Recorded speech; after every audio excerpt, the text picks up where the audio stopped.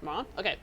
Hey guys, I'm Tanya Iser here. I'm an investigative reporter here at Channel 8. I'm joined by Judge Rob Conyas, or former Judge Rob Conyas, who is going to help us understand as we walk our way through this case this week. We will be here, well, I'll be here every day. Judge Conyas will not, but helping folks understand this case. Let me give y'all the perspective on this case. Shavon Randle, she was a 13-year-old girl, and I actually covered this back when it first happened. She was kidnapped.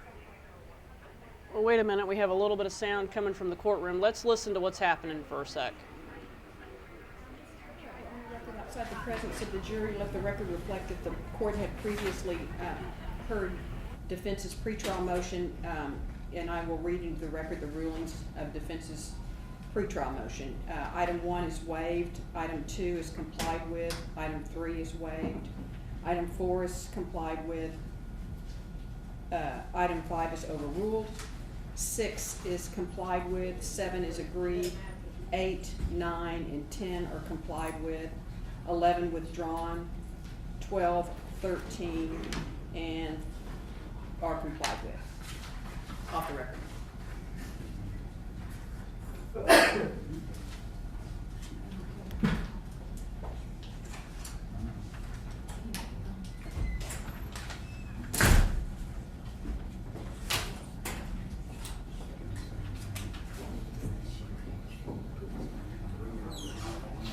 Jen, are you just going to use this for opening or for all purposes?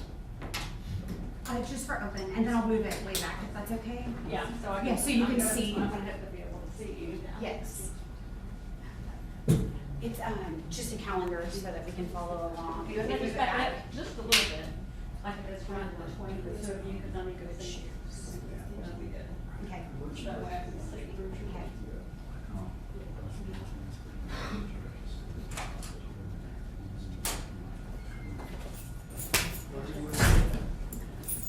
Judge, I'm going to step out just 1 minute. We'll be right back. Oh, okay. Disregard.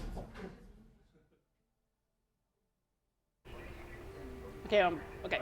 So I'm going to give you all the really quick rundown before opening statements. Shavon Randle was a 13-year-old girl. She was kidnapped back in June of 2017.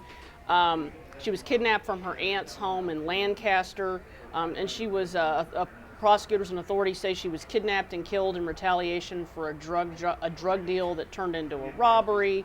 Her body was later found in an abandoned home that has since been torn down. On trial is Desmond Jones. He is charged with engaging in organized crime, and within that they are accusing him of her murder and also aggravated kidnapping. So we'll be here just in a few moments. We'll have opening statements that are set to begin. There were a number of other people charged in this case. I actually covered this back when this first happened. It was really one of the most tragic cases that I'd seen. You know, there's nothing about this.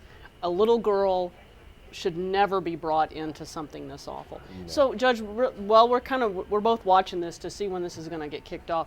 Why would they do engaging in organized crime in this case? Why that charge? Well, it can be, it can give the prosecution some advantages. Of course, they're going to charge it in whichever way is most advantageous to them. But if they engage it that way, then the acts of other people can be attributed to the person who's on trial. Because it's a conspiracy. It's a conspiracy in essence. And so even if he wasn't the one who drove the little girl to the house, then he's part of that conspiracy. That's right. So you can attribute the actions of others onto the person who's actually on trial. And I understand that there are at least 5 or 6 people who are involved in this. So you would normally see that in a case where you have multiple defendants. And this is a first-degree felony, so he is facing up to 99 years in prison.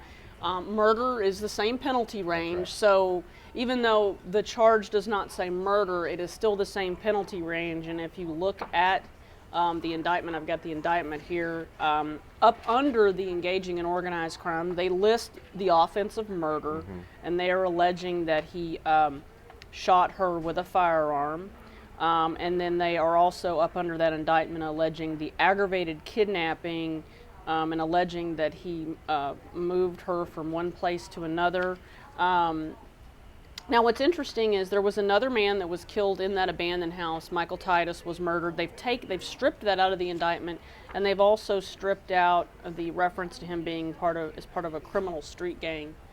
Oh, Rob, your mic is not on. Oops, that is a problem. Here it is. But one good thing is I know that our folks out there will tell us. See, this is we're all just waking up and getting going here this morning. So while we, in case folks didn't hear you, let's talk again a little bit about why they would charge with engaging and why they would not go with cap murder. So with engaging, it's similar to the law of parties that you can attribute the actions of others onto the person who's actually on trial, but it also comes with a higher degree of punishment, right? But I think the reason they did it is they probably want to attribute the actions of others onto the person who's on trial here. As to why they didn't pursue capital murder, that's kind of a little bit of a question. I mean, they could have done it, even if they weren't necessarily pursuing the death penalty. They still could have done what we call a mini cap, where if you were convicted, then you're automatically sentenced to life in prison. And so they could have done it that way. Usually if they don't pursue a death penalty, it's the district attorney's office has reviewed the criminal history of the person on trial. And usually when you pursue the death penalty, you really only want to save it for the worst of the worst, someone who has a long criminal background, someone who's done multiple bad acts, not necessarily for someone who, as heinous as the crime that they're on trial for is, maybe that's their first serious crime, something like that. So there could be a lot of reasons why. Plus you have to prove extra things if you're going to go for capital murder, and so maybe the state just didn't want to add any extra hurdles to their case. Yeah, and we've dealt with this. We dealt with this in the other trials that we've done, the Amber Geiger case. It all gets down to the elements of the offense, That's right. What you think you can prove. We saw that in Christopher Hess, and this is the first trial we've done that has not been an officer involved shooting. We really wanted to expand out and start doing different types of trials, and we wanted to do this one specifically because this was such a horrible crime and it involved a child. Sure. It was certainly heartbreaking. And I want to answer some questions that I saw out there. Someone wanted to know, is Michael Titus the one who stole the drugs? No. According to the arrest affidavits, there was a man named Kendall Perkins who is alleged to have stolen drugs from a motel, and then the defendants who are alleged to have killed Shavon Randle, in retaliation for that theft, and Kendall Perkins was dating Shavon Randle's cousin, but she was kidnapped from her aunt's home in Lancaster. Looks like we're about to see some movement in the courtroom. It's like they're about to... If they're standing up, that means the jury's probably about to come walk in, yes. So, as we're kind of waiting here, I'll give a little bit more background. So, she's kidnapped June 28th of 2017. The Lancaster Police Department, they got a missing persons report. And then eventually the FBI is called in. I mean, this is a full-scale manhunt where they try to find Shavon Randle, and investigators get cell phone data, and that leads them to 3 suspects. Of course, Michael Titus, who's found murdered, another guy named Devontae Owens and Laquan Wilkerson. Their cell phones showed to be in the area where she was kidnapped, and then it showed that their phones and her phone and the suspect's phones traveled in the same direction until Shavon Randle's phone was turned off. Relatives of Shavon then get a call from a private number, and that relative is told that if she called the police, they would kill Shavon. And the relative told her, give us our expletive back or we're going to kill her. That's a reference to the stolen drugs. And I'm told that supposedly it was around $100,000 worth of drugs. And that relative said her boyfriend had told her about that drug robbery, The relative told a coworker who told her that Fields, let me see, I can't remember what Fields' first name is, that he had a history of kidnapping people. And so there were, I think there were like a total of 5 suspects in the kidnapping, and then a 6th who, Kendall Perkins, the cousin who stole the drugs, or allegedly stole the drugs, he also got charged, but not in connection with the kidnapping. Desmond Jones is the one, here we go. The jury's coming in. We're going to listen to this as we move forward into opening statements.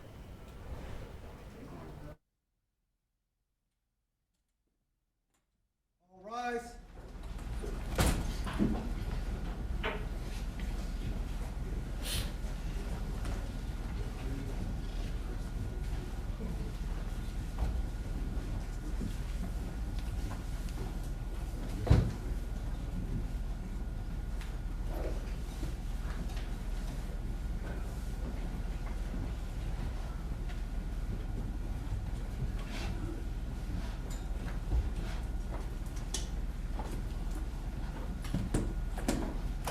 Good morning, ladies and gentlemen. Would you please stand and raise your right hands to be sworn?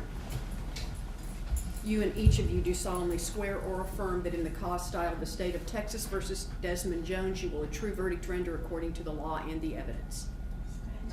Thank you very much. Please be seated. The court is calling to trial cause F1900479, style the state of Texas versus Desmond Jones. What says the state? The state is ready. Your What Honor. says the defense? Ready. Please present the indictment. May I approach the law, Your Honor? You may.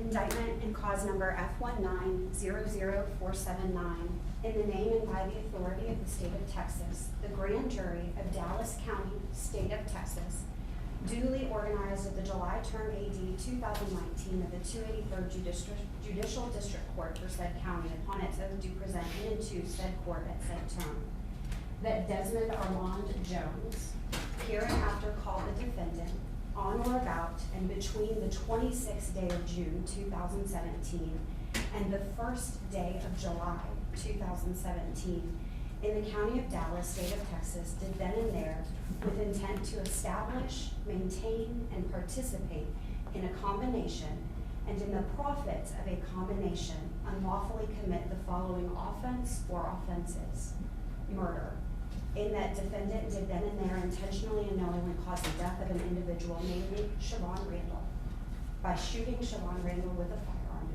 a deadly weapon.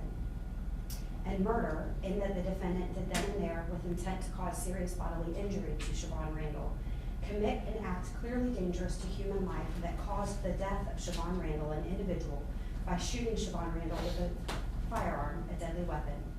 And aggravated kidnapping, in that the defendant did intentionally and knowingly abduct Shavon Randle, in that defendant restrained Shavon Randle by confining Shavon Randle and by moving Shavon Randle from one place to another, and by secreting and holding Shavon Randle in a place where Shavon Randle was not likely to be found, and by threatening to use deadly force. And defendant did intentionally and knowingly use and exhibit a deadly weapon, namely a firearm, during the commission of the offense and abduction, against the peace and dignity of the state, signed by the foreman of the grand jury. And to the indictment, sir, how do you plead, guilty or not guilty? Ladies and gentlemen of the jury, Mr. Jones pleads not guilty. Thank you. Does the state wish to make an opening statement? I do, Your Honor. Please proceed. May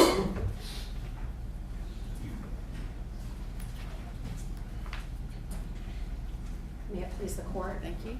opposing counsel, ladies and gentlemen of the jury. 2.5 years we have waited for this day. 2.5 years of pulling together piece after piece after piece of a puzzle to get here today. You're going to learn that this case, the abduction and ultimately the killing of Shavon Randle, was a gigantic and is a gigantic puzzle. And what we have here today, our number one tool in putting together this puzzle, is hindsight. Because sitting here today, we can go back in time.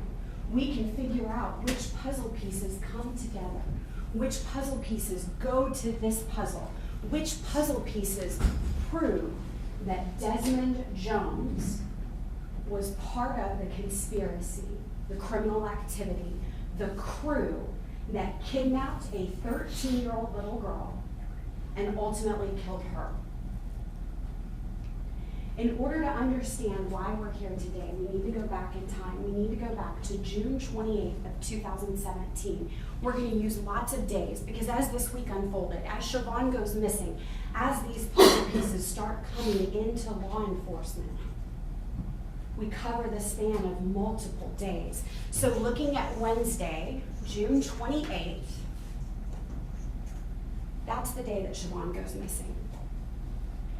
You're gonna learn through the course of this week that at 9:38, Shavon Randle was playing in her front yard, a 13-year-old little girl on summer break. You're gonna learn that at about 9:45, a neighbor from across the street in a suburban little area out in Lancaster observed a white 4-door sedan with damage on the passenger side. This car becomes ultimately hugely important. This car is one of the biggest pieces of our puzzle. This car was the car Desmond Jones had. At 10:09, the neighbor, Mr. Broom, knows that he no longer really saw Shavon in the front yard, and not 15 minutes later, a call was placed from a private blocked number, a number we will never know who it belongs to, a number we could never track down, not with all the resources of the entire FBI, not with all the resources of the entire Lancaster Police Department, not with all the resources of the entire Dallas County District Attorney's Office. This blocked number calls the cousin of Shavon Randle. You're gonna hear from that cousin, her name is LaDoris. There's lots of names. You're gonna get a chart with all the names and all the pictures so that you can keep track of the players and the pieces of the puzzle. A call comes into LaDoris that says, give us our shit back or we're going to kill your cousin, Shavon Randle, a 13-year-old little girl who had nothing to do with any of the grown-up, dangerous activities that Desmond Jones, Darius Fields, Laquan Wilkerson, LaPortia Polly, Devontae Owens, Kendall Perkins, Kentrell Perkins, and all of their 2 crews were involved in. Give us our shit back or we are going to kill your cousin. And you're gonna learn that then a call was placed from Shavon's phone to LaDoris, so she knew that they meant business. This is all just within a 1-hour time span on the day that Shavon disappears. Now the very first question, right, once everybody realizes this isn't just a 13-year-old kid who ran away because she didn't want to babysit her cousin. It's not a 13-year-old who ran away because she broke curfew or she didn't turn off her phone when her mom or her aunt told her to. When everyone realizes this is the real deal, the very first question is why? What did that call mean when it said, give us our shit back? And you're gonna learn that LaDoris' boyfriend, the father of her children, had ripped off some very bad drug dealers. Some very bad drug dealers that Desmond Jones was part of. So we go back in time further because this is how we get the puzzle piece of the why. Why did this happen? What is going on? As these people are all living it in real time, they don't have the tool that we have now, that tool of hindsight. These puzzle pieces are coming in, and they, the FBI and the Lancaster Police Department, the U.S. Attorney's Office, the Dallas County District Attorney's Office, everyone is taking in these puzzle pieces to figure out the why and to show that basically there was a delivery to the Motel 6 of a large amount of weed. This is not $5, $10, or $20. This is realistically probably $250,000 worth of weed. People who deal in that amount of weed do not play. So on Sunday, June 25th of 2017, there is a large delivery of marijuana to this crew. The head of the crew is a man named Darius Fields. His right-hand man is Devontae Owens, who may look young and innocent in that photo, but let me be clear, you will learn he is not. He and Darius run a large amount of dope here in the Dallas area, specifically in South Dallas. They run it from Colorado, they run it from Vegas, they run it from California, and they run it into our neighborhood.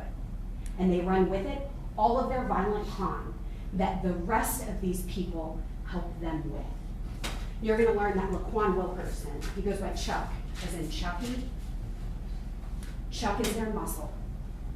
Mike Titus, Mike T, Michael Titus up there on that photo, he is also their muscle. He's what's called a hitter. He and Chuck both will run the drugs and handle up on any security needs. Because if you think about it, every good business, right, they have inventory, they have cash on hand, and they have security. So Darius Fields and Devontae Owens, they have inventory, $100,000, $200,000 worth of high-grade marijuana. They have cash on hand, you'll hear about a lot of cash and the value of that dope. And they have security, Mike T and Chuck. Desmond Jones is best friends with Mike T, so he gets roped into this crew and starts running with them about a week or so before.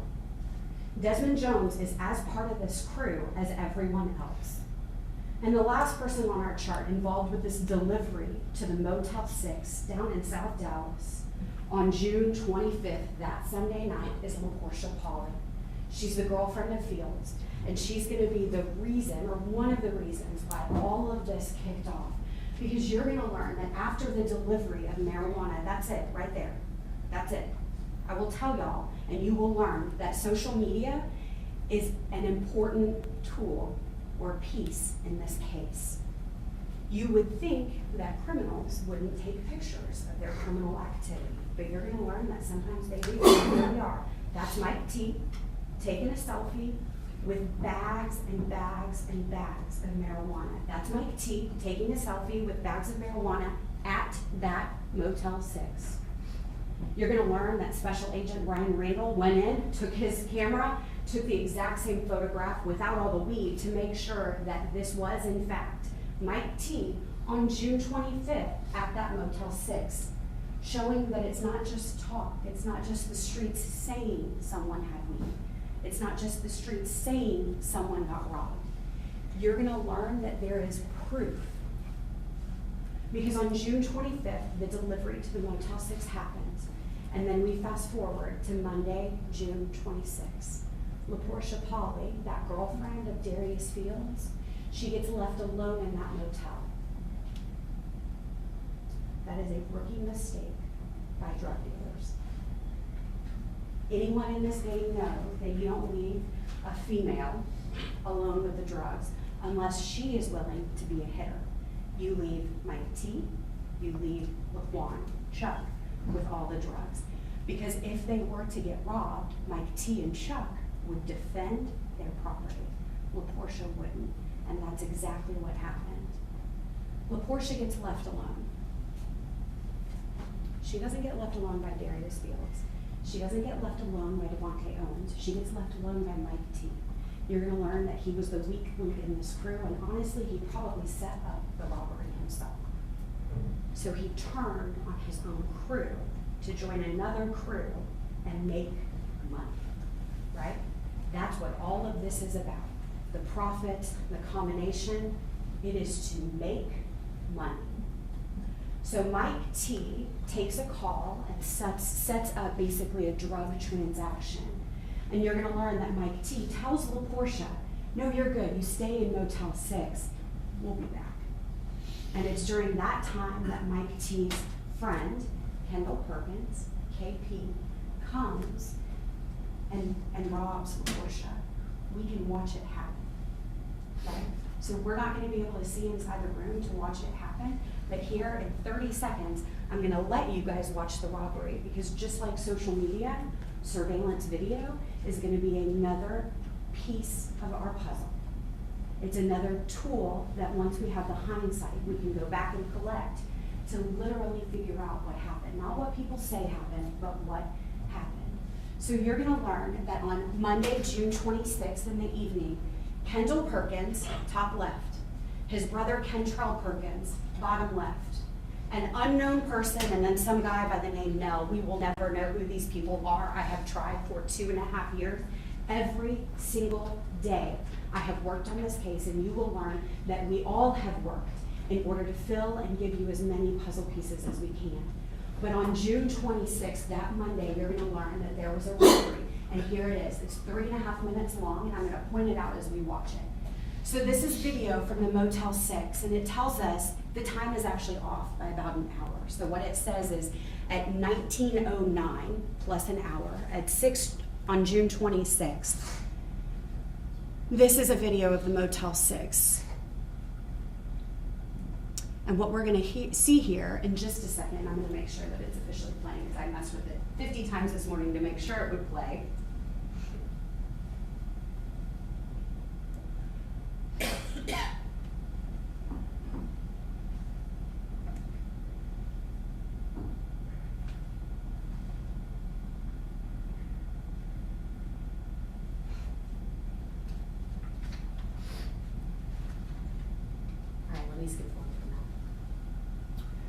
So there's a robbery.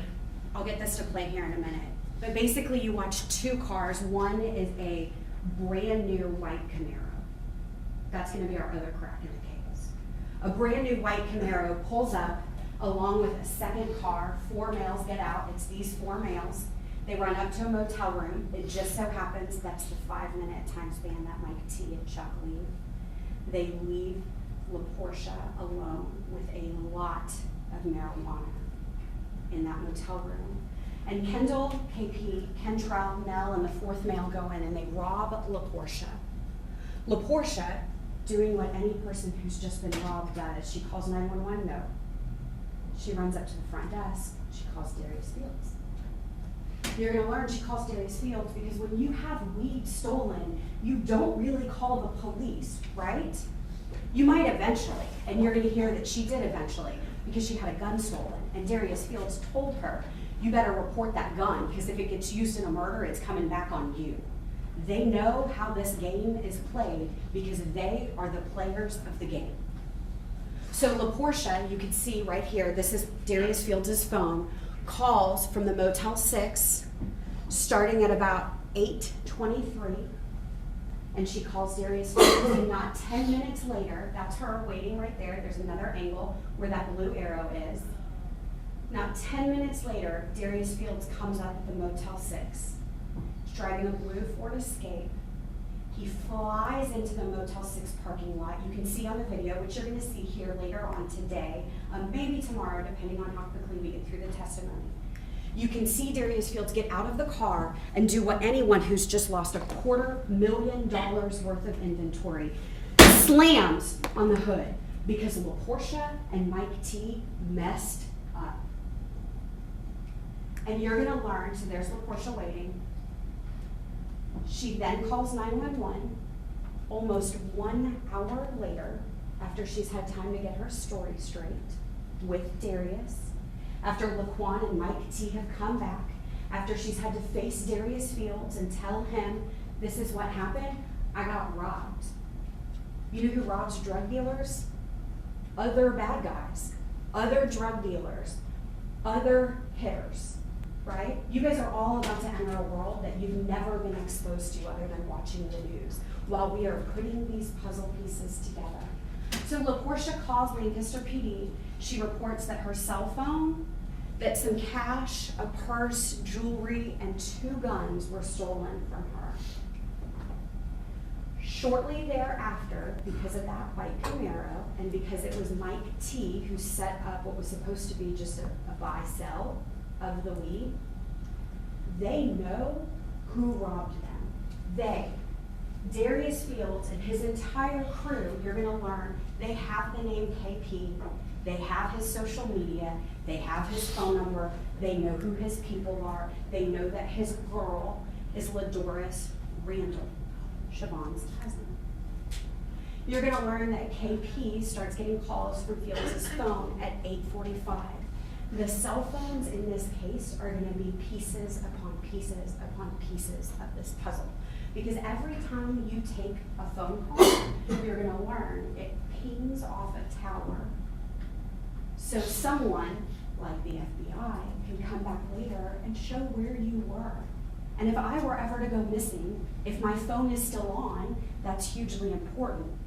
If I am up to no good, it's probably not good that the FBI can go back. But luckily for us, the crew that does the kidnapping doesn't turn off their phones right away.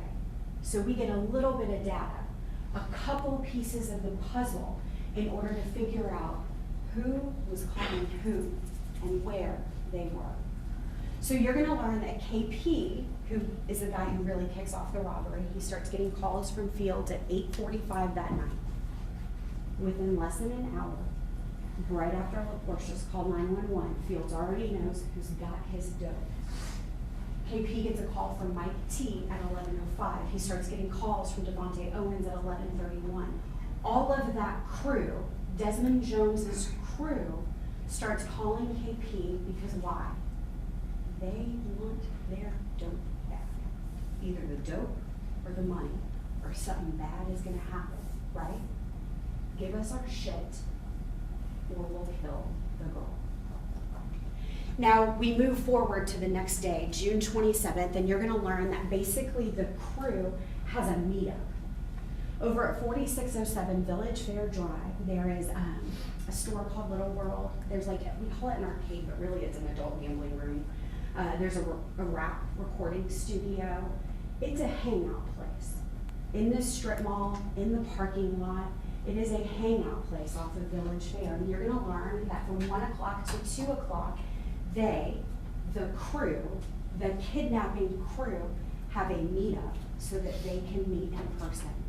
They have all seen The Wire, they've all seen Power on Stars. They all know that if you send a text message and I get your phone, I, as the police, I might be able to look at the text. So they come in person and they have a meetup.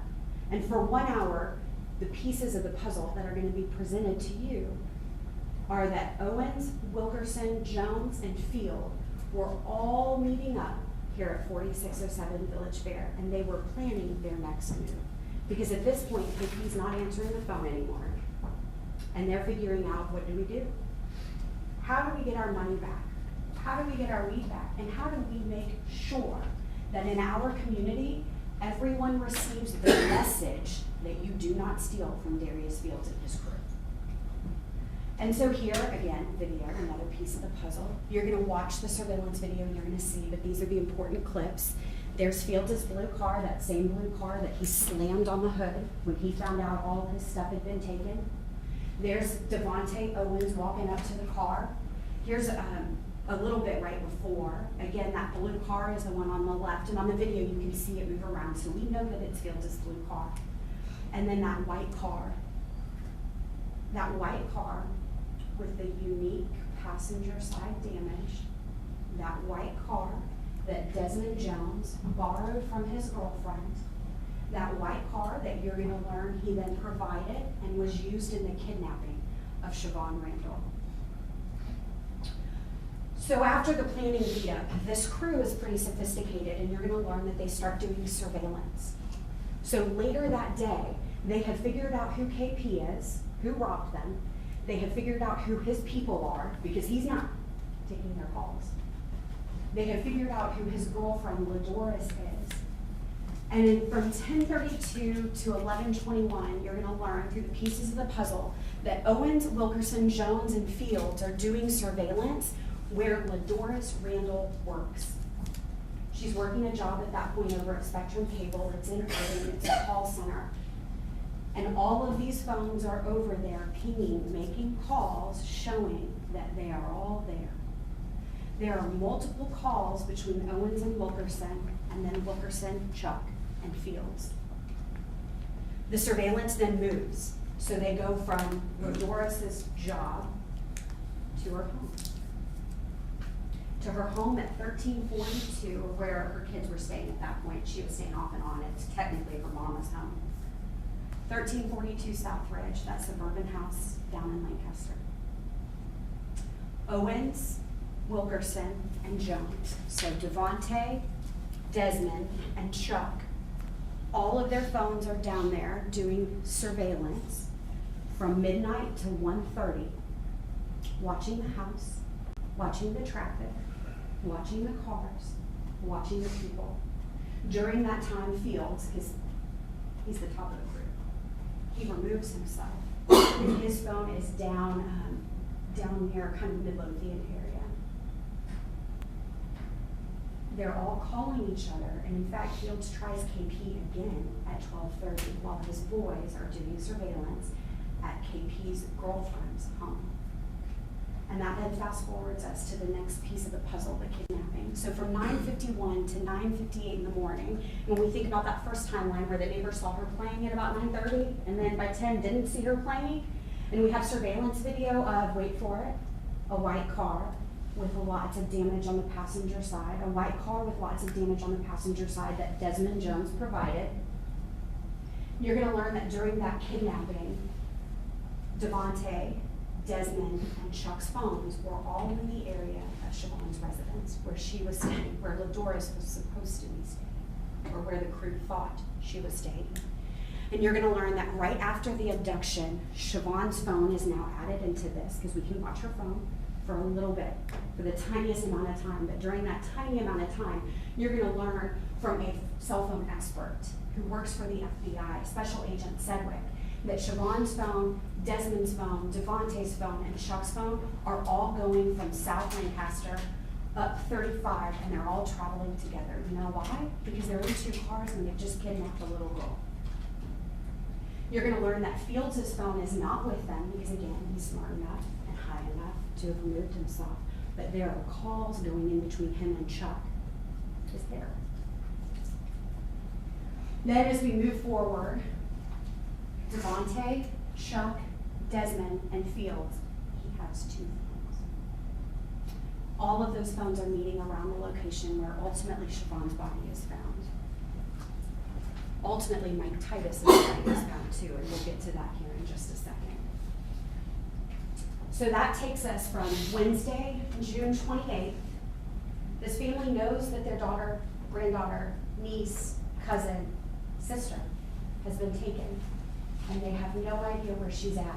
And you're gonna learn that when that happens, when that kind of call comes in, when a child has been taken and ransom has been demanded, everyone swoops in. You're gonna learn that it's all hands on deck, that most of the officers work for 5 days straight, right? Because who's gonna go home and go to sleep? I haven't. And so you're gonna learn that there are essentially 3 lead agents from the FBI that are all taking in calls. So a tip line goes up, right? Every time your phone's made that loud pinging, you hear the Amber Alert, you see the Amber Alert as you're driving into work. That tip line is getting tips left and right. And I will tell you that a lot of the puzzle pieces that come in, you're gonna learn, have nothing to do with our puzzle. It's just someone who thinks that they may have seen Shavon at a mall up in Plano, because everyone is trying to help. Because from June 28th, you're gonna learn all the way through Thursday, through Friday, through Saturday, everyone is trying to find Shavon and desperately hoping that we find her alive. But the experts know that the chances of finding her alive get slimmer and slimmer and slimmer as the minutes and hours and days tick on. Now you are going to learn that because we figured out the why pretty quick, and because the streets were talking, tips started coming in. Someone heard something from someone they saw on social media that had all the same names, and the names that kept coming up were Darius Fields, Devontae Owens, Laquan Wilkerson, Desmond Jones. You're gonna learn that the news aired that video of the white car, and that the mother of the owner of that white car, so the girl that Desmond was running with at the time, Kiki, her mom called in and said, that is my daughter's car. Her boyfriend has had it this week, that is my daughter's car, and we will not be part of this. Desmond didn't call it in. And so you're gonna learn that as the FBI and as Lancaster starts getting names and figuring it out, as Special Agent Sedgwick is able to almost live time, just hours delayed, pick up on the phones and figure out, like, yes, these are pieces. And they go to this puzzle, and they're all coming together, that they, all of law enforcement, Detective Rohack from Lancaster, Special Agent Ryan Randle, Special Agent Mike Mahan, Special Agent Jen Mulligan, everyone started in going and interviewing witnesses. They started interviewing the potential suspects. And you're gonna learn that Special Agent Mahan actually went and was able to get Desmond Jones on July 1st. So 4 days after the snatching has occurred, you're gonna learn that Special Agent Mike Mahan, along with some others, were able to talk to Desmond Jones. And that is when he started his storytelling. You are gonna hear today and tomorrow that Desmond Jones gave 6 different statements. This man, who I anticipate is gonna try to say that it was all under duress, that he had to do it because it was either him or her.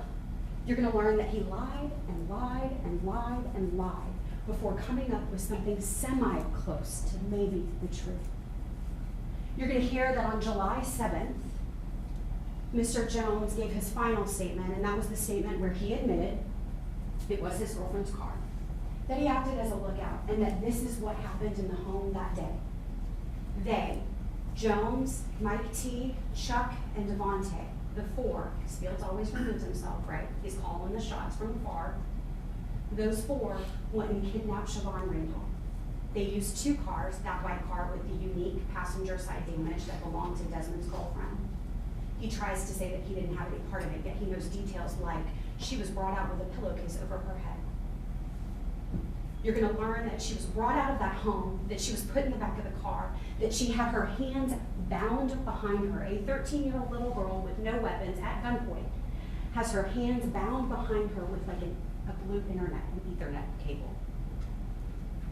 You're gonna learn from Desmond's own words that they put her in the car, that they take her to house 1, and then they take her to a second house. These are trap houses. They are not homes. They do not have electricity. No one lives in them. A trap house is something that we use in our world here in Frank Crowley, a world that you've never been exposed to until this week, is a house where there's no furniture, nobody owns it, people come in and out, you deal dope out of it, you store dope in it. Apparently you also store 13-year-old little girls that you have kidnapped. And what you're gonna hear out of Desmond's own words in that final 6th interview, 1 week and 2 days after Shavon has been kidnapped, is what he says is after the kidnapping, ultimately she's taken to this trap house at 2208 East Keast, that in that house she is killed. He claims that Mike T killed her. We will never know who killed her, because every single person who would have known is either dead. Shavon can't tell us. Mike T can't tell us because he's dead too. Or they have skin in the game. Right? So when you hear these statements, what you're going to hear today and tomorrow, and what I want you to think about is, if Tommy and Crystal and I go and we do Adams 11, I'm always going to say Tommy was the trigger man, even if it was me, because I know who did what, because I wasn't there. So you're going to learn from Desmond's own words that he knows that Mike T kills Shavon, and then he goes back in that trap house, and that he's present when Chuck, Laquan Wilkerson, and Devontae are also there, and Chuck, kills Mike T. Devontae tries to do this whole, like, I didn't see anything, I didn't know anything, maybe I saw it from the back door, maybe I was in the house, it's just one big open room, maybe I was near it. But what you're gonna hear from his own words is that every time he tells the detectives or the special agents a story, that story starts to grow and he gets caught in the lies. So we're gonna again have the tool of hindsight, and what we're gonna hear and what we're gonna start with is his final story, because that's the one with the most detail, and although it's not completely true, it's probably the closest to the truth. And then we're gonna go backwards to the story he originally spun. The story he gave to Special Agent Mahan right when he got picked up, to Special Agent Mulliken and Detective Rohack on July 1st, when he first tried to say, I don't really know anything about this. It's just my girlfriend's car. I don't really know anything about this, for hours and hours and hours and hours. And it's important that we listen to all of the stories, because that's where we know what kind of happened. So you're gonna learn that on July 1st, 2017, Shavon Randle's body was recovered. Her family at least knew what happened. And honestly, I don't know if that's better or worse. Mike T's body was found. They had been baking in that trap house for days. Here are the additional pieces of evidence that I want you guys to focus. This case will take all week. There will be moments where your eyes are rolling back in your head because you're bored or you're tired, because we just have to get through it all. Because every single piece of evidence, every single witness that you're going to hear from the witness stand is going to provide us another piece to this puzzle. The cell phones are going to be multiple pieces and groupings of pieces. DNA, you're going to hear that we tested. I think it may have been one of the largest batches of testing, because at the end of the day, law enforcement, do a search over at that house, right? They do a search where Shavon was taken. They do a search of every vehicle that was possibly used in this car. So that white sedan, the blue Ford Escape, Chuck is associated with a black Lexus, and then there's an additional vehicle that Fields gets jammed up with, and they test everything, hoping and praying that maybe we will find something with Shavon in that car, and we do not. But you will hear, as the additional pieces of DNA evidence, that out of all that testing, the thing that we do get is Chuck. His DNA is with Shavon's DNA on a necktie that was used to tie her up. So you will hear that one of the pieces of the puzzle is Chuck being involved in the tying of Shavon Randle. You're going to learn that it was her blood. That's the DNA that was on that necktie. You're also going to hear about fingerprints, or really a lack thereof, because out of the thousands of fingerprints that were collected, there are none that come back to any of our defendants, and that's just not uncommon. There are so many people who have touched all of these items, their entire crew, parts of the robbery crew, law enforcement, and that's just not going to be a piece of the puzzle that helps us solve our puzzle. You're going to learn actually from a footprint expert, and this is how we know that Desmond Jones lies. See, the way that they killed Mike T is they had him clean up her blood. So they, Chuck and Devontae, made Mike T get down on the ground with bleach, and then they executed him. And Desmond Jones walks through that bleach.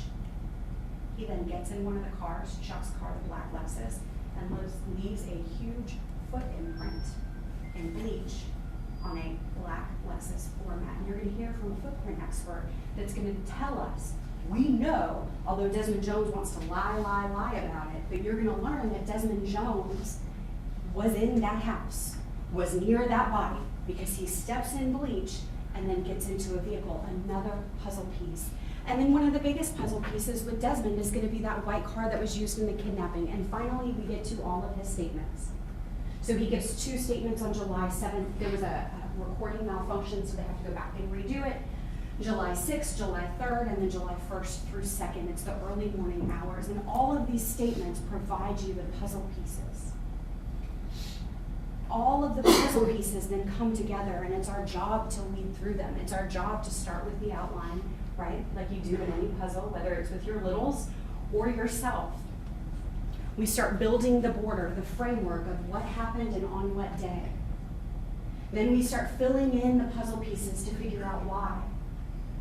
We start placing the puzzle pieces together so that at the end of this week, you can come back and find the defendant guilty of the kidnapping and murder, of engaging, of being a part of the crew, of being in cahoots with Darius Fields, Laquan Wilkerson, Devontae Owens, Michael Titus, and LaPortia Polly to commit the abduction and murder of Shavon Randle.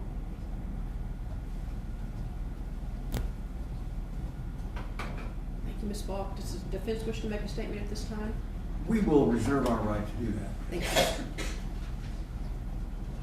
Can you remove that? Yes, Judge. Thank you. And Judge, may I call my first? Please. Your Honor, this time the state would call Rosina Randle. Your Honor, we've invoked the rule, I believe. All right, for anyone in the gallery, if you intend to be a witness in this case, you need to absent yourself from the courtroom and are not allowed to talk about it to anyone except a lawyer.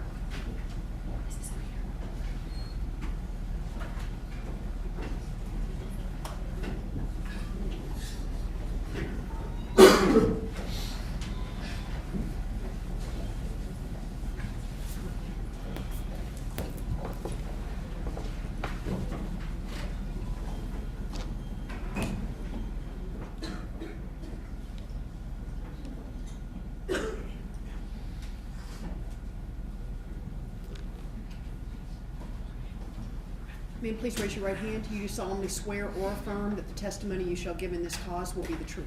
I do. Thank you.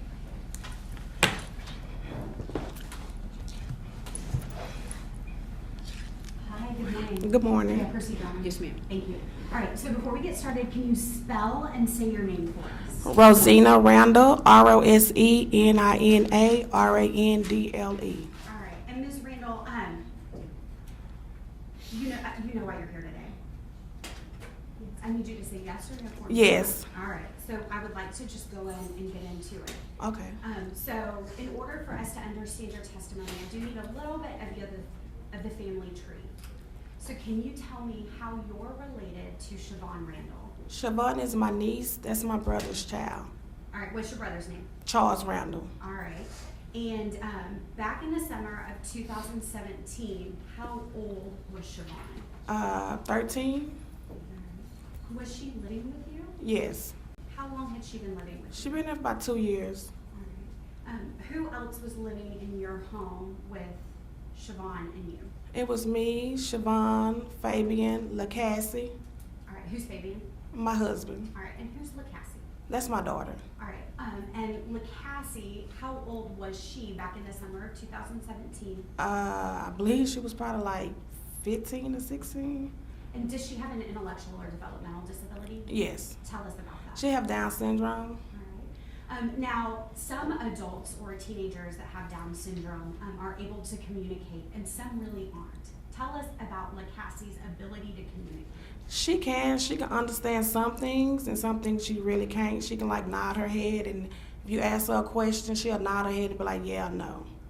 Okay, so she can, we call them leading questions. Yeah, leading questions. And she could say yes or no. to Uh-huh. them.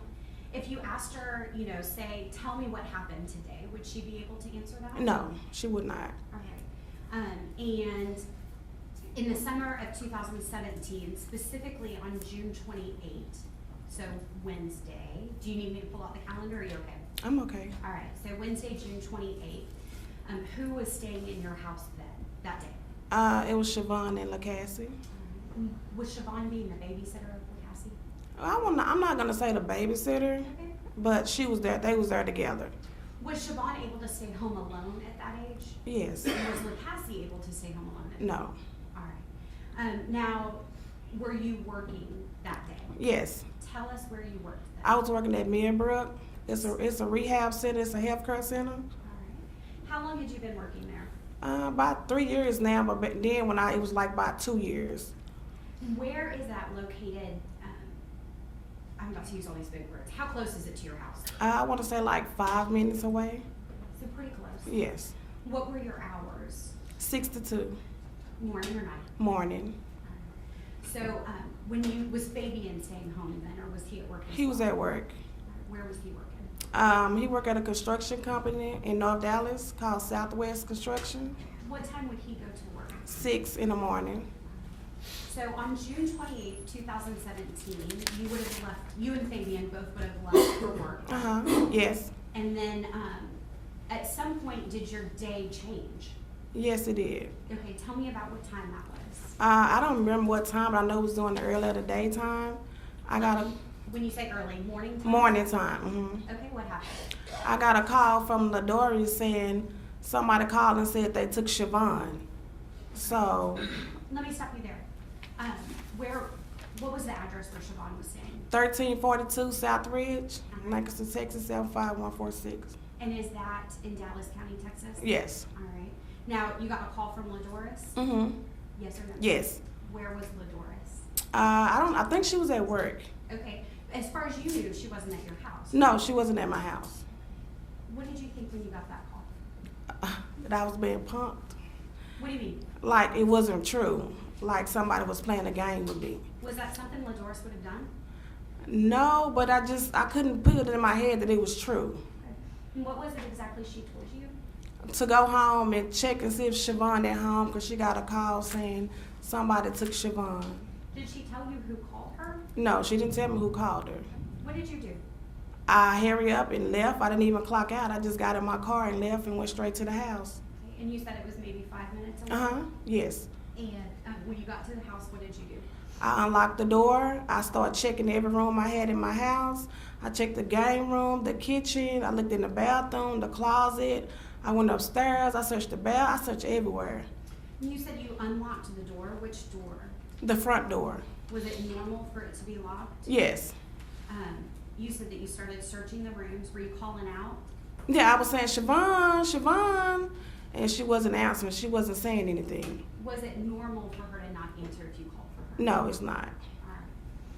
Was LaCassie still there? Yes. Tell me, where was she? As I started going up the stairs, I'm searching in the bathroom. I looked in LaCassie room. Then I goes in this other room. I have a third room. I went in, and LaCassie was just sitting there in the dark. And she was just shocked, like she seen something and she knows something, but she can't really explain to me what happened.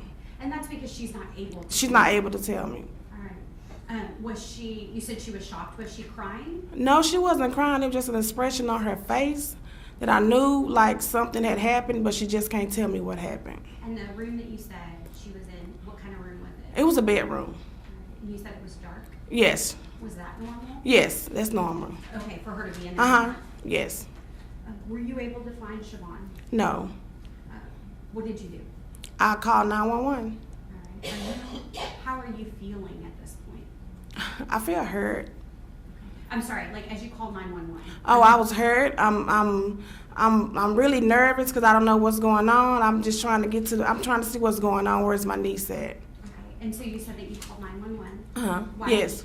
Why did you call 911? Because she wasn't at the house. All right.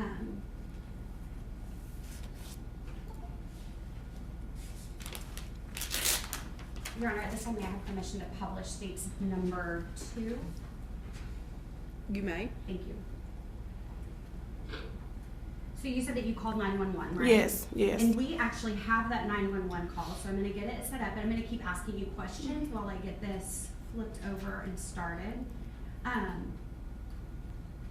Were you panicked at this point? Yes. Were you able to talk to Ladoris more? No. All right. Did you call her again? No. Why not? I called my husband. I called my husband, and then after I called my husband, I called Shaquana All right. And why did you call Shaquana? because it's her daughter. We can skip that. Oh. I skipped that. Who's Siobhan's mom? Shaquana Percy. And how is she related to you? She's my brother's baby mama. Charles Randle's baby mother. All right. So she has children. Shaquana has children by your brother. Yes. All right. And does Shaquana live in Dallas? Yes. Shavon had been living with Shaquana before she came to live with you, right? Yes. All right. And you said she'd been living with you for how long? About 2 years. All right. Was that normal for you to take in any kids that needed Yeah. special help or needed better schools? Yes. So you called Shaquana. Yes. What did you tell her when you called her? I just told her I couldn't, that Siobhan's not here. That someone came in here and took Shavon. Why did you think that someone came in and took Shavon? Because she wasn't in the house and she's not normally going to leave. She's not going to leave out. But the front door was locked. It was locked, but that's what I didn't understand. Like, where was she at?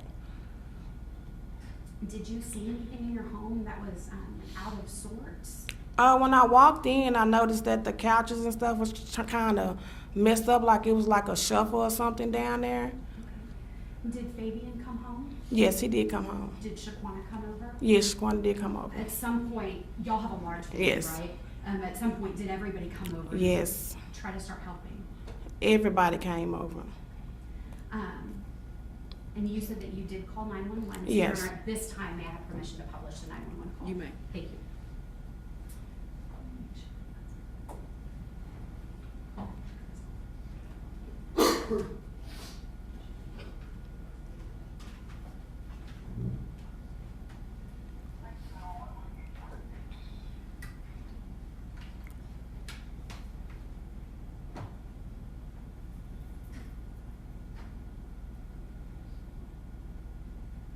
I get a phone.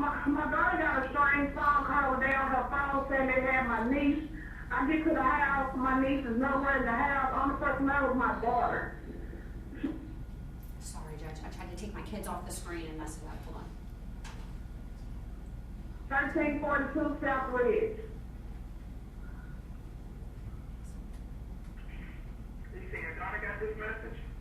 Yes, my other daughter, she got the message, and she called me on my job. She was like, Mom, I got a phone call from a man saying he got Shavon.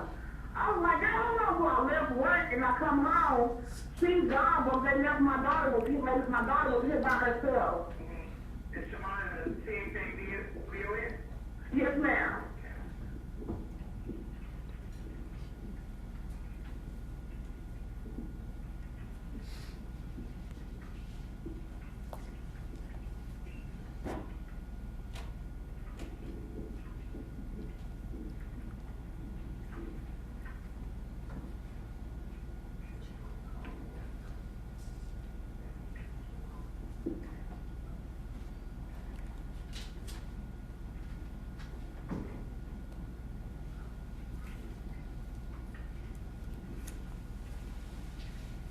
And what's Shavon's last name?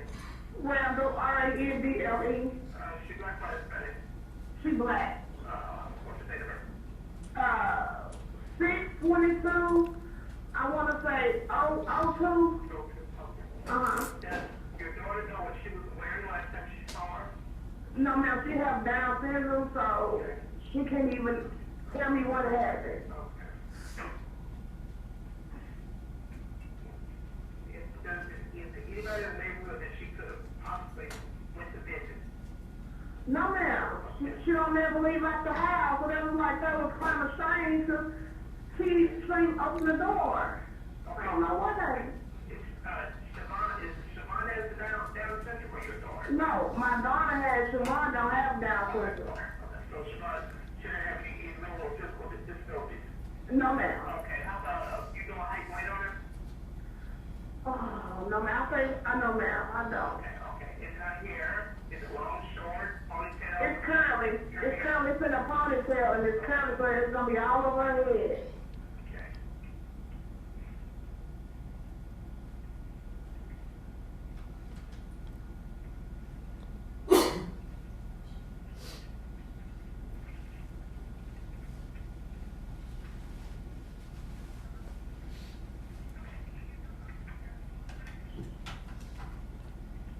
And has the mom had any contact with her, anyone like that, family members? No, ma'am. Okay. Does she have a cell phone? Yes, ma'am, but it's going straight to voicemail. Okay, what's her cell phone number anyway? I gotta get her. Get me on my phone. Okay, no problem.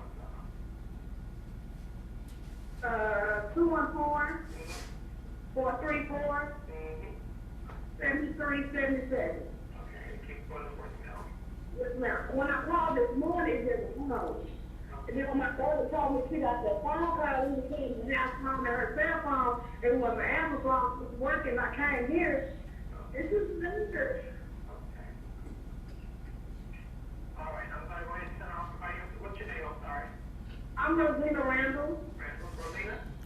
Uh-huh. Spell it for me. Rosina? R-O-S-E-N-I-N-A. And your contact is 469-321-6715? Yes, ma'am. All right, I'm sending off the letter.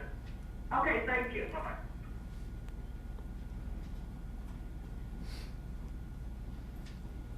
Ms. Randall, you said that Shavon's phone number was 214-434-7377, right? Yes, Did you try to call her that morning? yes. What happened when you called her? It just went straight to voicemail. Was that normal? No, because she'll pick up. What were you thinking? Or of? she'll text like something was going on. It's not something that it's not right. When you first heard that Shavon was gone, did you think maybe she's just a 13-year-old who ran away? No, Why not? because that's not Shavon. She's not gonna do that. Now, the other thing that you mentioned is that you had to unlock the door. Yes. Tell us what the door is like. Like, is it a deadbolt or is it the type that's in the doorknob? It's just the type that's in the doorknob. You just turn it up and it'll lock it as you're going out. So if you were going from the inside to the outside to lock the door, would you need a key? No, you just gotta hit the thing, just turn the switch up and it'll lock. And then coming from the outside, You need a key. inside. You need a key. When you left for work that morning, do you remember if you locked the front door? Oh, yes. Okay, is that normal? Yes, that's normal. All right, and then you mentioned that some of the furniture was like a little off, right? Yeah. Were there any other doors or windows that caught your attention?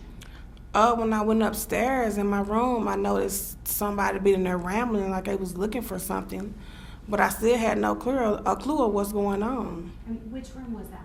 My bedroom. Okay. By way of downstairs on the first floor, were there any windows or a back door that had been busted open or like shimmied up? It was a back door, but it wasn't busted up or nothing like that. Do you remember if the back door was locked or unlocked? It was locked.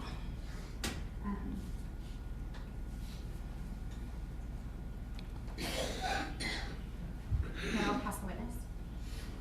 No question, Your Honor. Thank you, ma'am. You may stand down and you're free to leave the courtroom. Thank you. May this witness be excused? She may. Thank you. State we call Officer Tapscott.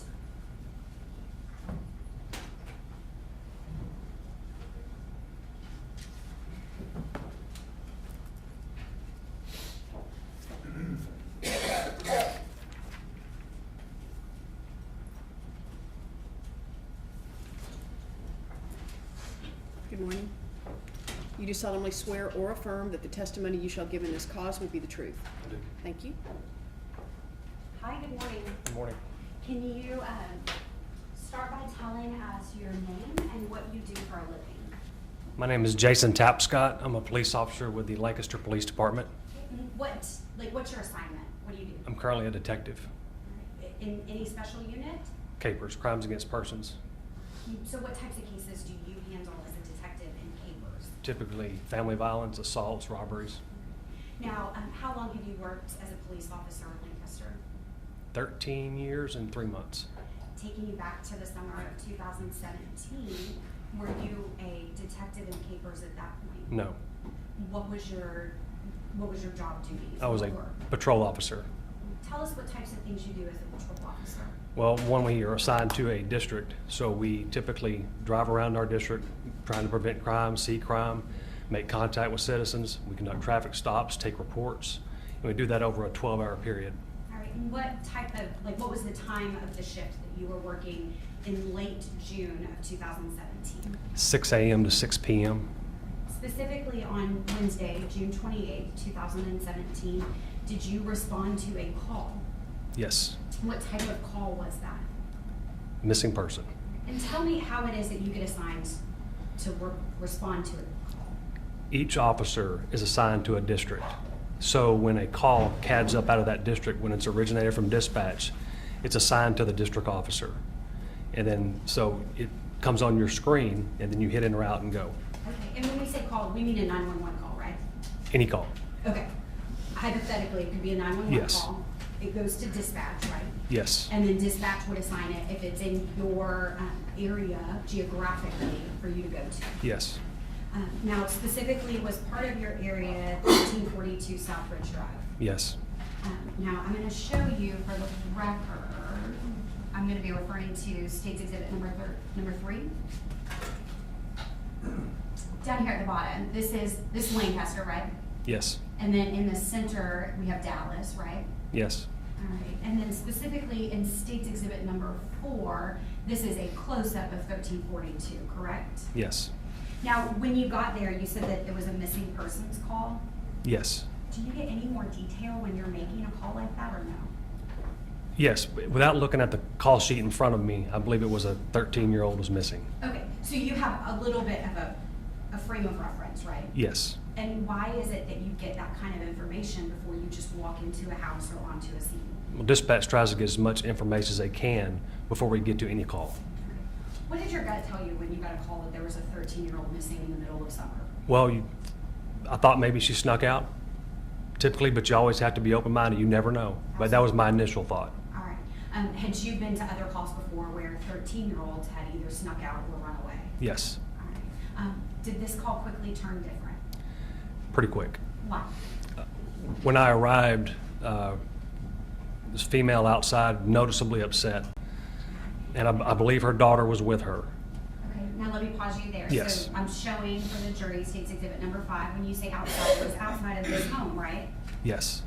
Which a better close-up shot is here in State's Exhibit number 6, right? Yes. And you said that her daughter was with her? Who I, was that? I believe so. Not the missing child, Correct. another daughter. Yes. All right, so were you able to interview the adult that was there, the female? Yes. And that was Rosina Randle, correct? Yes. Based off what she told you, what did you do? I listened to what she had to say, and she was very upset. And I asked her about Shavon, and would she have gone off with somebody? Is it something she typically does? And she was really upset. And you're starting to think, I don't know. And then she's taking care of LaCassie, and so and LaCassie You said she was taking care of watching her with her, Which she? Shavon, Okay. at the house. And Rosina was adamant that this is something that's totally out of character for Shavon. And then I was told that by Rosina that she had received a phone call from the Doris saying that she was contacted by somebody who said they have Shavon. And at this point, you maybe don't know who LaDoris is, but she's another family member, right? Correct. And so based off that information, is this even more heightened at this point? That's the way I felt. So I would say within 7 to 10 minutes, I notified my supervisor that we had a problem. Why did you notify your supervisor? It was my gut feeling All right. What was the purpose in you notifying your supervisor? to well, this could be a serious situation, and time is clock's ticking. All right. That's the way I took it. When you have a child who's been abducted, is time of the utmost importance. It is. Looking back now, with hindsight as our tool, we know that the child had been abducted, right? Yes. And so time was of the utmost importance. Yes. Do you then quickly go through the house as people, your supervisor, your sergeant, start making the scene at the home? Yes. Why are you going through the house? Looking for evidence. What kind of evidence are you looking for? Anything that may help us find Shavon. Okay, now I'm going to direct your attention to State's Exhibit number 8. This is a close-up of the door, and specifically of the door locks, right? Yes. Did you notice any obvious damage to the door frame? I don't recall. All right, looking at this photo here on State's 8, have you ever seen a door that's been kicked in? Yes. All right, does this appear to be consistent with the type of door that's been kicked in? No. All right. For a door that's been kicked in, normally there's damage where the lock is, right? Yes. And there's either damage to the door, damage to the frame, or both. Yes. All right.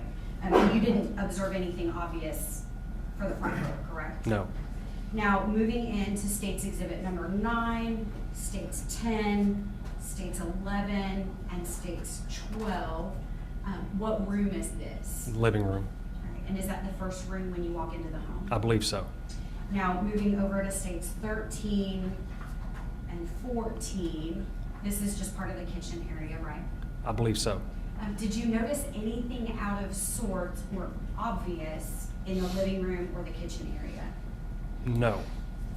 Now, moving on to States 15, and I called it kitchen, I meant kind of the breakfast area or dining area. Okay. States 15 and 16, this is actually the kitchen, correct? Correct. And did you notice anything that looked to be of evidentiary value or out of sorts in the kitchen? No. Now, moving forward to State's Exhibit number 19, and then that glare is really bad, but if I look here, it states, thank you so much. Let me look at, so State's Exhibit number 20, is this pool table or game room? Yes. And that's actually what's in there, although it's just not showing up on that picture, right? Yes. Now, moving forward to State's Exhibit number 21, again, this is the game room. Yes. Anything obvious that you pick up in there? Not that I recall. All right, really walking through the entire house, was there anything that you saw that you were like, oh, this will crack the case later on? No. All right. Now, moving over to State's Exhibit number 18, this is just kind of a little hallway area near the kitchen, right? Yes. And then State's Exhibit number 17 is the staircase going up to the second story. Yes. State's Exhibit number 22 and 23 are just a closet, right? Yes. Now, why did you take a picture of this? When we have a crime scene, we take pictures of the whole house. Okay, no matter what, right? Yes. Have you ever had a case before where, looking back, using hindsight, once you have more information, you can find things in the crime scene photos that weren't obvious when you were there? At times. All right. Now, moving forward to State's Exhibit 24, top of the staircase, and then 25 gets us into the bathroom. Stage 26 here is just a picture of the bathroom, correct? Yes. And then stage 27, Yes. and that's actually you there in the photo, right? Yes. Moving forward to 28, and then 29, 30, 31. Was this one of the bedrooms? Yes. Do you recall if you knew or if you learned which bedroom this was? I don't recall. Do you recall if you learned where Shavon had been taken or abducted from within the home? No. All right. Now, looking at 32, this is just the closet from that room, right? Yes. Lots of stuff. Yes. Right? 33, again, is a bedroom. 34. Tell us why you took a close-up photo here underneath the bed in We just- 33. Just did it. Something, I don't remember exactly, but I remember having this conversation, but I just can't remember why I took that picture in particular. All right. Now, 35 is just a picture of the mirror from the dresser, right? Yes. 36 is a close-up, and 37 moves us into the next bedroom. 38, 39 are both just pictures of that second bedroom, correct? Yes. And I'm calling it a bedroom. There wasn't really a bed in there, but it's clear that that is what it was meant to be, right? Yes. Now, 40 is just a closet. And then 41, again, gets us into the next bedroom. Yes. 42, I'm sorry, and 43 are pictures, again, of the last bedroom. And then 44, 45, the bathroom, 46, the bedroom, 47, and 48 are photos of the closet, correct? Yes. All right. Why did you take photos of the entire home? When we take photos of a crime scene, we typically take as many photos as possible because you'll need to present it in the case and you may obtain evidence later. You never know. Okay. And is that what you did here in this case? It is? Now, you said that your supervisor, so your sergeant made the scene. Did other officers respond as well? Yes. Approximately how many officers were there? Administration came out, What does that mean? chief, To the chief of the police? Mhm. Okay. couple of officers on my shift, probably all the officers on my shift, I don't know, without looking at the call sheet. Okay. But there was a lot of us out there. All hands on deck is a fair phrase, Yes. right? At that point, did any law enforcement agents or officers from other law enforcement agencies come out? I believe later in the day. Okay, There- when you were out there, did the FBI join you? I don't recall. Okay, did like the Texas Rangers come out while you were there in the morning time? I don't recall. I don't think so in the morning. All right, but at some point as the day progresses, other people join? Yes. Because we need more hands on deck, right? Yes.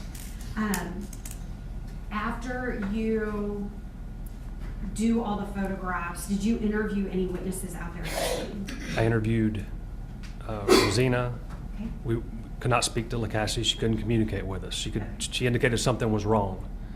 Tell me what you mean when you say LaCassie couldn't communicate with you. She has Down syndrome, and she wasn't able to communicate, but she was upset. She tried the best she could. All right. It was obvious something was wrong. And how was it obvious?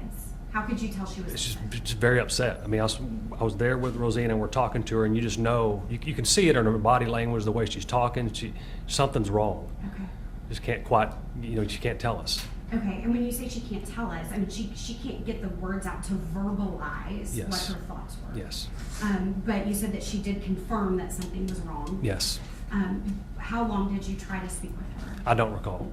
Like a long time or a short time? Short time. All right. Was there anybody else out there that you spoke to? Eventually spoke to Shaquan and Ladoris. Right, and that would be the mom of Shavon? Yes. Is Shaquana? Yes. And then Shaquan. the cousin is Ladoris? Yes. And that's Rosina's daughter, correct? Yes. All right. After you spoke with them, was there anybody else out there that had information for you to talk to? Or was it just more family gathering? More family gathering.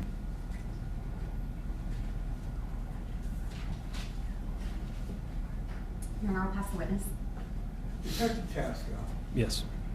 while you were there, you learned through your talking to Rosanna that ransom calls had come in from Shavon's phone, is that correct? Yes.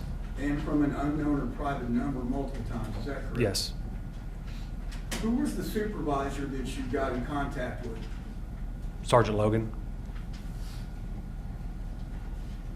When other people started to arrive, was Sergeant Alexander among them? He was at the station. Was he on the phone? I believe so.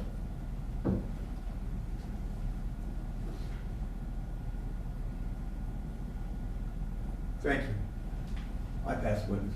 Thank you. Anything further? No, Your Honor. Thank you, sir. You may stand down. You're free to leave the courthouse. Let's give the jury a break. It's, looks like it's 10:20. If you'll be back in the jury room at 10:35, please. All rise.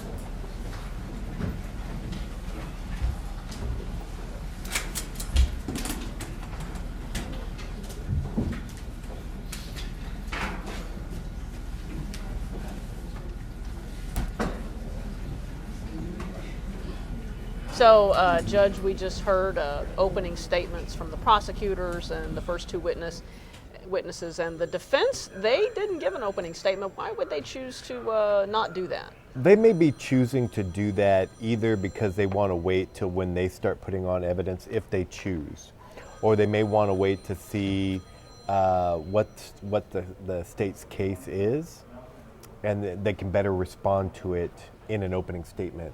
So the judge will give them an opportunity when the state is done introducing all their evidence, whether that's today, tomorrow, Wednesday, then the defense will have an opportunity to verbalize their side of the story. Is that an unusual thing to do?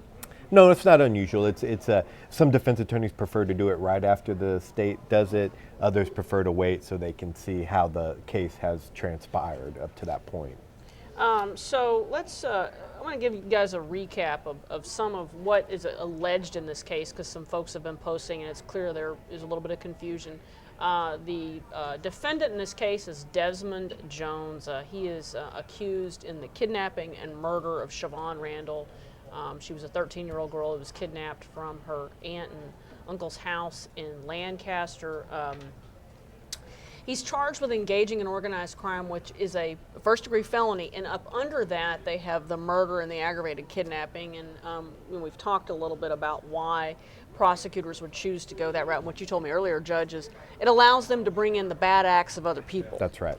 That's right. And you heard the prosecutor in a very lengthy opening statement describe all the different players and what some of these other players did to further the kidnapping, to further the murder, that this person who's actually on trial wasn't actually the main actor. And so you can, by charging him with engaging in a criminal conspiracy, you can bring in all this other stuff that you wouldn't be able to do if you did straight up murder. That's right, because then it wouldn't be relevant, so to say. So it's. Because I know that there was a lot of questions being asked here. You know, my bosses were less, well, why wouldn't they charge him with murder? Mm-hmm. And that's the reason. That's is you right. want to be able to bring in these other bad acts from, because they're basically saying that this $250,000, I didn't realize it was that much. It was $250,000 worth of marijuana is stolen from this hotel room, and the alleged leader of this group is a guy named Darius Fields.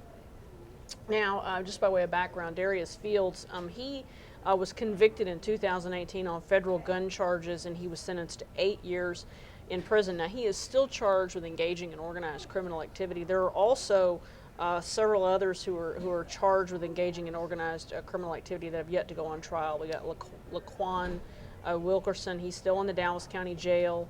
He's set for trial in June. And we've got Devontae Owens, who's set for trial in July, and he's also still in jail. And then LaPortia Polly, who they mentioned, she is the person that's in the hotel room mm-hmm. when the drugs get stolen. Mm-hmm. She's serving 4 years in prison for buying guns for Darius Fields. So how unusual is this case? I can't recall one like this. No, it's a sad case on its outcome for sure, but it's also unusual only in the sense that you do have so many players involved, and so much of the crime happened over several days, and so you have drug dealing, you have kidnapping, you have backstabbing. I mean, there's just a whole lot that goes into this particular case. For the jury to understand it, you got to bring it all in. I mean, I think the prosecutor. You got to walk them through, give them a roadmap. You got to walk through. You got to give them a roadmap. That's why the prosecutor took almost 45 minutes for her opening statement. But you needed to do that to give the jury. I need to tell you who all the players are, what they did, when they did it, because it spanned several days. And her analogy to a puzzle piece, I thought, was very good. But that's the kind of case this is going to be, and it's typically not that. Usually, it's a criminal case. It's like, hey, something happened at 3:30 in the afternoon, and that's the only incident that you have to talk about. So it's unusual in that sense, for sure. Well, and certainly a little girl being kidnapped because somebody else has stolen dope that she has nothing to do with, Right. is so outrageous on so many different levels. I have an 8-year-old son, and I can't Right. imagine somebody doing something like, you have children too, Judge. Yeah, right. So you don't have to have a kid to get how horrible this is. That's right. But somebody doing something like this to your child Right. is just horrific. Yeah, I mean, you see it on TV all the time, and you do see it in court too. That there's that even people who live in a life where they are constantly committing unlawful acts have They still some love their code, kids. right? And they have some code, right? But so when even that code is broken, it's pretty outrageous, right? Yeah, I mean, because if you wanted to retaliate against someone, retaliate against the person that took the dope, Right. not against a 13-year-old Right. child who had nothing, and I cannot emphasize that enough, nothing to do with this. Right. So let's talk a little bit about, the prosecutor spent a lot of time on cell phone evidence.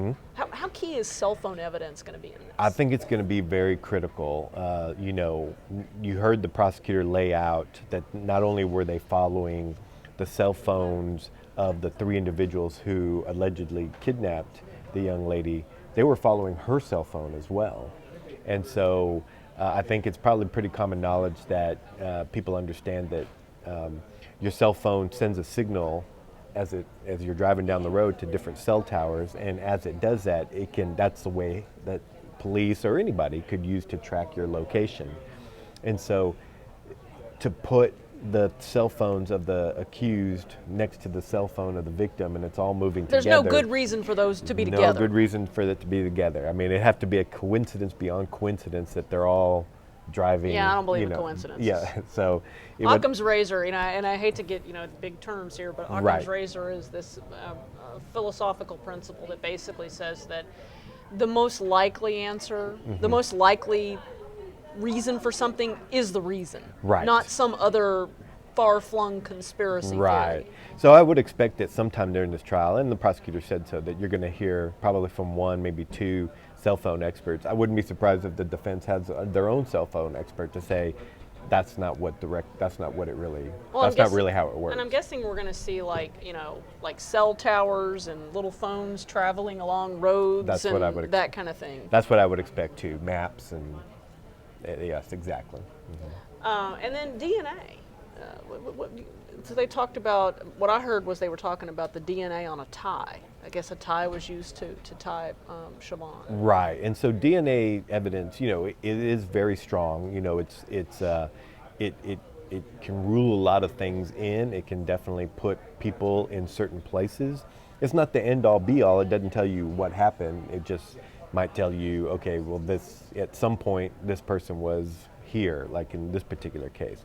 But the DNA is very, very persuasive to jurors because it's so unique and science. Well, and the now, percentages are so Exactly. The likelihood that something else could be the case Exactly. is just next to nothing. the scientists will be able to rule other people out to such a degree that it makes it a virtual certainty. What I gathered, and make sure that was that the DNA.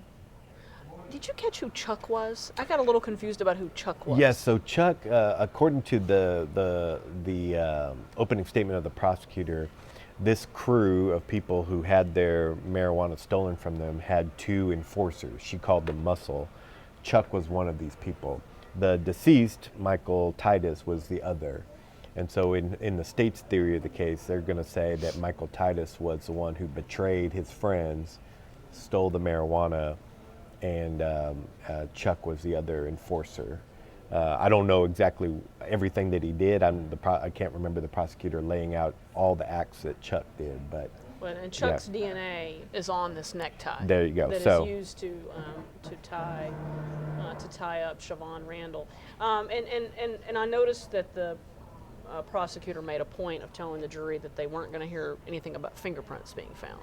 right, only because it sounds like in this house there are so many fingerprints that it just makes it worthless to even try because it's just too many fingerprints. Well, and this kind of gets into the whole thing of these cases are unlike, CSI or something like that. They're just not like that. Sometimes you're not going to have fingerprint evidence. That's right. I mean, so many TV can do a disservice to the criminal justice system. Not TV news. Not TV news, but fiction TV make it sound like, hey, if you find this one piece of evidence, it triggers a domino that leads you straight to the murder. It's not normally like that.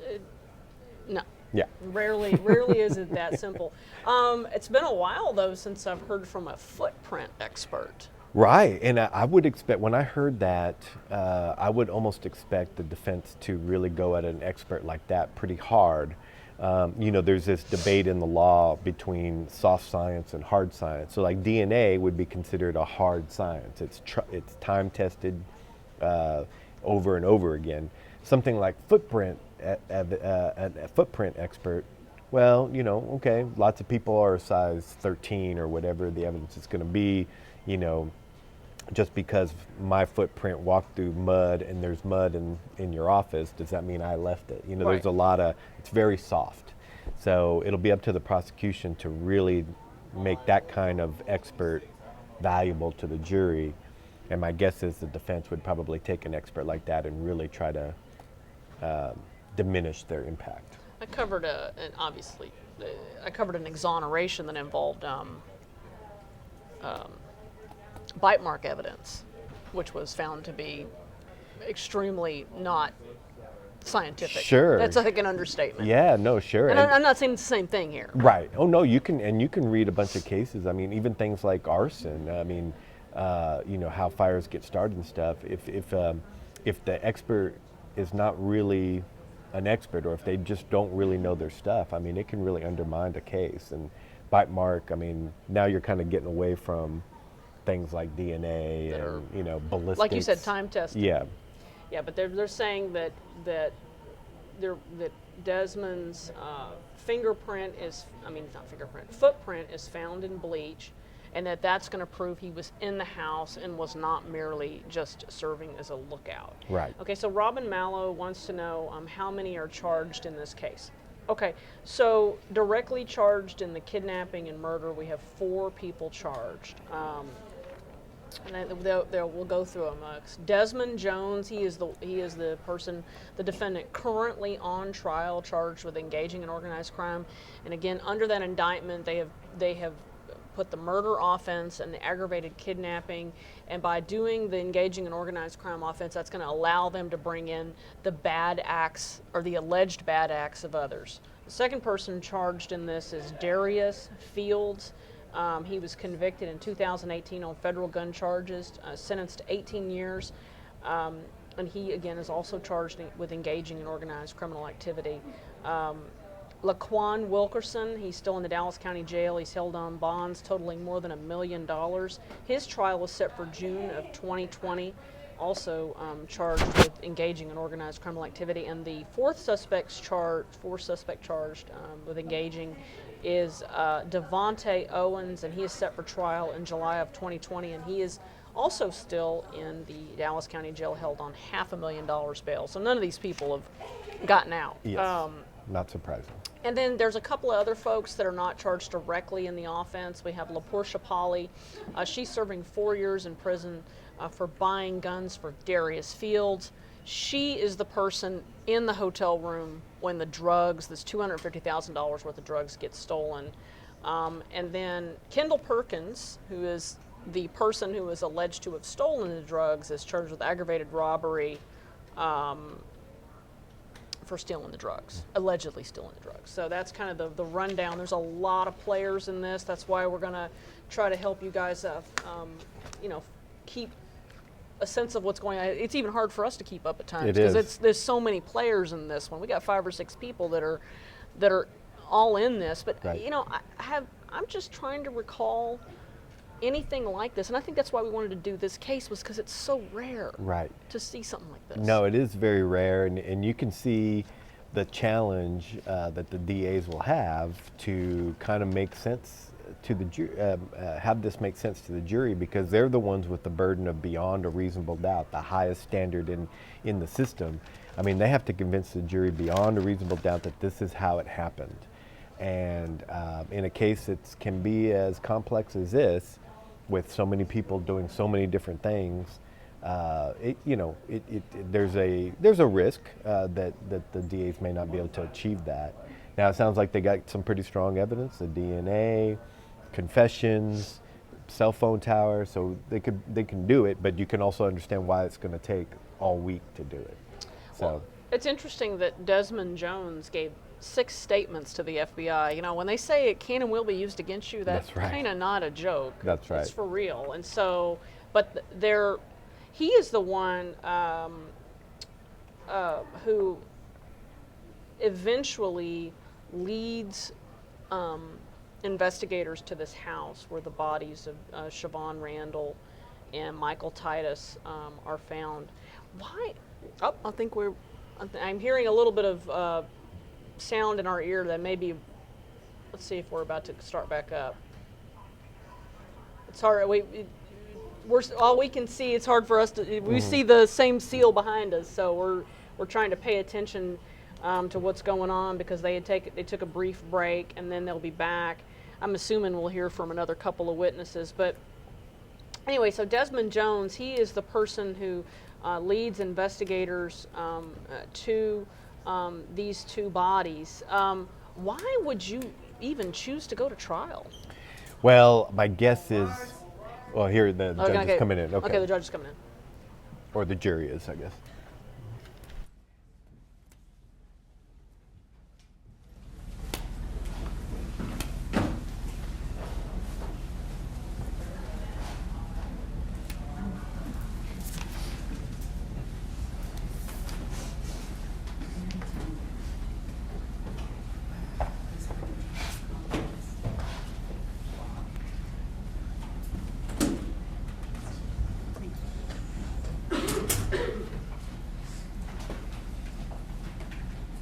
Please be seated.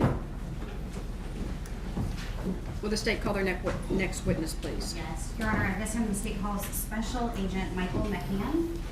Sir, would you raise your right hand, please? You do solemnly swear or affirm that the testimony you shall give in this cause will be the truth? I do. Thank you. Can you tell us your first and last name and spell your last name for me, please? Yes, it's Michael Mahan. Last name is Mahan.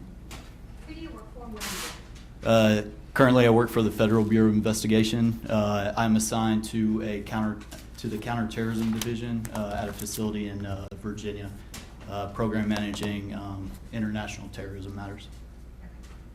Okay. Just because it's super cool, tell us what counterterrorism is. Basically, just we focus on threats here in the United States from homegrown violent extremists, folks that want to attack America based on jihadi views. And that has nothing to do with the case for which you're here to testify today. That is correct. So back in the summer of 2017, did you live somewhere else and have a different job but still with the same agency? Yes, so back then I was assigned to the Dallas Division. I was working essentially narcotics investigations. I was assigned as a street agent on the transnational organized crime Western Hemisphere, which is essentially focused on cartel dope. Okay. When you say dope, what do you mean? Controlled substance such as cocaine, marijuana, methamphetamines, stuff like that. Okay. So drugs. Yes, All drugs. right. When you start working in this world, you pick up the lingo, right? Yes, All you right. do. So if you use lingo that you and I might know, I'm going to stop you and have you explain it to those of us who are not in what we call the dope world. Yes, All and my right. apologies in advance if I do use that lingo. I'll stop you, All or right. we'll get an eyebrow raise and we'll know. Now, tell me, how long did you work in that division here in Dallas? I got to Dallas from the Baltimore division in 2014 and departed Dallas about a year ago. How long were you in Baltimore before you came to Dallas? In Baltimore, I was there from 2010 to 2014. And did you do the same type of investigations and work in Baltimore? So in Baltimore, I was assigned to Financial Crimes Squad the entire time, and from that squad, I would do temporary assignments to the Violent or Safe Streets Task Force, which is focused on gang work. You said the Safe Streets Task Force. That's a task force or initiative to make streets safe? It's because the streets are not safe, correct? That is correct. All right, and we have one of those initiatives here in Dallas now as well, right? We do, yes. All right. Collectively, how many years have you worked as an agent for the FBI? I am coming up on 10 years in May of this year. Now, moving back to the case for which you're here to testify, to the summer of 2017, specifically late June. Your Honor, may I approach the well? You may. You were assigned a case involving the abduction and ultimately the murder of Shavon Randle, correct? That's correct. I participated in that investigation. There were multiple agents on the case, right? Yes, numerous investigators. And multiple, what I would consider or call lead agents as well, right? Yes. This case unwrapped, basically, puzzle pieces came in of information over many days, correct? That's correct. Do you think that it would help you, me, and the jury if we had a calendar just up in the background while we talked for a little bit? It absolutely would help me. All right. And the calendar that I have, just for record purposes, is just an enlargement of what's already been admitted into evidence as State's Exhibit number 1. All right. Now, moving to, Judge, can you see okay? I can, thank you. You guys okay? All right. Moving specifically to Wednesday, June 28th of 2017, you didn't actually jump into the case on that day, right? That's correct. But based on your investigation, you know that the case began that day, right? I do, yes. Can you tell us just very generally how the FBI got involved in a case off of Southridge in Lancaster, Texas? Yes, so it's my understanding that anytime an Amber Alert is issued, the FBI office in that particular region will reach out to the locals to determine whether they need assistance or not. And from my discussions with the investigators, that's what transpired, and Lancaster Police Department did want our assistance in this case. Was there an Amber Alert that went out in this case? Yes. And an Amber Alert is basically a statewide or sometimes nationwide alert, depending on the circumstances and facts, alerting the public that a child is missing, right? That is correct. Now, you said that you learned it from investigators and other investigators joined in. Are those special agents who work with the FBI? They are, yes. And the two other primary investigators that worked on this case with the FBI, what are their names? You have Special Agent Jennifer Mulliken, and then Special Agent Ryan Randle is who I had most of my interaction with. All right. Now, on Wednesday, June 28th, 2017, the Amber Alert goes out and the FBI gets involved. Physically, how does that happen? Right? Because y'all have your own office. Yes. Okay. So, Where's that office? so a lot of these, so our office is, I always say it's near where Texas Stadium used to be. It's near like 183 and Northwest Highway, a large structure. And this case came out of Lancaster, which is South Dallas, right? That's correct. So physically, how is it that y'all get involved? Y'all being the FBI get involved with a local police agency? So typically what happens, it's usually decisions made well above my level, but our management will decide how to deploy assets, whether we'll have a Let me commit. stop you there. Okay. What does deploy assets mean? Sorry. Investigative bodies, folks that are going to aid and assist in the investigation for Lancaster. So other agents who can literally hit the streets and start interviewing people or doing research on the computer or making phone calls, right? That's correct. And professional staff employees such as intelligence analysts and staff operations specialists who can also assist in the investigation. What do intelligence analysts and staff operations specialists? It sounds like an episode of Homeland. So Okay. tell us just generally what those type of people do, what Yeah. services they provide. So typically the staff operations specialists and the intelligence analysts, they're they're in the office really looking at the puzzle pieces. For instance, they're looking at toll records, which show calls being made from phones that are of interest.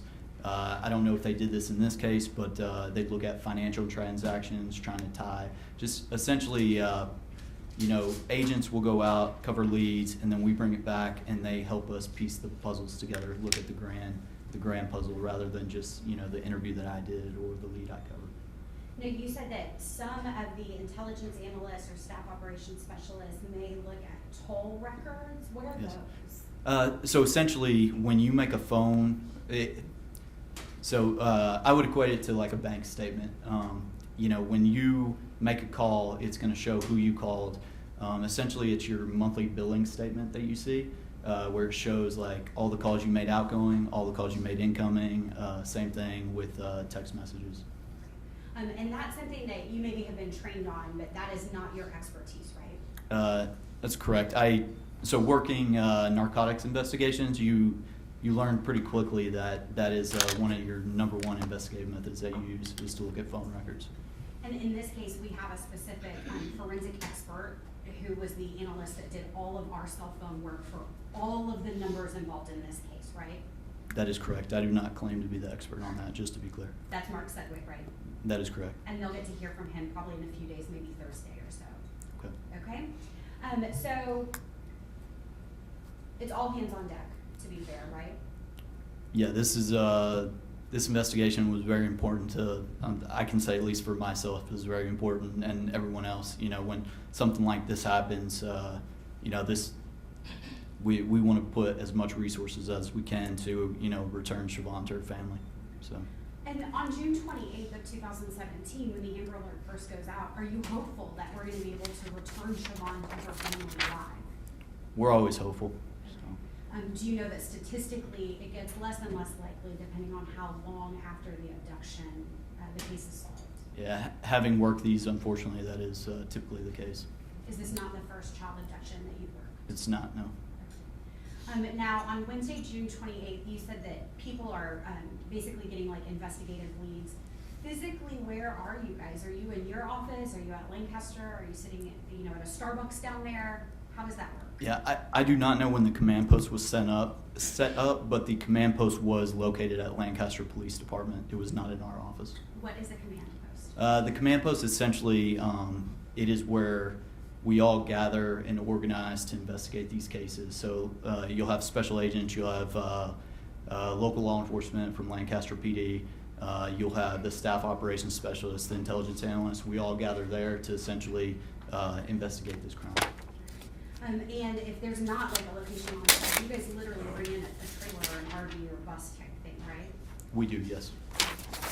Was that done in this case? I do not recall. I know that. Let me ask it this way. Did you guys set up a command post? We did, yes. All right. So. And that was in order to recover or find Shavon Randle, right? That is correct. What happens after an Amber Alert goes out to the public? That was a very vague question. Do you guys start getting tips or calls? That is correct. Yeah. How generally do those come in to y'all at the command post? On this command post, I can't recall exactly how it was set up. Sometimes the FBI will establish a phone number for folks to call in. I think sometimes in the past I've seen that they'll establish an email address, and essentially those tips will come into the command post, and there's folks there that receive those and then disperse them accordingly as the agents and investigators who are on staff are assigned various leads. Okay. And I was just about to say, and we call those leads, right? That is correct. And then is it y'all's job and Lancaster's job too to run down those leads to figure out, is this a puzzle piece that goes with our puzzle, or is it totally unrelated and just a good Samaritan trying to help? Yes, that's correct. And was that done in this case? Yes. All right. Were you able, y'all collectively, able to develop some puzzle pieces and leads that did flesh out and did become part of this case? Yes. Specifically, were you guys turned on to several names that are associated with Darius Fields? Yes. And can you tell us generally, and let me ask this, did you also come up with several names and a party to a robbery? We did, yes. I've kind of jumped ahead, So let me start you on June 28th. At some point during y'all's investigation, did you learn there was a robbery on Monday, June 26th? We did, yes. All right, tell us about that robbery. Okay, so as she had stated, I worked my first shift on Saturday, July 1st. So the information that I was hearing from other investigators is that there was some individuals that had narcotics stolen from them, and then in retaliation, they believed that the girl was kidnapped in order to get the narcotics back. It was very, at that time, I was not really involved initially, so I was getting just bits and pieces, very high-level overview of what the investigative team was finding down in Lancaster. Okay, and this robbery that happened on Monday, June 26th, that happened at a Motel 6, right? That's correct. In South Dallas. Yes. And it was a robbery of dope. Yes. And it was, at least by word on the street, a large amount of marijuana, correct? Yes. Your Honor, at this time, may I have permission to publish State's Exhibit number 51 to the jury? You may. And Judge, may we approach?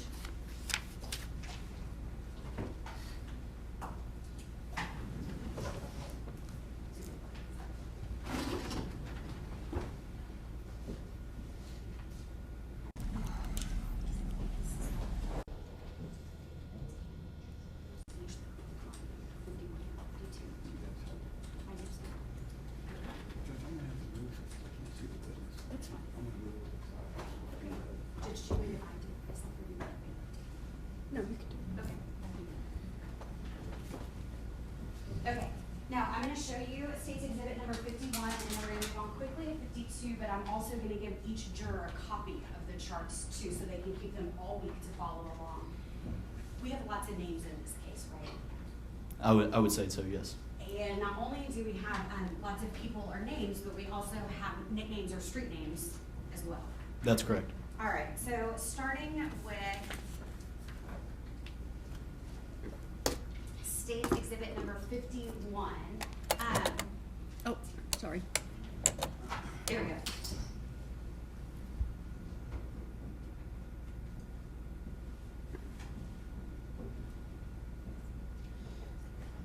Do you want the lights off, Jen, or do you want them on? I think these are okay. These are okay. These are bright enough to where we should be able to see them pretty Okay. clearly. So there were 4 people involved in the robbery, correct? Based on my talks with investigators who were working the case, yes.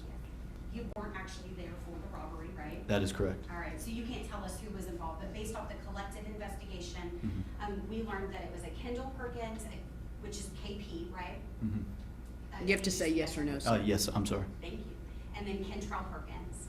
That's correct. And then a 4th male that's unknown and a person that goes by the name of Nell, right? That's correct. Do you recall what the relationship was between Ladoris and Kendall? I believe they were in a romantic relationship, girlfriend-boyfriend. And then Ladoris is cousins with our victim, Shavon Randle. That's correct. So figuring out why Shavon was kidnapped back on June 28th was really the first puzzle piece that we needed to put together to figure out if we know why she was kidnapped, then we might know who has her, right? Per a logical investigation, yes, that is what they would do. A lot of times we don't have a why for it, but this one we did, right? That's correct. Now, moving forward to State's Exhibit number 52, during the course of the investigation done by FBI in Lancaster, before you get jumped on, and then when you jump on Saturday, July 1st? July 1st, yes, ma'am. We were able to identify 6 other people who were involved with the kidnapping crew, correct? Yes, based off my discussions with other investigators who had been working it since the 28th, that is correct. All right. So that's Laquan Wilkerson, who goes by Chuck, right? Yes, Darius Fields, who goes by King Darius, or D Fields, or King, right? that is correct. Devontae Owens, who actually goes by Trey. Okay, I wasn't aware of Trey, but yes, that's Devontae Owens. Okay. Michael Titus, who goes by MT or Mike T. That's correct. Desmond Jones, right? Yes, And then LaPortia Polly. correct. LaPortia is the one who was actually robbed back on Monday, June 26th, correct? That is correct. All right, and so I'm going to keep this up, and then just got real nervous. I don't have enough copies, so we're going to see. I've got copies for.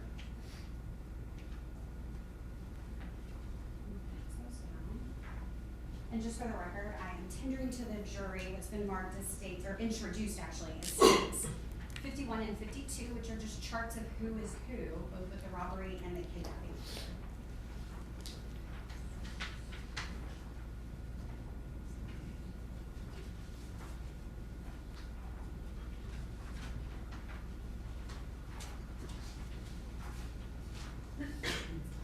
Now,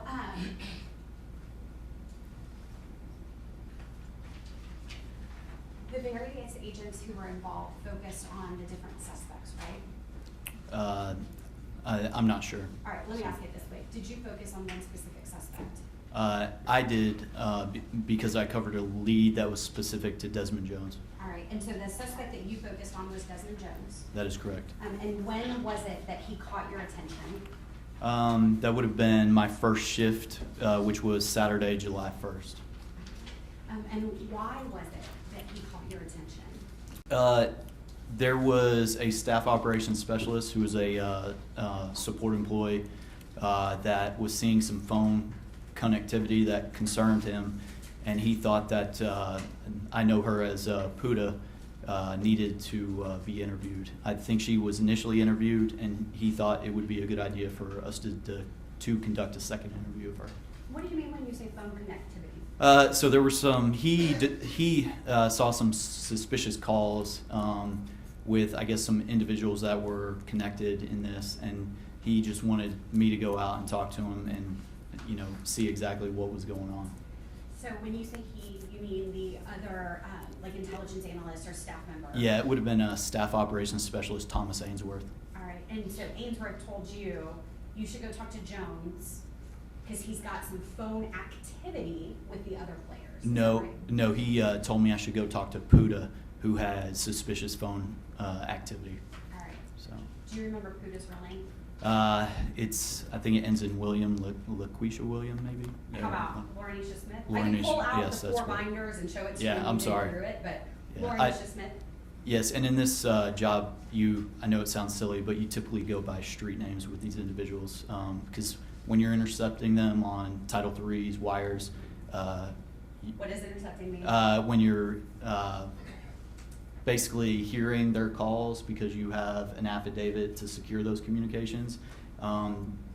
They typically do not go by their full names. They'll say this is Puda or this is Mike T to that. So that's, as an investigator, that is how you typically know them. All right.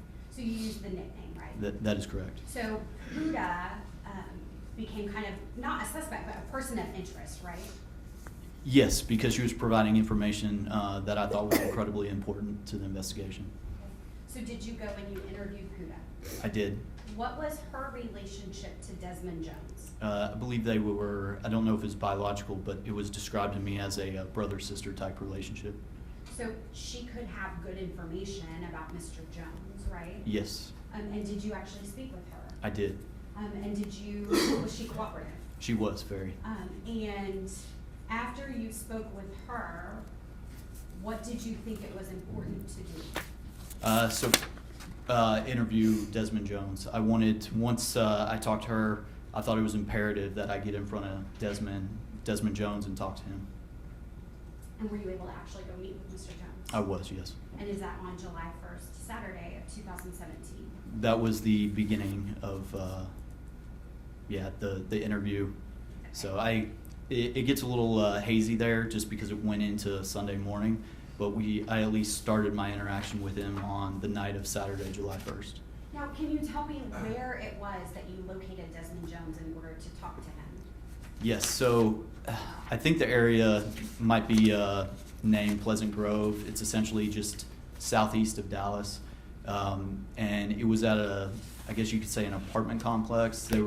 I don't know if they were apartments or townhomes, but essentially a type of, housing arrangement like that.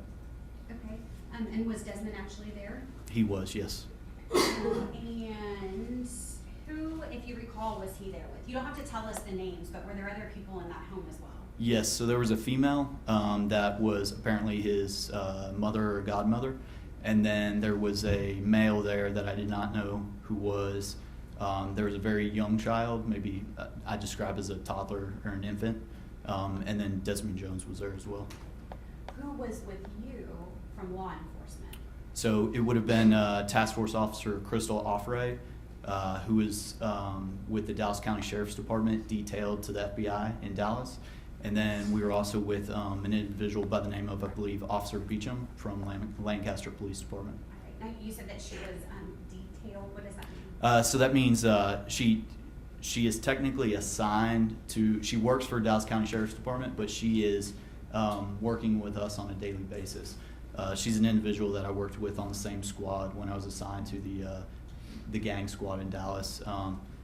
Every day she typically comes out to the FBI Dallas and assists with our investigations. Okay. And she would work gang or dope cases as well, right? Yeah, you'll find that typically gang and dope cases are intertwined. They're connected. Now, when you say gang, here in Dallas, but really across the nation, are you seeing a trend of the traditional, like, old school gangs that we see, like, on National Geographic documentaries? Objection, irrelevant. Well, let me hear the question. Or are you seeing a more loose definition of gang? So in the Dallas-Fort Overruled. Worth area? Overruled. Go ahead. I'm sorry. So, for instance, in Baltimore, it was a much different gang type environment than it is here in Dallas.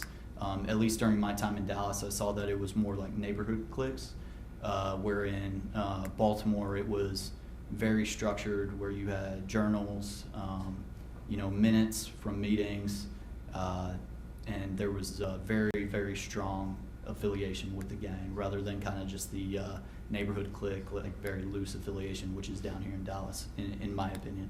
Okay, and you're using the word clique, C-L-I-Q-U-E-S, right? That is correct, yes. All right. Now, specifically, when you go and you meet with Desmond Jones at the house down in Pleasant Grove, were you able to speak with him? I was, yes. And what was his demeanor when you got there to talk to him on Saturday, July the 1st? So initially, when we arrived, the individuals that were on the first floor told us to go up to the second floor to find him. And when we arrived, he was asleep on the bedroom floor. Did you wake him up? I did, yes. All right. Did you guys? did you like bust down the door and go in there, or were you just consensual encounter? No, just nudged him, and there's natural commotion in the room as far as that there were people present, which got him to start to wake up. So. Were you able to speak with him? I was, yes. At the beginning of your conversation, what was his demeanor like? He initially just kind of was looking at us, not really a whole lot, just kind of staring off into space, Did he seem scared? I don't know if I'd describe it that way. I think he was more like, I don't know how to describe it. So it's kind of blank a little bit. We exchanged, comments, but that's about as much as I can say to him. Okay. Did you tell him why you were there? I did, yes. Did you tell him what kind of the gist of what Puda had told you and why it was that you now were interviewing him? Yes, I explained to him that, the reason we were there is because Puda. Objection. The call for hearsay. Sustained. After jury disregard the question and the attempted response. Denied. So just without telling us, and Your Honor, may I approach to grab an exhibit while we talk? You may. So without telling us exactly what Puda told you, did you tell him the gist of what Puda told you? Say that again, please. I'm sorry. All right. So without going into the content of Okay. it, just did you tell Desmond Jones what Puda had told you? I did, yes. In order to explain why you were there? Yes. And what was his reaction to that? So I talked to him for a very long time, for hours. It was, during that time, there were a range of emotions. Desmond would be friendly with me, then he would be angry with me. He'd yell at me, and then he would start crying. And we were on, for lack of a better term, I'd say we were on that roller coaster for quite some time. Okay. Did you talk to him about his involvement and relationship to a white car that had become basically a vehicle of interest in the case? I did, but very generally. I was, at that time, I was just more focused on figuring out where Shavon Randle was. So my, at least, technique in the interview was to focus on motivating him to do the right thing and to figure out where she was. at some point after the hours of conversation, did he tell you that he knew where she was? He did not tell me. Based on my training and experience and seeing the level of emotions that he exhibited during that interview, I had a hunch that he knew where both Michael Titus was and also Shavon Randle. Okay, so what happened? So at one point, towards the end, as we were trying to motivate Desmond Jones to do the right thing, the black male that was in the very bottom floor had come up, and he came up to talk to Desmond, and essentially was also trying to get Desmond Jones to do the right thing. And our whole theme was to end this tonight. Like, we needed to know where Shavon Randle was tonight. And so they had a talk. I think at some point they prayed. I just observed it because it was, there's a lot of stuff going on. And then eventually you could tell he had the confidence.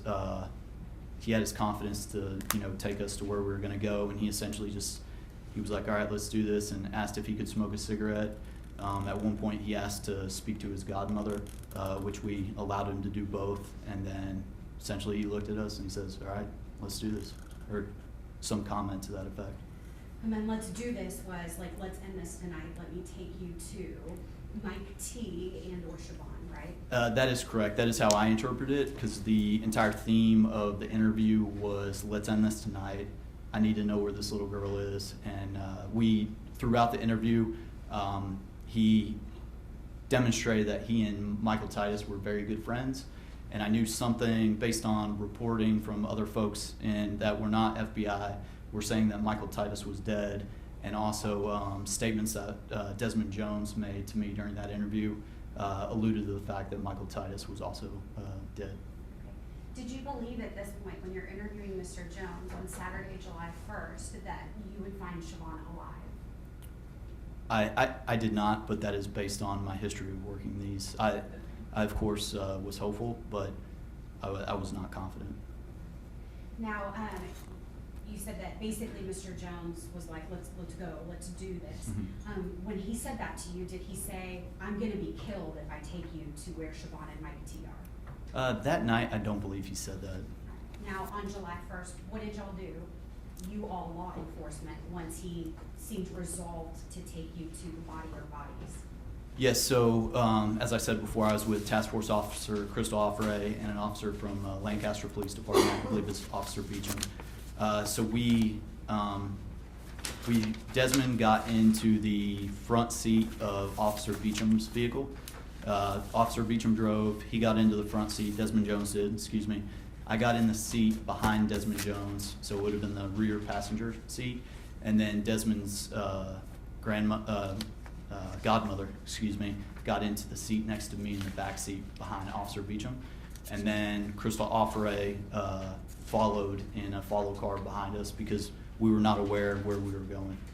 That was going to be my next question. Did you have like an address that you could put into Waze or into maps to figure out where you were going? We had absolutely no idea where we were going. He did not give us any type of inclination as to where we were headed, other than what we thought was the Shavon and or Michael Titus. So once y'all get in the car, how does the navigating go? So Desmond Jones is sitting in the front seat next to Officer Beecham, and it's really just turn left here, turn right there, turn left at the next light, directions like that. And so we were just, I don't want to say flying blind, but we had no idea where we were headed. In your mind, were you hopeful that you would be just going to a house to recover Shavon and maybe Mike T, but also concerned you might be going to an ambush? We were. I was on the phone. I didn't know if we were going to an active dope house, which typically they have firearms there. So I was in the back seat on the phone with the command post, in particular Assistant Special Agent in Charge Daniel Odom, and we were trying to get resources at least in the vicinity in case we came up to a house that we didn't realize had active individuals in there who were selling narcotics. And you use the phrase dope house.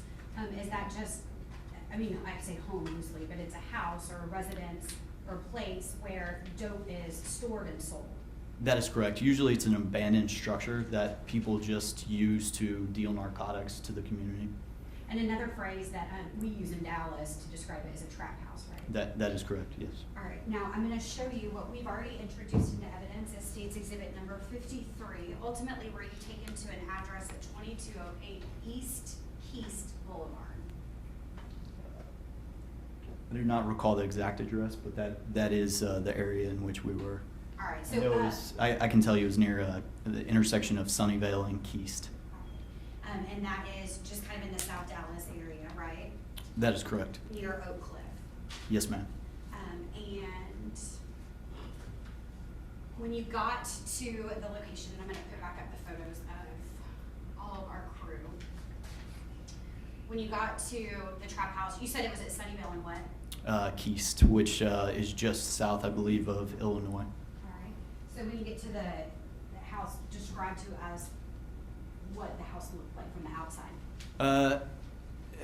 So it looked like your typical stash house or trap house. It was white, appeared to be abandoned. There were no lights on. With there was a window in the front, but the door was basically made of like a plywood, not a normal door structure. Judge, may I approach and get a piece of evidence You while may. we're talking? Did it appear that anybody lived there? It did not. When we arrived, there was no movement, no lights, and from looking through the window, I did not see really any type of furniture that you would, common households would have. And what, if any, cars did you see out front? I did not see any cars other than the law enforcement vehicles that we arrived in. All right. Did Task Force Officer Offray also join you? Yes, as we pulled up, she was also present.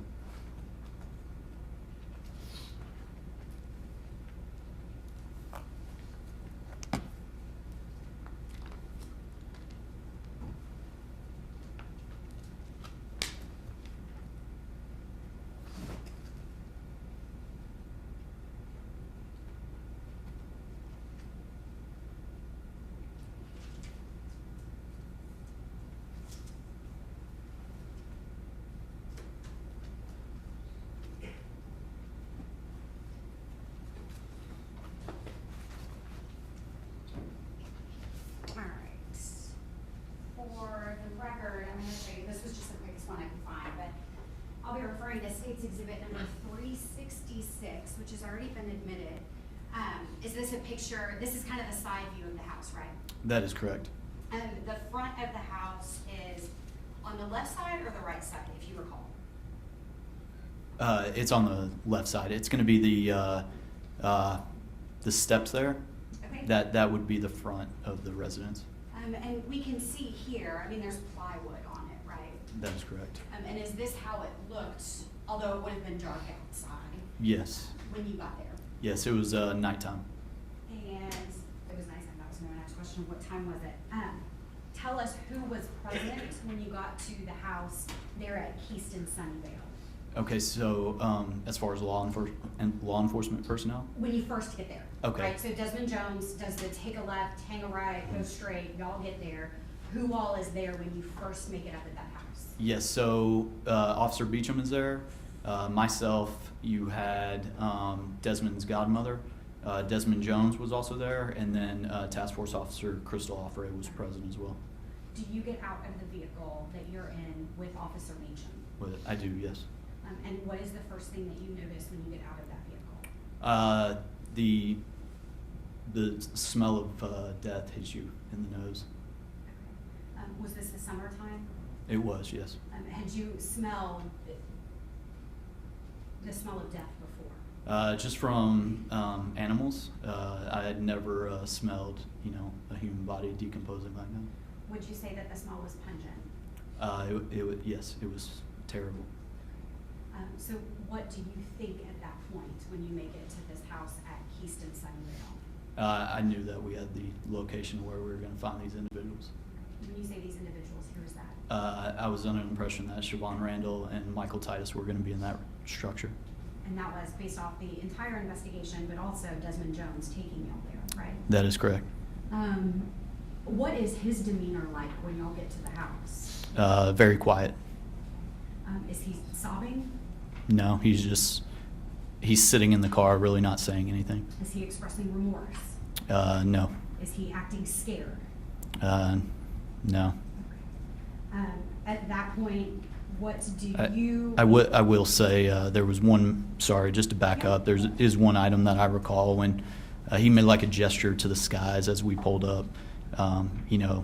Like we were hooking a U to get in front of the house, a U-turn, excuse me, and he made it. That was really the only gesture that I saw him as we arrived at the house. What does that mean? What did you think that meant? Like it was like a point to the sky, rest in peace type gesture. Okay. So. When you and Officer Beecham get outside, you can smell the smell, and so you think that we probably have recovered bodies and not anyone living. What do you do at that point? So I believe Task Force Officer Christophe stood at the car with Desmond and his godmother. Officer Beecham and I went to that front window there that is on the left-hand side of the photo. And when we got to that front window, we could see that there was at least one deceased individual laying on the, I guess what you would call the living room floor. Could you tell if that was a male or a female? I could not tell. I could only tell that the individual was deceased. The individual appeared, just appearance from standing outside, that they had a gunshot wound to the head because there was blood spatter on the wall near where he was lying. Can you tell us what blood spatter is? Yeah. Not the scientific explanation. Yeah, the just layman's. little like a stain of blood, like it was squirted on the wall in a rapid manner. Now, you said that you were able to look through. Which window was it? So if you move your finger to the left there. What I'm actually going to do is I'm going to put a little thing. Okay. You have a screen right there to your left. Okay. If you give me 2 seconds. If you touch, there should be like a red line that'll come up if you show us, or a circle. Okay. So this is the window that we were looking through. Was it boarded up, or could you see straight in? We could see straight in. What, if anything else, did you, or I'm sorry, where was the body you just described that appeared to have a gunshot wound to the head? What's better? So I would have been over on this side, looking into this corner, and I would say that the body was lying somewhere along this wall, towards maybe the back or the middle. And right here, where I just marked with red, would this have been where another door is, or a window? That I'm not sure. I did not pay much attention to that. There was actually, if you keep going around the house, there was another door on the back, and that door you could actually see into the rear of the house. It was bent a little bit to where you could peek in, and from there, I believe I also saw at the time, a body laying, that same body that I spoke to earlier, laying on the floor. And ultimately, several hours later, the FBI comes in and processes this house, right? That's correct. So at the instruction of my assistant special agent in charge, Daniel Odom, he advised me to not make entry and secure the scene. That way our evidence response team could come in and make sure that the evidence wasn't tainted. And the evidence response team, they take thorough photographs, right? Yes, the FBI tends to be very thorough in their investigations. Like in a case like this, they may have taken upwards of 1,000 to 1,500 photographs, right? Oh, I would say that's easy. So I know we can take hundreds on just a narcotic search on a basic investigation. And the team lead, who the jury will get to hear from later and actually go through all the photographs, as far as you know, was that special agent Jen or Jennifer Brigham? At the time, she was a lead for the evidence response team, so common sense would tell me yes, but I don't know specifically. She was a team lead for the evidence response team at the time. Now, you said that your supervisor told you do not make entry, but secure the scene. What does that mean? Essentially, he did not want anyone going in and contaminating the scene. So as, you know, because I was on my phone on the drive over there trying to get additional resources, investigative bodies, I knew that there was going to be a lot of folks coming once we arrived. And essentially, it was my job to make sure none of those folks went into that residence. And did you do that? I did, yes. And were you right? A lot of additional resources and people joined this scene. Yes, absolutely. By peeking in did you know for a fact if Shavon Randle was also inside that home at Keystone Sunnyvale? I did not know 100%. My gut, based on my training, told me she was in there, but I didn't know 100%.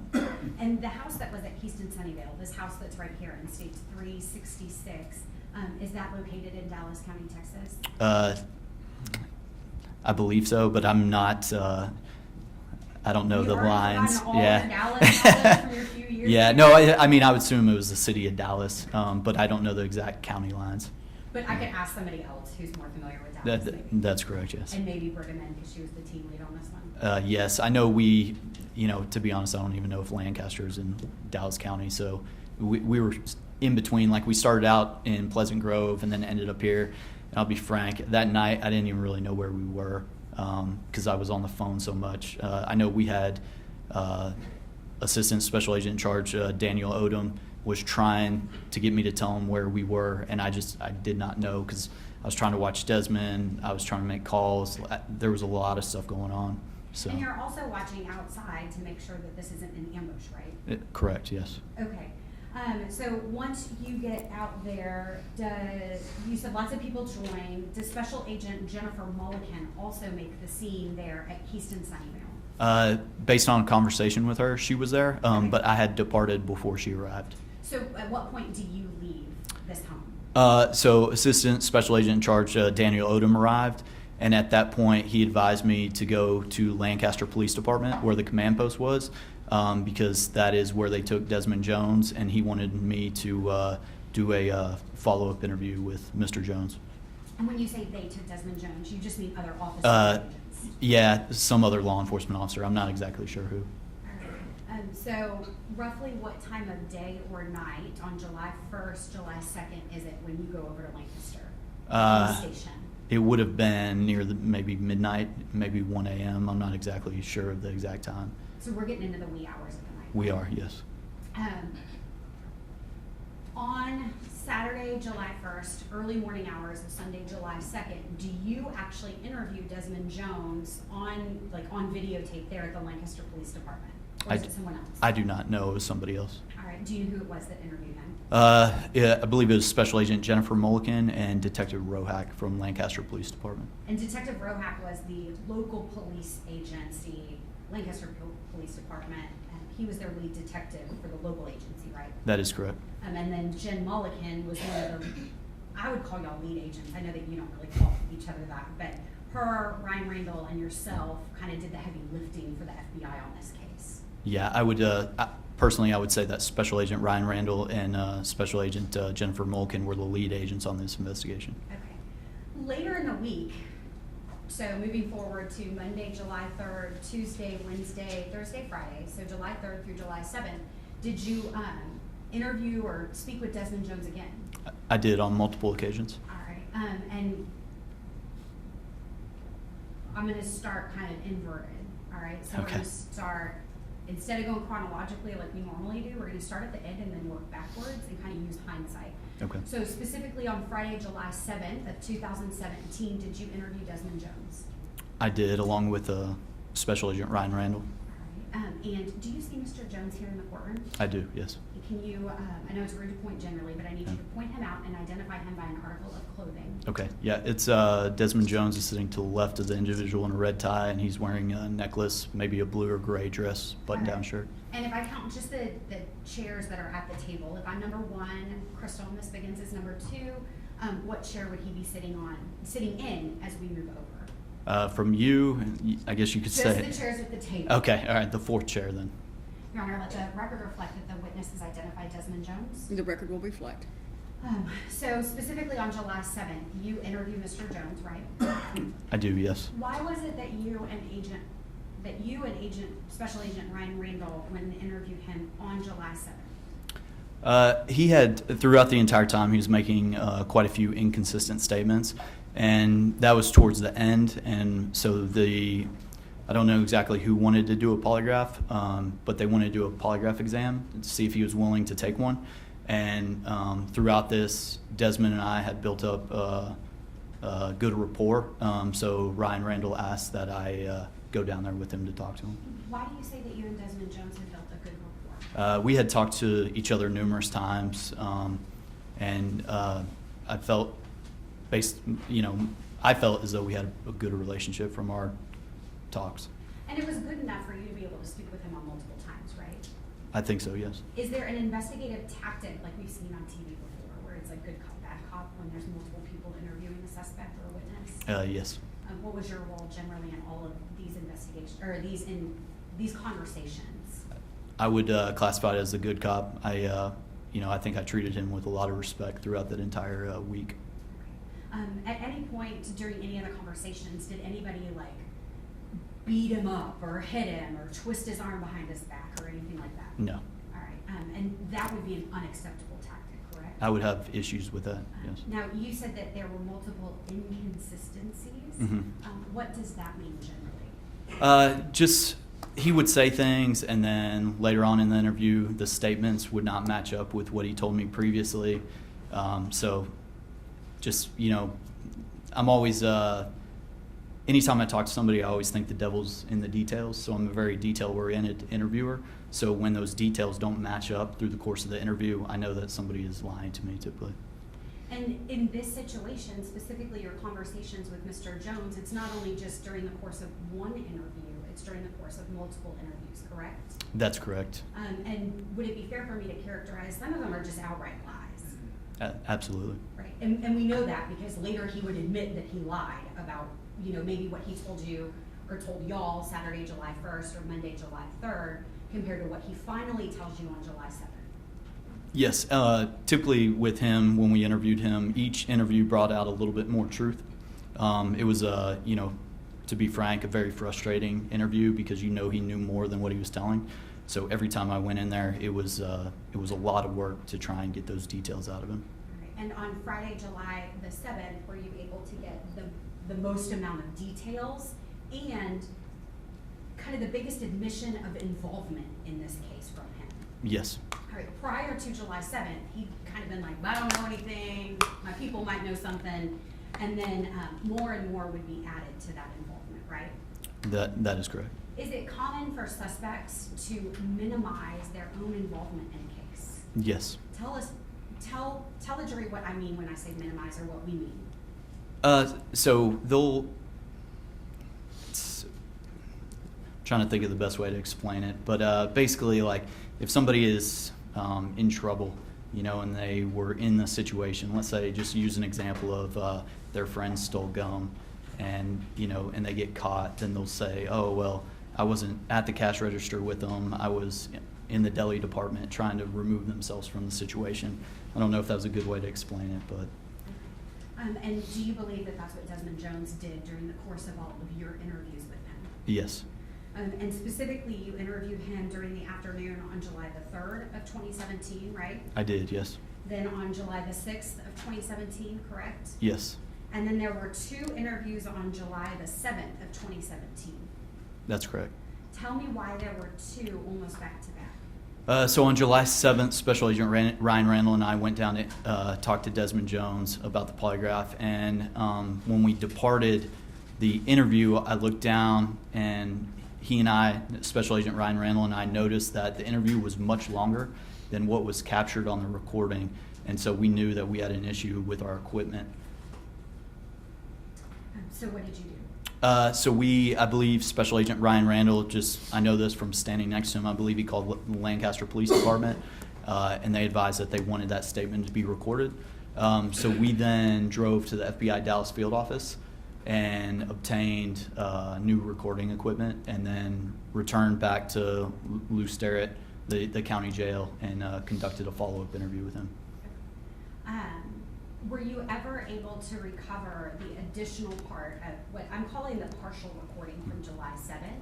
Like, did somebody who is like a techie, were they able to go in and find the data that happened in the malfunction? Not that I'm aware of. All right, so did you guys basically just go back in and re-interview him? We did. We tried to cover the same things that we had talked about previously. And was that successful? It was, yes. And in fact, did he give you more details and more involvement at that point? He did, yes. So was it almost serendipitous that the recording malfunctioned and you had to go back in that final time on Friday, July the 7th? In my view, yes.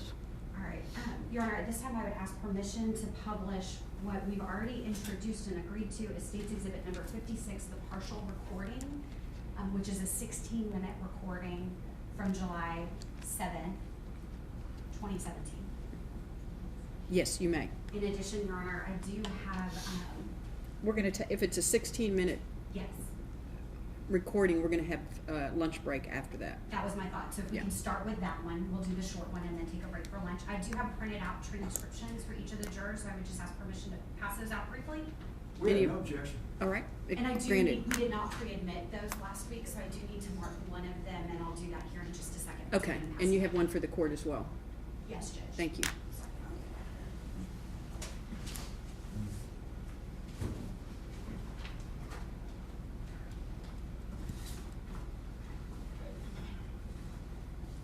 Yes, please.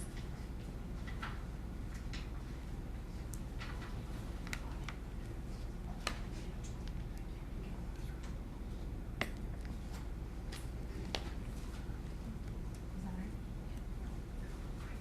And Judge, for the record, I'm going to mark the transcript that we typed of the partial recording by the FBI of Desmond Jones on July 7th, 2017 as State's Exhibit number 557. Thank you.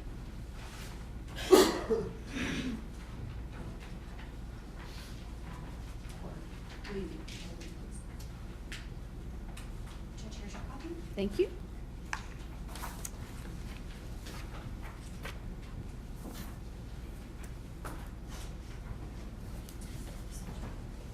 For audio. This is just an audio recording, it's not a video recording? It is, Your Honor. Thank you. All of the recordings that you do with Mr. Jones, they're just audio recordings, correct? That is correct. And you didn't have the capability to go into the jail to interview Mr. Jones, like with a video camera or your cell phone, right? They put us in a room and I had a stick recorder or whatnot, and so that's typically what we do in the FBI. So it's our standard procedures unless we have them at the FBI office in Dallas. And you use the phrase a stick recorder. Tell us what that is. So there's various types of recorders that they give us in the FBI. Some are old-fashioned, with a cassette tape, and then others are digital that are like a long stick type, just a recording device. But it's not like your iPhone or anything like that. No. Right? All right. It's what we would call an old school digital recorder, right? Right.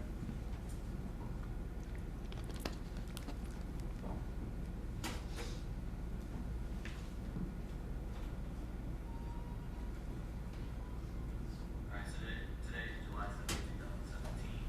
Special Agent Michael Mann with the FBI, also Special Agent Ryan Randle. And Desmond, just to be clear, you have the right to remain silent. Anything you say can and will be used against you in a court of law. You have the right to talk to a lawyer and have him present with you while you're being questioned. If you cannot afford to hire a lawyer, one will be appointed to represent you before any questioning if you wish. You can decide at any time to exercise these rights and not answer any questions or make any statements. Do you understand each of these rights I have explained to you? Yes. Have these rights in mind you wish to talk to us now? So I wish to talk. Yes, to us right now. Oh, yeah. Okay. Alright. You got the floor, man.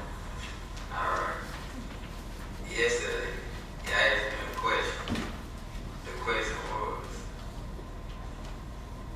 how did I know Chuck shot Auntie? I said, Okay. How'd you see it? I was right there. Okay. So you weren't at the fence? Is that a yes or no?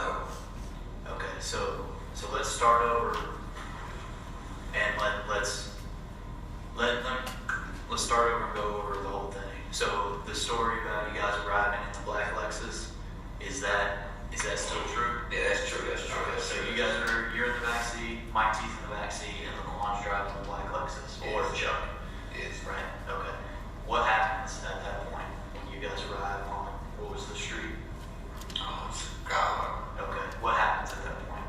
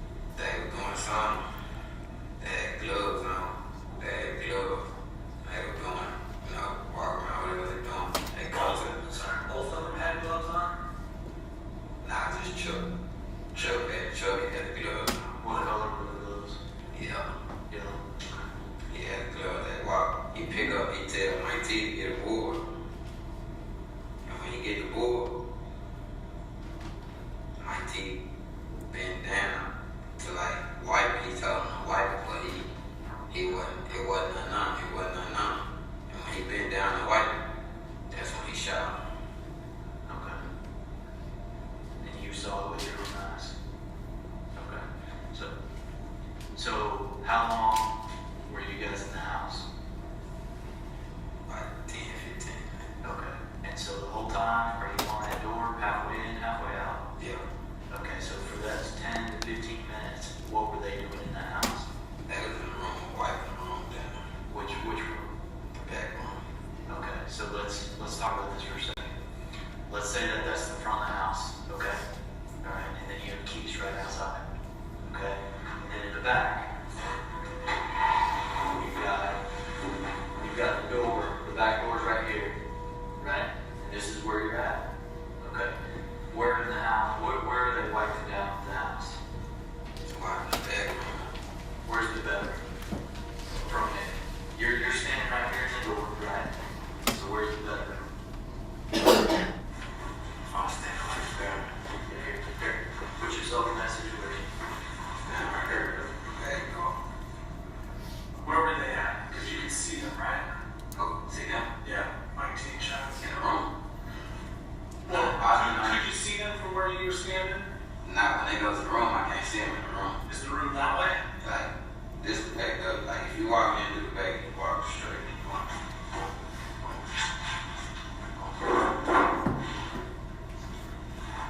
Okay. That's another room. Okay. And can you see in that room? You can't see in that room, like, you can't see nothing in that room. Let me ask you this. Why did you never leave this place?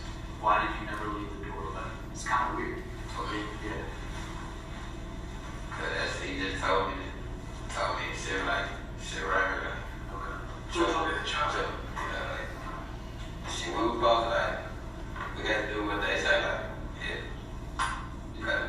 Cause that whole time, me and my T the whole time, me and my T think they finna kill us. We never know they ain't gonna kill us. Yeah. So why do you think he told you to stay right there? Probably because he was trying to set up my T. What did you think they were doing? Cool. Like for that 10 minutes, they were in that room the whole time. Yeah. No, but then you said they came out and they had giant gloves on. So did they go in there and come out and he had gloves on? Nah, he went in with gloves on. When did he put the gloves on? Probably as soon as he entered the door type. Probably as soon as he entered. Did he have them in his pocket? I mean, like, where did he get the gloves? He just pulled him out. He just pulled him in the pocket. Did you see him pull it out of his pocket? Nah, I just seen him when he had him on. Okay. Did you see him take him from the car? Take to the car. From the car? Nah. Okay. Alright. And what did they carry anything with them from the car to the house? Yeah. What they carried? Bleach. Okay. Do you know why? My T had did something earlier. Do you know what he did? He hurt the girl. What does that mean? He hurt the girl. The girl was dead, so he had to kill her. So you knew when she was dead? Oh, the girl? Yeah, I mean, like when he said he hurt the girl, did you think, oh, he like punched her and she gets hurt? Or did you think that meant she was dead?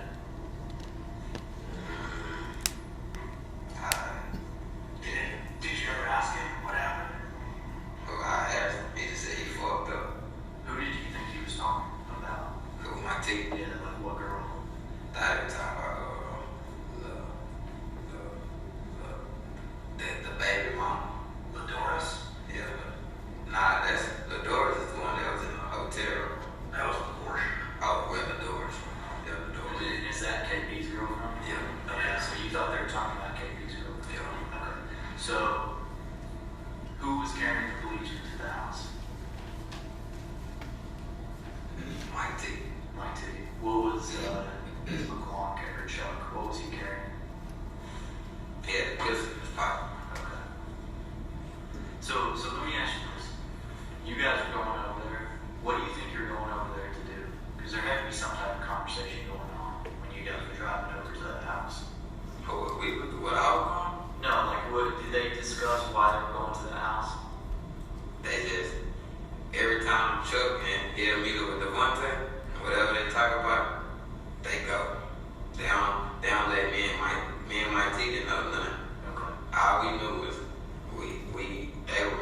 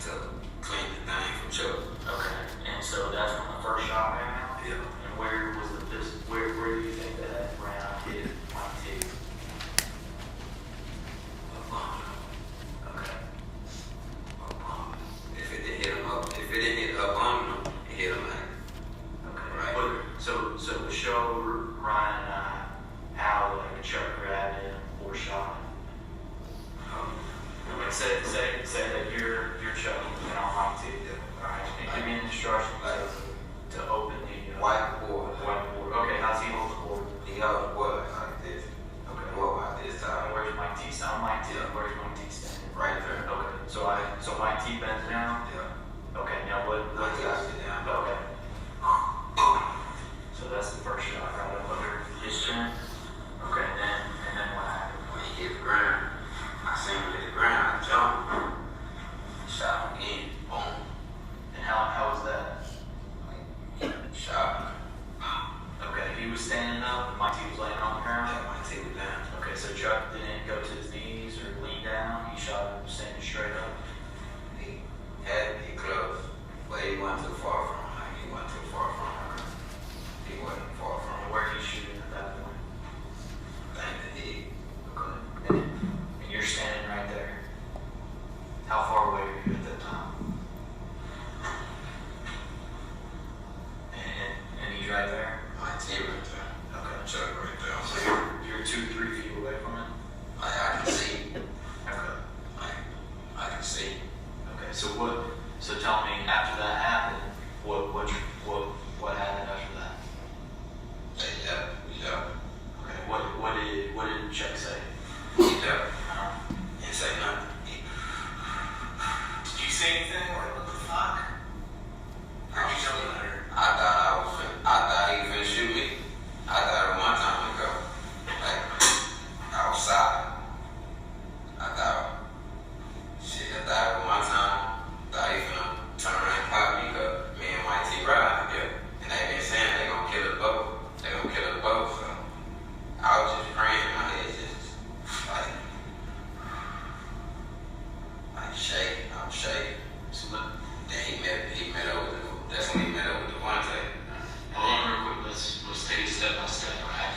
No, we're not skipping around. When he fired that final shot, did he do anything else to Mike T? You're standing there, Mike T basically. Yeah, if he did, I can't just. Did he do anything to Mike T's body? Leave anything out? Did he leave anything behind? He left the gun. How do you know that? Cause that was a gun. That was Mike T gun. Is that so the gun that was left there, is that the gun that was used to shoot Mike T? Yeah. And how did he get Mike T's gun? Mike T gave it to him. They took it from him. They took it from him. Yeah, they took it. That was Mike T gun. And that was on Monday that they took his gun away? Yeah, but they kept that give it to him. Take it from him. Okay. Like Mike T couldn't have all his belongings that belonged to him. Like he had no control of none of his belongings. And you said that was a 40 cal? Yeah, 40. What kind of gun? Black. What brand?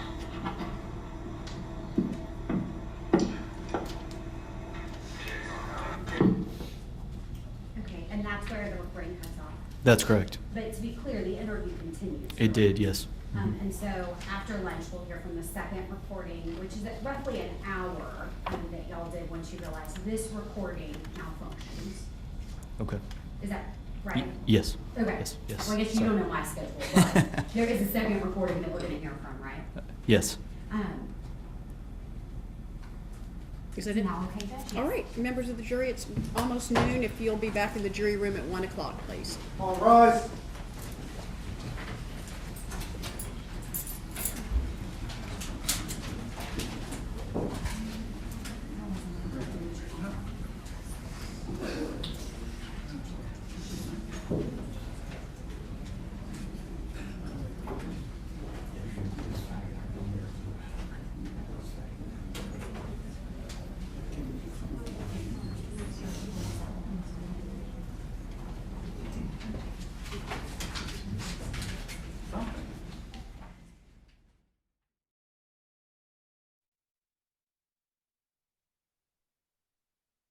O'clock. Okay. Okay, so we just heard, wow, some pretty interesting audio recording that Desmond Jones gave to the FBI and to this FBI agent. We saw family members of Shavon. I mean, clearly this is just awful to have to listen to something like this. What I'm gathering is that what the story that Desmond Jones is telling in this recording is that Mike Titus, they're claiming that he was the one that hurt Shavon Randle and that they killed him, and they killed him with his own gun. That's the way I understood it. Yeah, that's the way I understood it as well. So I think, like the prosecutor said in an opening statement, claiming that the dead guy is the one who shot the It's convenient. girl. It's convenient, right? It's we've talked about this when we were off camera. Is that this is awful. Mm-hmm. There's just no getting around how awful this is. Right. A 13-year-old girl who did nothing to nobody, who is innocently at home with her cousin who has Down syndrome, presumably watching her, is taken from her house and taken to multiple places and then murdered. Yeah. The level of depravity that is involved in this case and evil, and I'm not afraid to say the word evil, it's evil to do something like that. Right, and the prosecution just put on some very damning evidence against Mr. Jones with his own statements about how it happened, his cooperation, if you want to use that word, with the special agent to take the police to the house where the bodies were discovered. Something that you would presume that only someone who was involved would know. I didn't hear any evidence, and I don't think there is any evidence that he qualified that in any way, shape, or form, like, well, someone told me the bodies were there, that's why I'm taking you there, nothing like that. That his demeanor and his I guess, lack of surprise, is the prosecution is using that to show that he knew what happened the there. FBI agent describes that they pile into cars. They don't even know exactly where they're going. They're just taking his direction, and then they go to this house. And Exactly. The FBI agent described this overwhelming smell. Right. And you could see Michael Titus's body in the living room and the blood spatter on the wall. Right. There was a question that we were talking about right before they went back. Why is this case going to trial? Well, my guess is, often when accused persons assist the police in some way, they do expect to have some leniency shown them, especially if they're also claiming that they weren't the shooter, that they didn't do the actual killing, that they would want some leniency. And so it's just a guess on my part, but my guess is that the defense probably asked the DA's office to show some leniency to Mr. Jones, maybe instead of asking for a 99-year sentence or a life sentence, to ask for something, 30, 35 years, something like that, and maybe the DA's office said no. That could be one of those reasons. I mean, because once the DA's office essentially offer your client X amount of years, you can basically say to yourself as a defense lawyer, say, well, what do we have to lose by going to a trial? It can't be much worse than what the DAs are offering us. Well, let's give a recap of this case and what we've seen so far this morning. Shavon Randle was a 13-year-old girl who was kidnapped from her aunt and uncle's home. One of her cousins was dating a man who investigators found had stolen about $250,000 worth of marijuana from these suspects from a motel room. And investigators were able to use cell phones to show that the suspect's cell phones and Shavon Randle's cell phone was moving the same direction until her cell phone was shut off. And the individual on trial, his name is Desmond Jones. He gave 5-6 interviews to the authorities, and he seems to, from what I can gather, to be the one who talked the most. And there are 4 suspects who are charged with engaging in organized crime in connection with Shavon's death and kidnapping. And this is the first suspect to go on trial. What do you think so far of what we've heard this morning, Judge? Well, I think the DAs have started off very strong. They seem to, if everything that they have promised essentially in the opening statement comes to pass in terms of the evidence they have to offer, then it seems like they have a very strong case against Mr. Jones. I think Obviously, the statement that they just introduced, this testimony through this special agent, was pretty strong testimony in and of itself. And without, of course, having heard the defense didn't offer an opening statement, which is not unusual. So far, they haven't asked any questions. But they really haven't asked many questions. They haven't objected much. So it's really kind of hard to know where they're going to go with this. Sometimes a defense attorney's job in a case like this is just to make sure that the rules are followed, Constitution is adhered to. I don't know these defense attorneys personally, so I can't say that I know their style or what their strategy is. But and their case may turn into a plea for leniency at some point to the jury to say, hey, the DA won't show us some leniency, but for our client coming forward to tell the law enforcement what happened, they wouldn't know. They wouldn't know how this happened. They might not even have known where the bodies were at or who did it. So that this may be a punishment case to them and not necessarily a guilt innocence case to Right, the because defense. the evidence here with all these statements that he made, under the law of parties, he's there. Absolutely. He's acknowledging he's there when Michael Titus is killed. That's right. Under the laws of Texas, like you say, the law of parties, you don't have to be the one who pulls the trigger. You don't have to be the one who put the girl in the trunk or tied her up. If you're going along with the people who did and helping them do it in some way, you're just as guilty as they are. Stoic24 wants to know, who was Shavon related to that led to her kidnapping? Okay, so these suspects were, investigators say, were part of a marijuana ring. And so there was a large amount of marijuana that had been delivered to a motel room. And a woman named LaPortia Polly was there when a guy named Kendall Perkins comes, allegedly, and steals the $250,000 worth of pot. Kendall Perkins was dating, at the time, Shavon Randle's cousin. I know that's a little complicated, but that's so basically her cousin's dating a guy who's accused of stealing the pot. And once this ring of people determine this, they decide they're going to allegedly, I'm using the word allegedly a lot, that they're accused of retaliating over that and kidnapping Shavon. But it sounds like, they are trying to set up Michael Titus, though, as being the suspect, as being the bad guy. He's the one that hurt Shavon. Right. Of course, he didn't live to tell the tale. Right. And if you're the defense attorney and you're going to be asking for leniency at some point from the jury, you definitely want to point responsibility to someone else in the conspiracy other than the client that you're representing. But again, Michael Titus doesn't get to tell his side of the story. Yeah, right. Yeah, and I one of the things I noticed was just a lot of emotion in that courtroom. I cannot imagine, as a mom, sitting there listening to this kind of testimony about my child. Right. It was pretty, I would agree, and you could see that it was strong emotion. I don't know if the judge was watching them. Typically, you expect some emotion in the gallery, and as a judge, you can allow a good amount of that to go on. You certainly don't want it to be distracting to the jury or becoming so prominent in the courtroom that it distracts.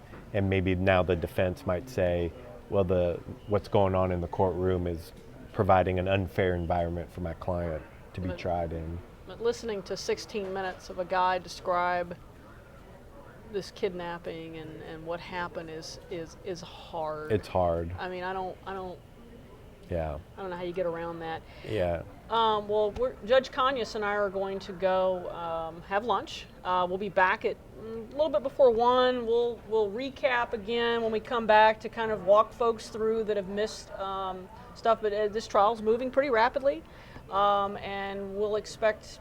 Did they dismiss the FBI agent? Did he not? Did they? No, he's going to come back because they're going to play another recording. Mm-hmm. I see you're doing a better job keeping up. All right, we'll be back at 1 o'clock or 5 minutes to 1, and we'll answer any questions you guys have out there. So if you have questions, just post them, and we'll answer them when we get back. We appreciate you watching, and we'll see you again.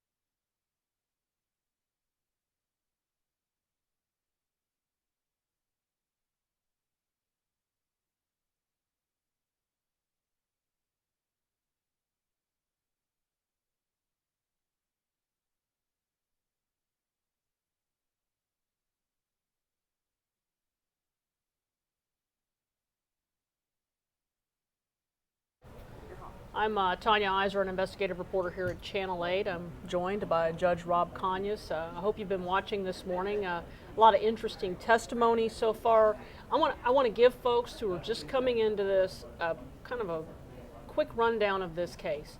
So Shavon Randle was a 13-year-old girl who was kidnapped from her home in Lancaster back in 2017. The man on trial, Desmond Jones, is one of the people accused in that kidnapping and that killing. He is charged with engaging in organized crime. That's a first-degree felony that allows basically the prosecutors to bring in the other alleged bad acts of other people. There are 3 other people who have been charged with engaging in organized crime in this case. 2 of them are set for trial this summer. The 3rd one is currently in federal prison on gun charges, I believe. Judge, kind of talk folks through what we've heard this morning. What stands out to you? Well, I think so far what we've heard so far is the prosecution laid out in a 45-minute opening statement all the evidence they intend to bring against Mr. Jones, and like you said, because it's a conspiracy. There's a group of people all doing bad things, and that led to the kidnapping and murder of Shavon Randle. But so far this morning, the prosecution has brought a special agent from the FBI who interviewed the defendant, Mr. Jones, more than once. I think 6 or 7 times, actually. I think they said 6, but a lot, and then they played this recording. Right, which elicited Mr. Jones's statement about how the kidnapping happened, how the murder happened inside the home, and that Mr. Jones took the special agent to the house where the bodies were ultimately discovered. That's pretty strong evidence so far. So I think the DAs have started out very strong in this case. And like we said earlier this morning, the defense, we haven't heard anything from the defense. They didn't do an opening statement. They have hardly objected, and they haven't really asked many questions of the witnesses so far. So it's hard to know where they're going to go with this, but they may be looking at this case more as a punishment, be leaning on my client because he helped the police with the investigation, more so than our guy is innocent defense. It is hard to argue innocence when you've heard the things we've heard so far. Sure. Yeah.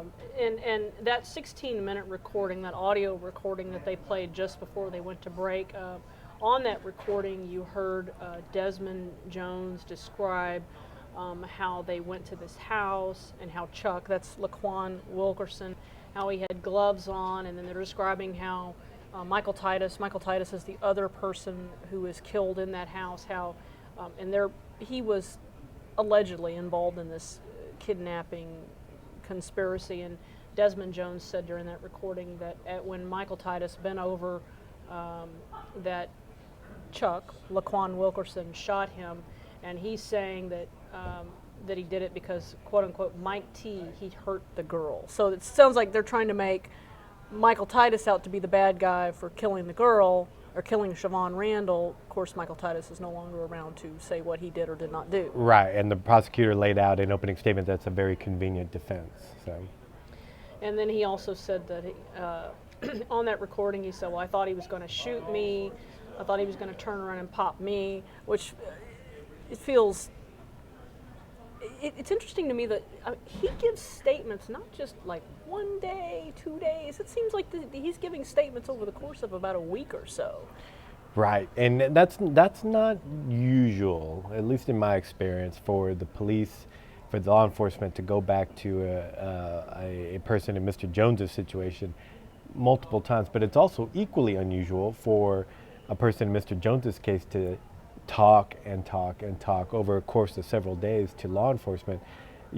Most cases, they either stop talking or they ask for a lawyer at some point. It doesn't seem like he ever did that, or if he did that, they haven't told us that. Right. If he did that, we have not heard that. It's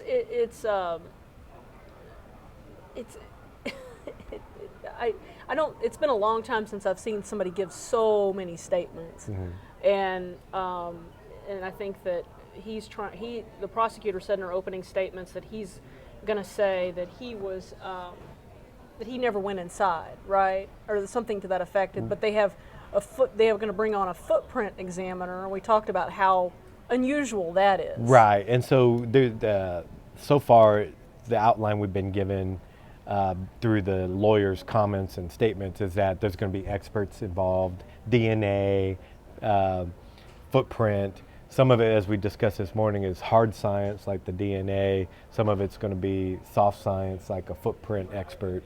So, but it looks like we're going to be hearing from those folks.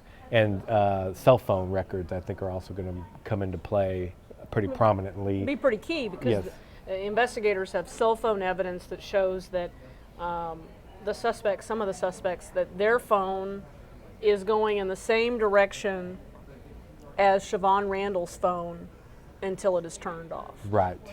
And I don't know if it's fortuitous or luck or whatever, but a 13-year-old girl having her cell phone on her when she's abducted, it's going to turn out to be probably very strong proof against her abductors. Well, and these days kids have cell phones. That's true. My 8-year-old would like to have a cell phone, and I'm not allowing him to have one yet. Now, folks out there on YouTube, if you guys have questions for Judge Kanyas, or for or things that you didn't catch this morning that you want an explanation on, we're happy to do that.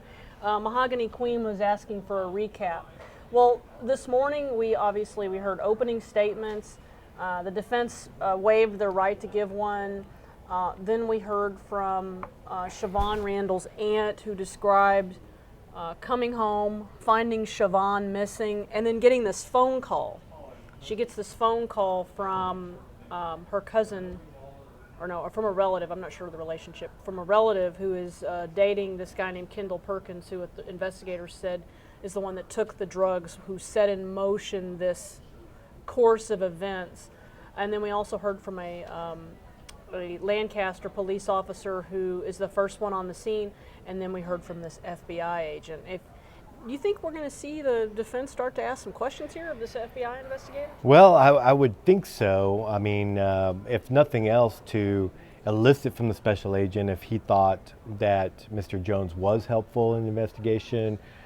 Did they have other leads? But for Mr. Jones's assistance, would they have discovered the bodies or have gone as far in the investigation as they did? I mean, you did hear from the prosecutors this morning that there are still other people that they know are involved but haven't been identified. At least two. At least two. So could there have been more unidentified people if Mr. Jones hadn't spoken up? So you could see the defense go that way. If they start asking questions along those lines, then that's a signal, at least to me, that they see this more as a punishment stage case where they're going to ask the jury for leniency versus a guilt innocence where our guy's innocent. He had nothing to do with this. And explain to folks, under the law of parties, he doesn't have to actually be the one that kills her. That's right. Under the law of parties in the state of Texas, if you assist in a crime, you're just as guilty as the people who actually did it. So if you go into a bank and to rob it and you're just holding the bag of money, but the other guy has the gun and shoots the teller, you're just as you might as well have been the one that shot the gun. You assisted in that offense. That's what's going on here with the engaging in organized crime. That just makes it a little easier for the prosecution to go down that path and bring in the bad acts of his conspirators. Right, because if you charge him with murder, then it's not so easy to bring in the other acts of other people. That's right. And if you charge him with conspiracy, it actually lowers the punishment. Engaging with a criminal organization increases. It doesn't need to be increased here, but it brings in the other bad acts of the other players. Okay, Katie Spagnola asks, what is the defense saying Titus's motive was for hurting Shavon? Isn't Titus the one that was also scared of these men coming after him as well? So far we haven't heard a motive for why Michael Titus would have allegedly hurt Shavon. Michael Titus did send, they're starting to talk about some matters in the court. Michael Titus did send a text message to his girlfriend saying he was afraid that he was going to be hurt. So let's listen to what's kind of going on here in the courtroom right now. I think the jury's about to come in. Mahan. I'll answer to anything. Is it one syllable the way you say it? So Mahan. Mahan? So depends. if you're in Texas or up north, how it's Well, I gotta say pronounced. the way you say it, I got practice. No, I don't take offense. So. I'm layman's even, so it's, I get it. No, down here it's usually Mayhem. So. Larry Mayhem. What Yeah, do you exactly. say, how do y'all do y'all? Call you up north. You all? Use guys. Because I kept like, right, so I'd be like, no, not you, but He's y'all. not that far north. No, I'm still considered south. So you're gonna get her to work in some of the wire? What's that? I said the The wire. show, The Wire, are you gonna get some of that? She got it in a little bit. I said Come Baltimore. on, he was in Baltimore forever. Is it Baltimore or Baltimore? Oh, God. If you're from outside of Baltimore, it's Baltimore. But if you're in there, it's Baltimore? Yeah, they put a little. Get rid of G. Yeah. Baltimore. What about the Western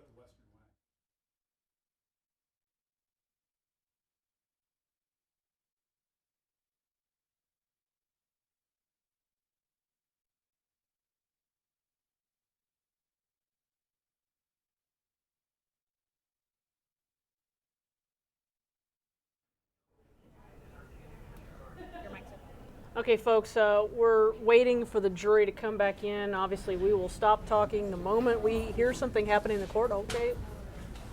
Okay, I think maybe the jury is being brought in. The jury just walked in. So we're about to kick this back off. It should be the FBI agent, Michael Mahon, I believe is how you pronounce it, will be back on the stand. They have played. They've heard testimony from him, and they've also played this 16-minute audio recording. Please be seated. Okay, so let's listen to this.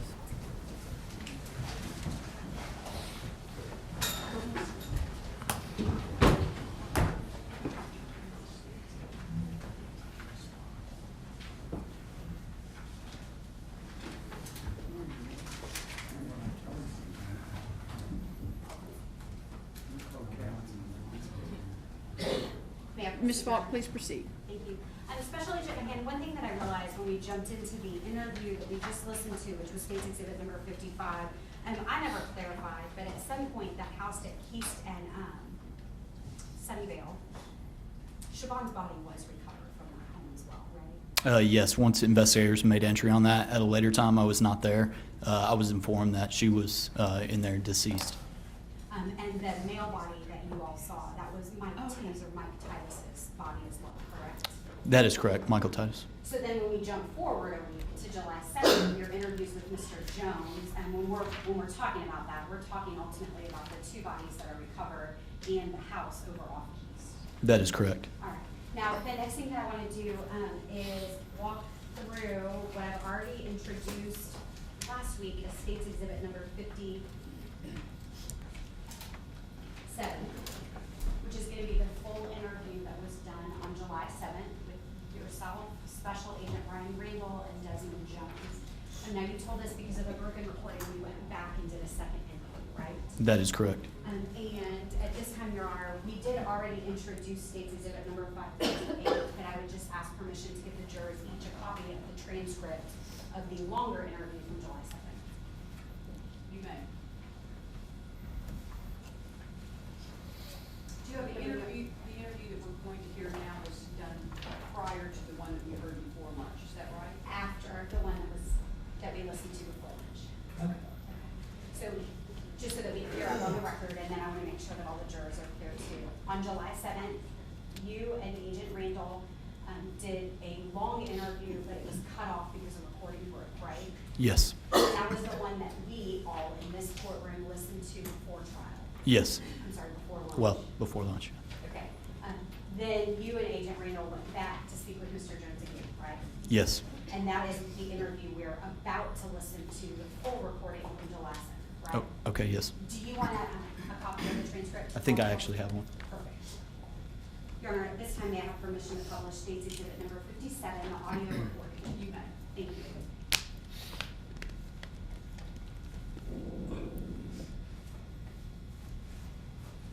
Yeah, I just put the last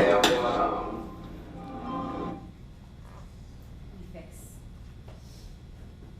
It's always too loud or too soft, never just right.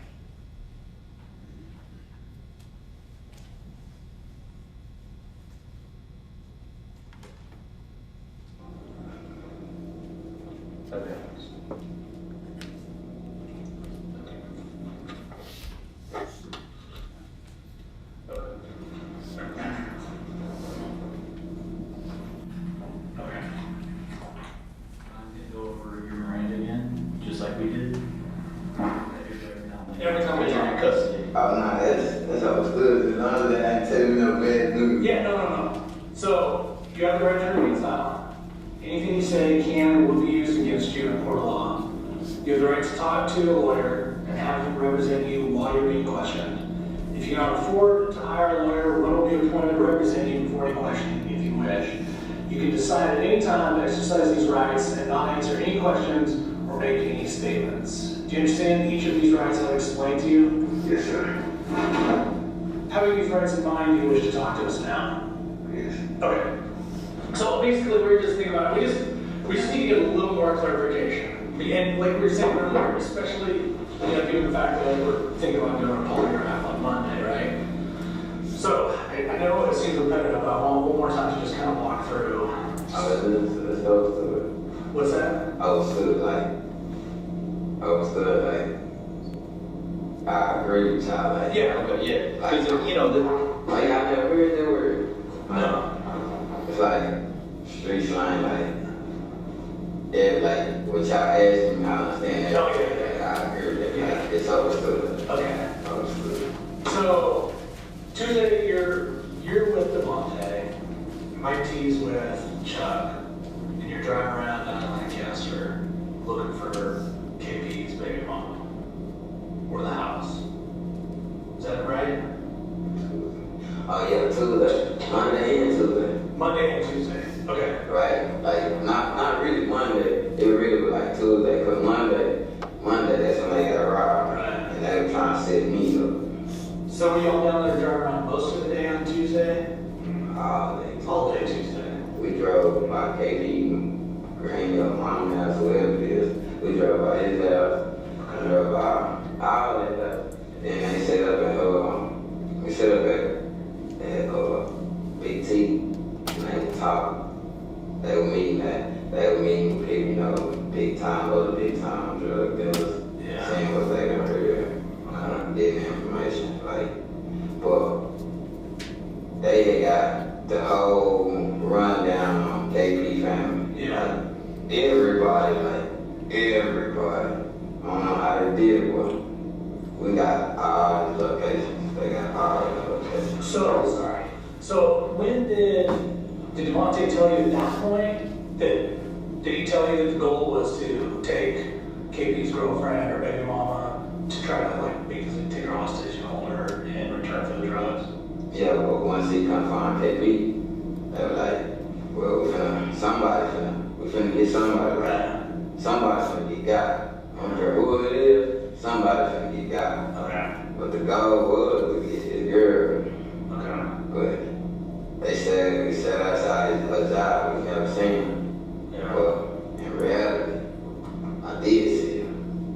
I just didn't say nothing. When you were up in Irving? Yeah. I just didn't say nothing because, that's not my type of line of work. Yeah. Kidnapping, that's a bad charge. But at the end of the day, it was either do that or die. Yeah.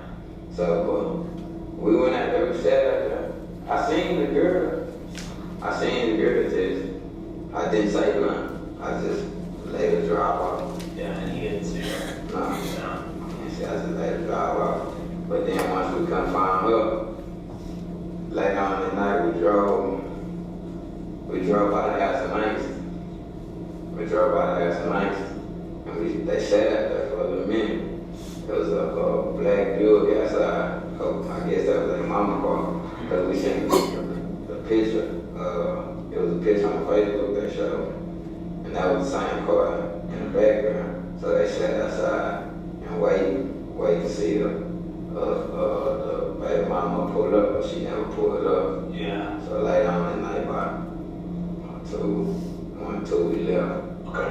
1 or 2 in the morning, like Tuesday night, Wednesday morning. Yeah, we left, went back to Devontae house, and we sat in Devontae and Chuck went in the house.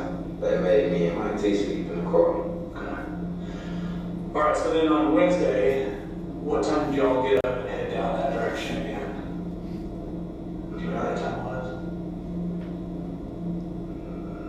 Between 9 and 11. Okay. And so when y'all head back down there, when you leave Devontae's house, it's you and Devontae in Devontae's car, Mike T and Chuck in Chuck's car. car. Nah, my girl. In your girl, okay, that's right. Okay, that's right. So you go back down. So when exactly did they go take the girl? Like, where were you? Were you guys just scouting the place for the baby mama again? Yeah, but Devontae told my team Chuck to go knock on the door. Okay.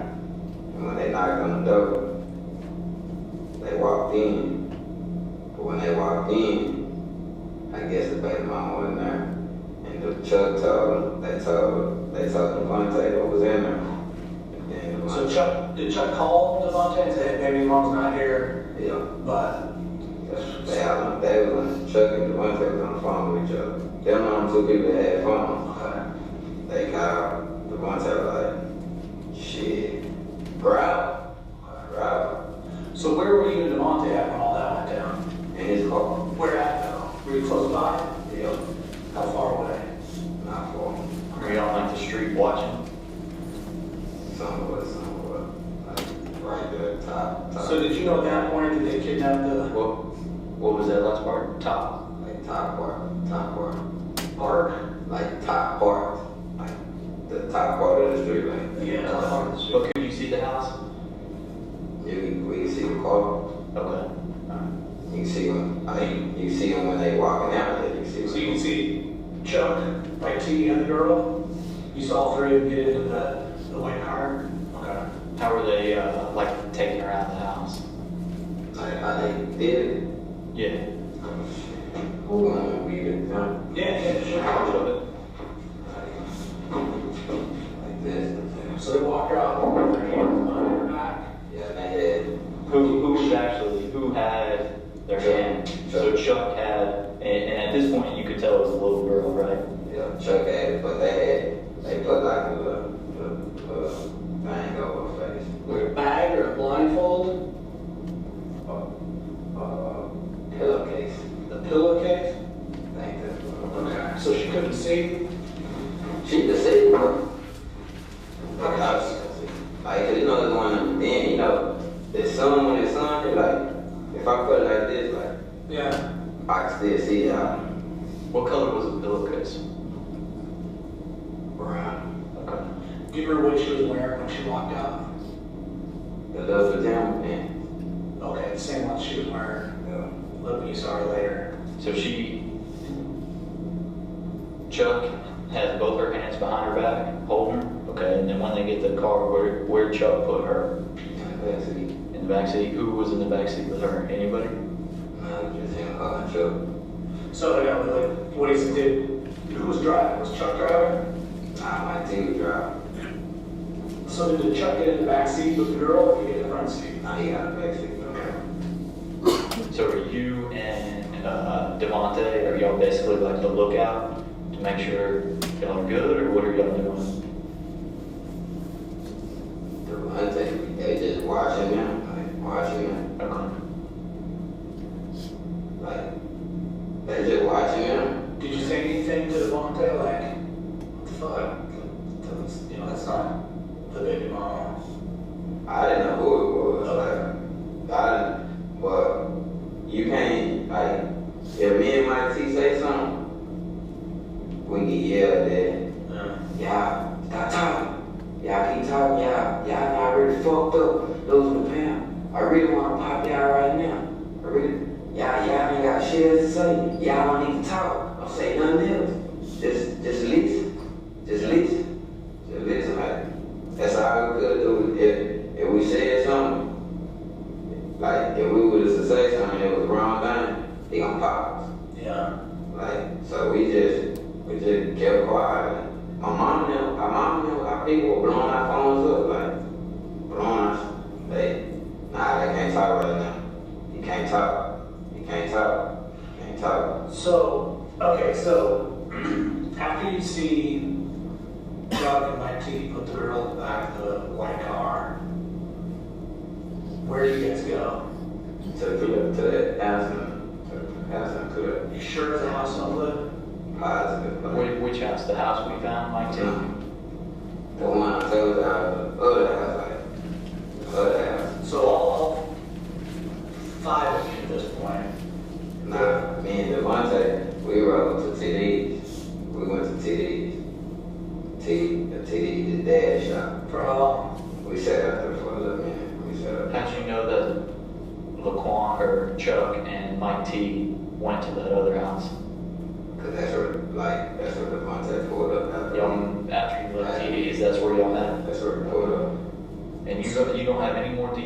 this house? It's a vacant house. It's like, I wish I could.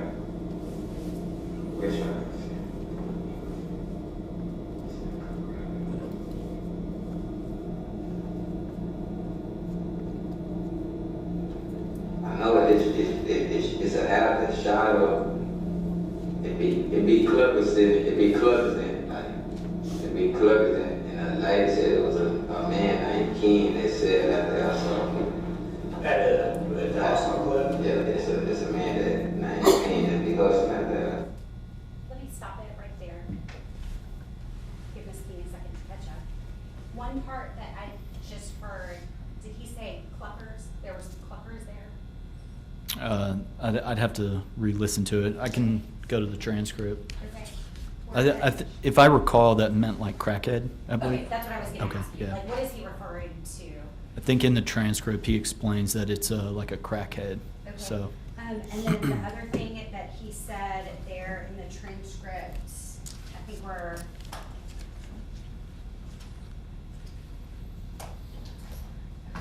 Crystal and I have different versions of it, so. Okay. Whose house did he say it was? Did he say King's? I don't know. Let me go back. I'm gonna Okay. rewind it just about 15 seconds so that we can listen in particular in that part, okay? Okay. Like, he hustling at that house. Is it a vacant house? Yeah. Wish I could.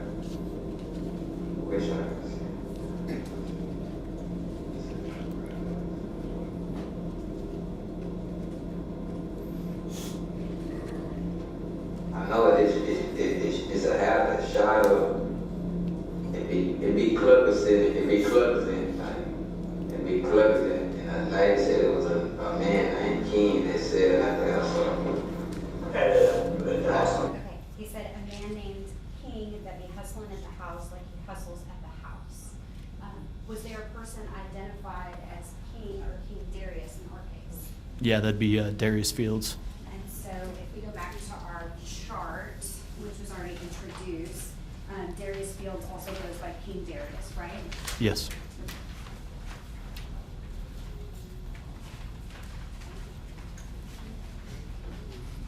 Yeah, it's a man that named King that be hustling at that. Like, he hustling at that house. Is it a vacant house? Yeah, it's a vacant. It's a vacant. You know what the intersection is?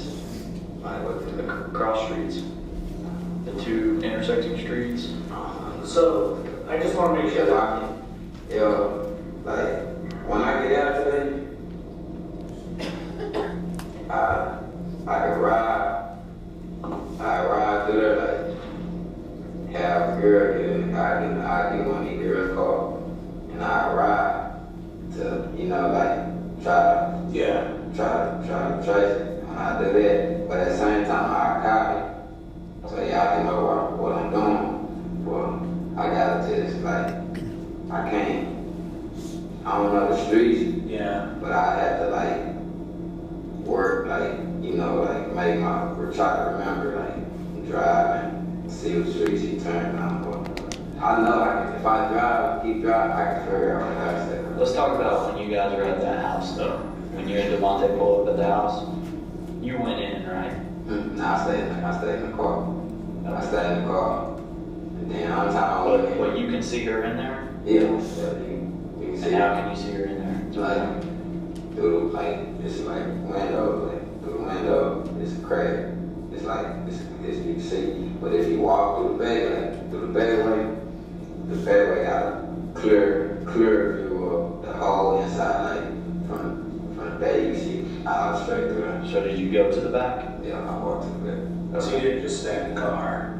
Like I got out, I had the business. Okay, so when you went to the back of the house, you could see her in there? Describe what you saw. She was calm. Was her hands bound or anything? Was it tied or handcuffed? And some wires So were her hands in front of her or behind her? behind. And they were tied with wires? Like what that is. Like telephone cord? Yeah. Exactly what it is. What color was it? White. White cord? mom was white. I can't remember, probably she had a blue or something. Okay. Did she have a blindfold on or anything like that, or a pillowcase still on, or was that? I put her face out. What about her legs? Were her legs tied? That was in, the cable cords too. So, like together, like was the cable cord wrapped around her ankles? Yeah, but they was tied like that, and I think when they moved, now it was not on effect, and that, it wasn't, it's just her arm was tied, and she was facing, she facing this way. Was she sitting? Yeah, sure, like, she facing this way, like, I don't think she could see this, or, wow, like, Did you see any tears or anything like that? No. she was calm. No bruises, nothing. Didn't look like she'd been beat up or Nah, like, she was calm. Like, you wouldn't even know, like at first, you couldn't even tell, like, cause the little girl, so she was so calm, like. Did you ever try to talk to her? I ain't get, like, the one time, he kept giving up, like, the one time, he Chuck and Mike T with, like, Mike T and Chuck stayed with her all the time. Like, the one time, he didn't just dip off and he ride. And we in the streets, he in the hood, like, the one time in the hood, like, he's he got, like, whoever they pull up on, whoever they call him. Hey, such got, say he got 10 of your pounds. They just got, whoever, he said, KP got it, he split 10 and 10s or something, but they just got robbed for the 10 pounds that KP gave them, the KP gave 2 people 10 pounds apiece, but they got robbed. Right after KP gave it to him? Yeah, they got robbed right after KP gave it to them, they got robbed. But come to find out, they got robbed from some people I know, like, I don't run with them, but I know them. Well, you know, I'm not saying nothing. I ain't say nothing about that, but, you know, they would automatic pop. Yeah. They would automatic pop, like, no questions, no ifs, ands, or buts, like. So let's go back to Wednesday though. Let's go back to that, being at that house. How long were you guys at that house? That one house. Where the little girl was, the old stash house or whatever? That was everybody. How many? That They didn't answer that question at all. was there for about two, maybe 3 Hours? probably. 2 hours? Probably 2. Then the one time they called Chuck and said, like, Chuck and him, me and the one time we were just sitting at TD. We were just sitting there and he talked to the people. Then he called Chuck and was like, I gotta move. He moved, so that's when they moved it to the other house. What time was this at?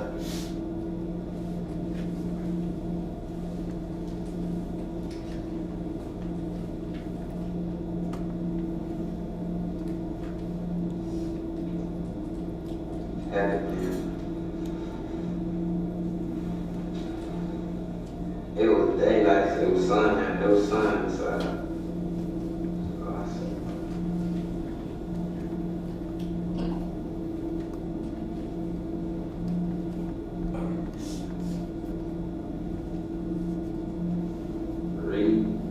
Maybe 4. Okay. And were you with them when they moved her? But when they moved it to the house, Yeah.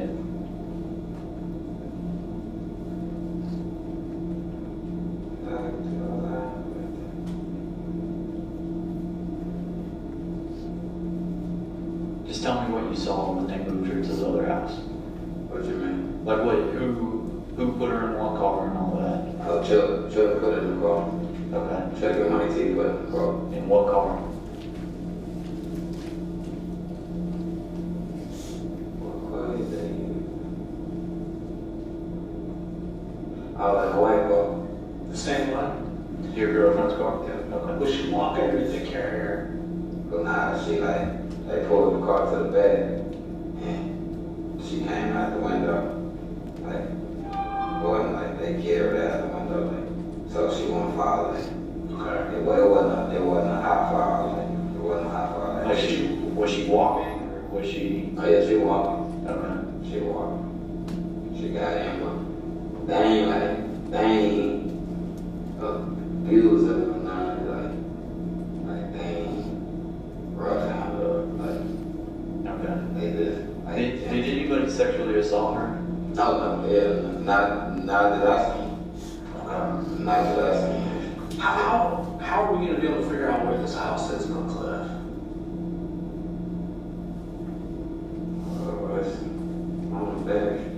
I don't know, but we can ride. Like we can get. I'm waiting on the judge to finish my paper. Okay. She just already talked to me. She said, since I've been at the time I've been sending her, I time served. Okay. So when we get, I should be at what time it is? 3. Should be at about 5, 6. Yeah. 5, 6. You got a little bit left. So, all right. So then, We can ride around. all right. Well, let's keep going then. So let's talk about the 2 hours that you guys are at this old DeMonte's old stash Nah, house. we left them. It was on a trip. Okay, so you and DeMonte left. Yeah. Okay, and y'all went to TD's. Yeah, we rode around, we went to his partner's house. but now, if you saw them load her up to move her, did y'all go back or did they leave at the same time? Nah, we had to go back, we went back. So you went there.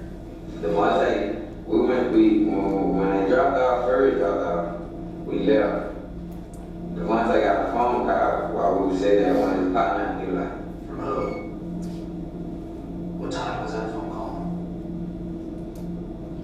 had to be about, I don't know the time. That's what's killing me, the time. I don't know the time, I just know it was daylight, that's how.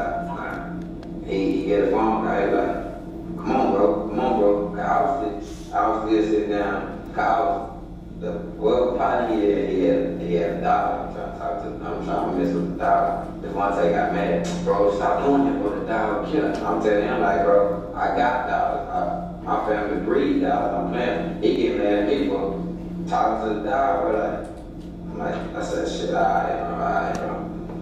So his partner was tuning up his gun, twisted like tighten the gun up. Alright, so we're trying to, that's what we came at, just to make sure we got this straight. So you guys see them take her, they take her to this house on the cliff, you all show up there together, and then you and DeMonte leave because he gets a phone call, right? Nah, he just left. Yeah, He just left. when he get the phone call, he was pulling back up to. Y'all were at TD's. Yeah, he was pulling back up to Then that. y'all went back to the house and you got the They phone call. told Chucky like we gonna move. But at the whole time, I'm thinking it's like KB baby mama. Right. Like I didn't know it was a little girl. Okay. Like if I knew it was a little girl, I probably would have said something like, nah, bro, y'all can't do it. Nah, hell nah. Like I would have took that chance of a dime for that little girl. But fam, like that's a little girl, man. Y'all can't. Yeah. You can't. I would have took that chance. So you see him load her up then the second time, and then do you all follow them to the house on Keys? Yeah. Okay. So, Tell us, where do they put her in the car? She back seat. Okay, and who's in the back seat with her? Chuck. And who's driving? Mike T driving. Chuck. Mike. Chuck. And this is the white car? Yeah. And we in the Monte car. The Monte dropped them off. Who's driving DeMonte's car? DeMonte? Yeah, DeMonte. Did you ever drive DeMonte's car? Nobody driving. So when they drive them off, I took the white car. okay, hold on, let's stop there. You say they dropped them off. So you mean when they got down there to the house on Keys? Yeah. What happens then? Chuck and Mike T in there with the girl. So Chuck and Mike T and the girl all get out of the white car and go into the house. And they in there. Did you see them go in? Yeah. Okay, so you saw those three go in. Yeah. And then what happens? They sit in the house. They sit in the house. How long were they in there? They was in there for a little minute. Were you in there? Nah, we left. Who left? Me and DeMonte. Did you take both the cars? Yeah, we took the car. That's when we got the So you car. let the three of them in the house without any cars? No car. They just sitting in there like, they was sitting there. Okay. They They was sitting there. Did she walk in the house on her own? But like, The little girl? she walked up the stairs by herself. Which stairs? The back stairs, like the back door. To get in the house? Yeah. Okay, so, and she's still tied, she's still bound? Her hands, Her hands, and they're tied by what? Still the same stuff? the cable wire. Like for the telephone line? Yeah, telephone line. Okay. So where do y'all drive to when you and Devontae took off? We drove to his house. He checked on his baby, did what he had to do with his kid. And I took the car back. And I was gonna stay Where did you take the car? to my sister's house. Okay. I was gonna stay, but the one time like, nah, you can't stay. And he was telling my sister, like, what's going on? What's going on? And he was like, him and his dumb ass pop lost 100 gold, over $100,000. Shit. I was gonna kill him. I was gonna kill him. He can't leave until I get my shit back. Like, he can't go nowhere until I get my shit back. Like, So- and he had the pistol right here. Like, he had the pistol right here. So Devontae had a pistol in his waistband? Yeah. Okay. He So what you're saying is, y'all went to Devontae's house, Yeah. and then you took the white car down to your sister's? Nah, we pulled up to his house. He checked on his baby, gave his baby mama some money, fed him, made sure she had something to eat, and we left. Did you leave in one car? Nah, we left 2 cars, 'cause we had to take the car back to my girl. Okay, so you took the car back to your girl, Yeah. And then she came, we dropped it out. and left it there. Yeah. Did you swap it out for another car, or you just left it I there? just left it because my sister don't have no car. And then you got in, The car was in Devontae, and you're still talking to Green the green price. Price, okay. Then where'd you go? We drove to the hood store. To the what? To the hood store, like, to my hood store. Okay. I bought me a Madden map. I got out and I told my partner,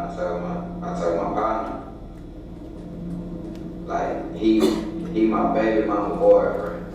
I told him, I'm like, shit, if something happens to me, watch out for my, you know what I'm saying? Watch out for my little one for me. And I just watch out, keep out my little one. Like, I'm giving them a rundown, like, shit, if something happens to me, shit, I'm trying to make sure my son's straight. Like, Who'd you tell that to?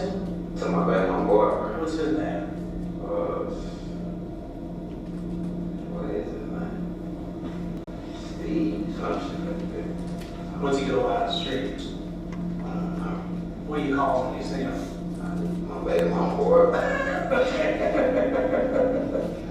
Okay, so y'all go to the hood store, do your thing, and then where do you go from there? He went back to his apartment. We just sat there for a little bit. I thought you took Mike T some water at one point. That was later on the night. Later on the day. Later on in the day. Okay. Tell us about that, when it happened. Was it light out or dark out? Dark.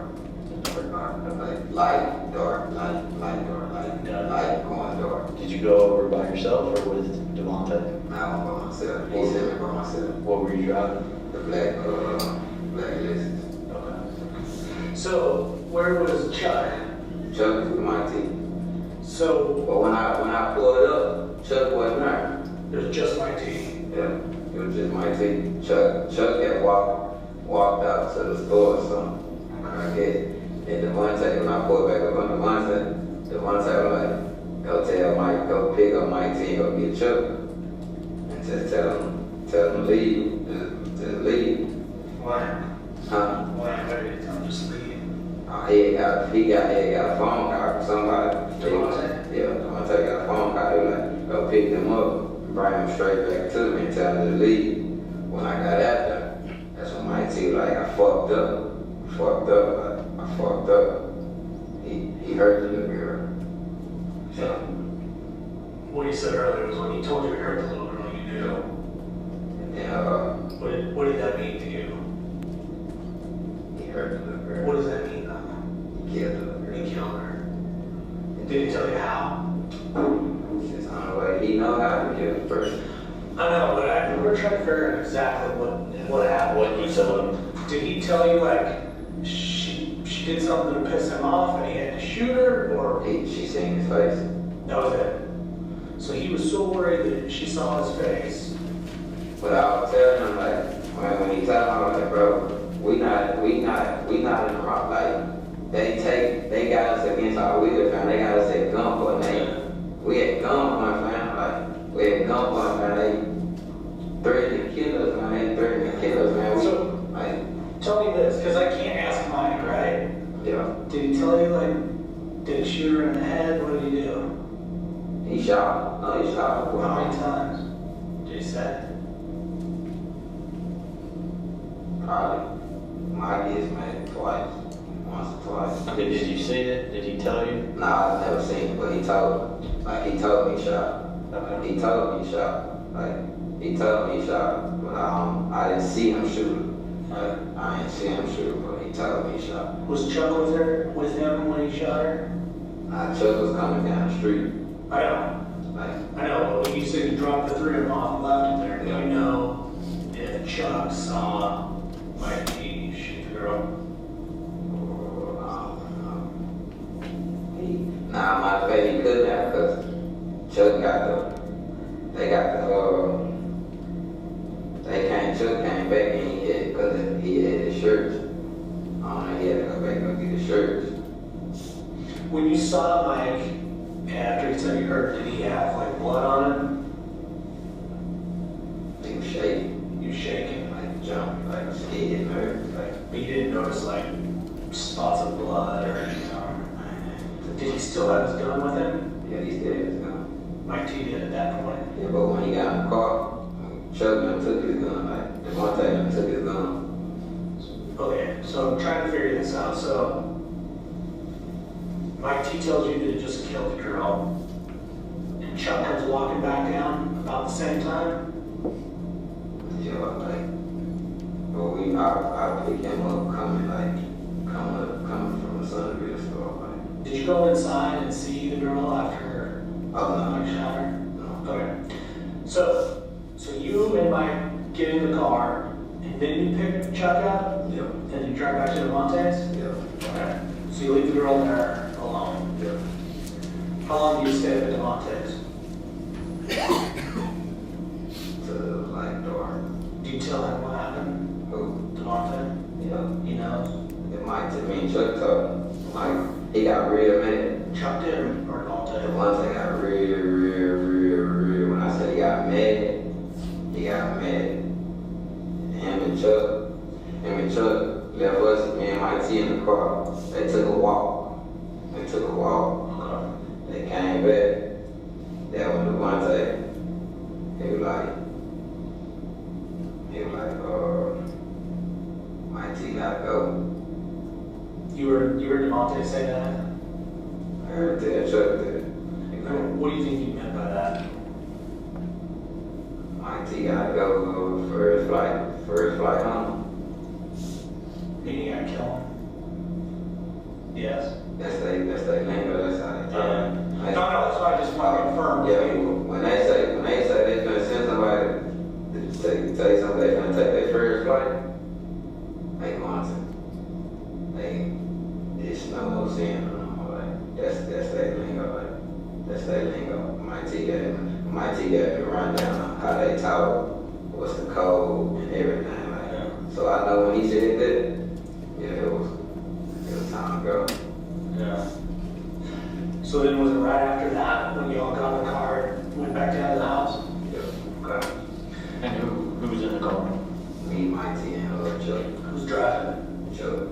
You and Mike T in the back seat? Yeah. Okay. Let's go through that again, just so I'm clear. Okay. You guys pull up to the house Yeah. and take us through that whole thing again, just to refresh our memory. When we pulled back up to that, Yeah. my T had a thing of bleach. Chuck. Did you? I don't know. I ain't had none. I was scared. Me and my T was scared though. He didn't even want to grab that Chuck, like, grab bleach, nigga. Like, me and my T didn't want, like, they had to force us to, like, we ain't want, he and my T, like, my T didn't want to do, like, he didn't want to do it, like. Did Chuck have a bottle of bleach? No, he took the one from my T. He took out my TV. Alright, so tell us about when you get into the house. We get in the house. What's the first thing you see when you get in Blood. And you're at the back door. Yeah. You just walk up the steps.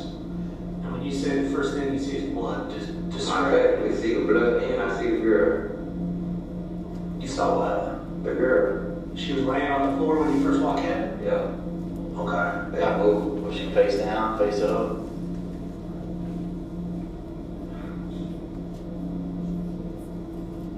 Like, solid. And is she in the pool of blood? Yeah. So like, I just want to make sure that we got this right. So you open up that back door and you walk up those steps, right? And you're standing right at the doorway. Like, how far in the room was she? Like, where you So about 4 feet or so? at? I'm a double. Okay. So about 4 feet inside, and she was laying right there, and there's a pool of blood, like right when you walk in. Is that accurate? What's that? I mean, is that right? Oh, yeah. Okay. Okay. And what does it look like happened to her? Does it look like she's been shot, strangled? Nah, she been shot. Okay, and where was she shot? I ain't the head. I ain't too much. I ain't too much like keep looking at like. Cause if I would do up, I would do up. I would do up. I can't. Alright, so you guys see the body, and then what happens? Took my team, moved the body to the room. How did they move it? Picked it up. They drag her, or did they pick her up and carry her? How they picked it up. So like, one of them had her feet, one of them had her hand. Do you remember which one was which? Can't remember. I said, Think about it. I mean, that's a pretty big deal. my T had on. Should have got her feet. Okay. So they picked her up. Are her wrists still tied with that wire? Nah, they took it out. They took it off. Do you know if they cut it off or just untied it? Okay. So you saw them untie. Who did that? My T untied the arm and Chuck untied the feet. Okay. And are they saying anything at this time, like when they're doing this? Chuck just tell them, don't fuck up no more.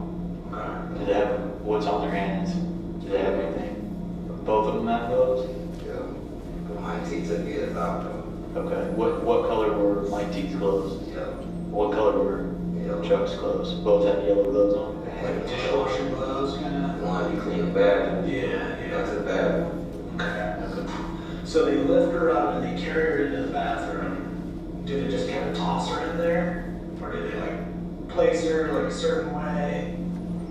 They just kind of toss her. And then what happens? They finished doing what they doing. Do they, when you say they finish doing what Chuck, they clean it up? Just finished wiping down. So were they getting bleach and pouring it on the floor? They were putting Chuck them had a They have towel. A towel. a towel? A towel, a shirt. One. What color was it, do you know? I can't remember what that color was that, but I know my T had a black shirt. A black shirt he was using to clean? Yeah, so how were they cleaning? Just so I know, were they like dumping the bleach on the floor and then wiping it? They poured it on clothes, like They poured it on the clothes? on the shirts and the towel. Yeah. And then wiped the floor with that? Okay. I don't know if I don't think they wiped the floor though. They didn't? They just wiped the woods and the boards and Okay. everything. Did they put any bleach on the girl's body or clean her up or anything, or no? Okay. But they're working on that pool of blood right there by the back door, is that right? They out in their room, What were they cleaning? like the wood. I guess stuff they took. Okay. I never did. The blood still be down Okay. there. I never seen. If they did that, Chuck must went back after they dropped me out. But I ain't seen him clean up the blood. Okay. So they clean up. But they say the blood, like people tell you the blood still not found. Well, I don't know. I'm just asking you what you saw that night. Oh yeah, nah, I ain't seen him found no blood. Okay. So then, while they're cleaning up the woods, that's when Chuck tells Mike T To clean grass. get that, grab that, and then he walked up, and when Chuck T bent over to grab that, Yeah, explain that. yeah, tell me how that happened. My T been down, clean and wipe it up. What did Chuck say though? You're standing there and Chuck T yells at him, right? What's he say? Chuck T. Or Chuck. Not Mike T. Chuck yells to Mike T. They were like, hey, come get this, come get this. He kept saying, my T, he kept trying to leave, he kept trying, he like, nah, one more time, nah, just one more time. Like, it seemed like he was procrastinating. So me and my T, we looking at each other like, what's going on? And that's when I see Chuck slip out the gun and put it right. Slip out the gun and took. And where did he tuck it? Under his shoulder? On his shoulder. His left armpit? Yeah. If it wasn't left, it was his right armpit. I look at my T, I'm like, I do my T like. Let me just pause real quick, just for a second. How did he get Mike T's gun? They took it from him. When? When they left the first time? Yeah, after that, when Mike T talked to one day, he had shot the girl. They took his gun from him? They took his gun. And he gave the gun to Chuck? Nah, Chuck had took the gun from. Devontae took the gun from Mike T. Devontae gave the gun back to Chuck, but we didn't know because we thought they threw the gun away. Okay. All right, I'm sorry. Continue. We thought they threw the gun away, but instead of them throwing it away, Give it to Chuck. he gave it to Chuck, and we didn't know. Well, I know Mike T gun. And you saw Chuck pull that out of his pants. Tuck it under his arm. And I was doing my T like, busy. But my T, he not too much catching on. I'm like, busy, like, Yeah. like, you know what I'm saying?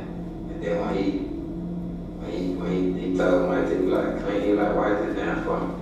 My T bent down, so he bent down, he popped. Kind of stuck. So, just like, Chuck, when Mike T bends down, you're saying Chuck kind of went up underneath his chin, shot him like from down to up? Yeah, it had to be Like the gun was pointed at the ceiling, just below Mike T's chin. Yeah.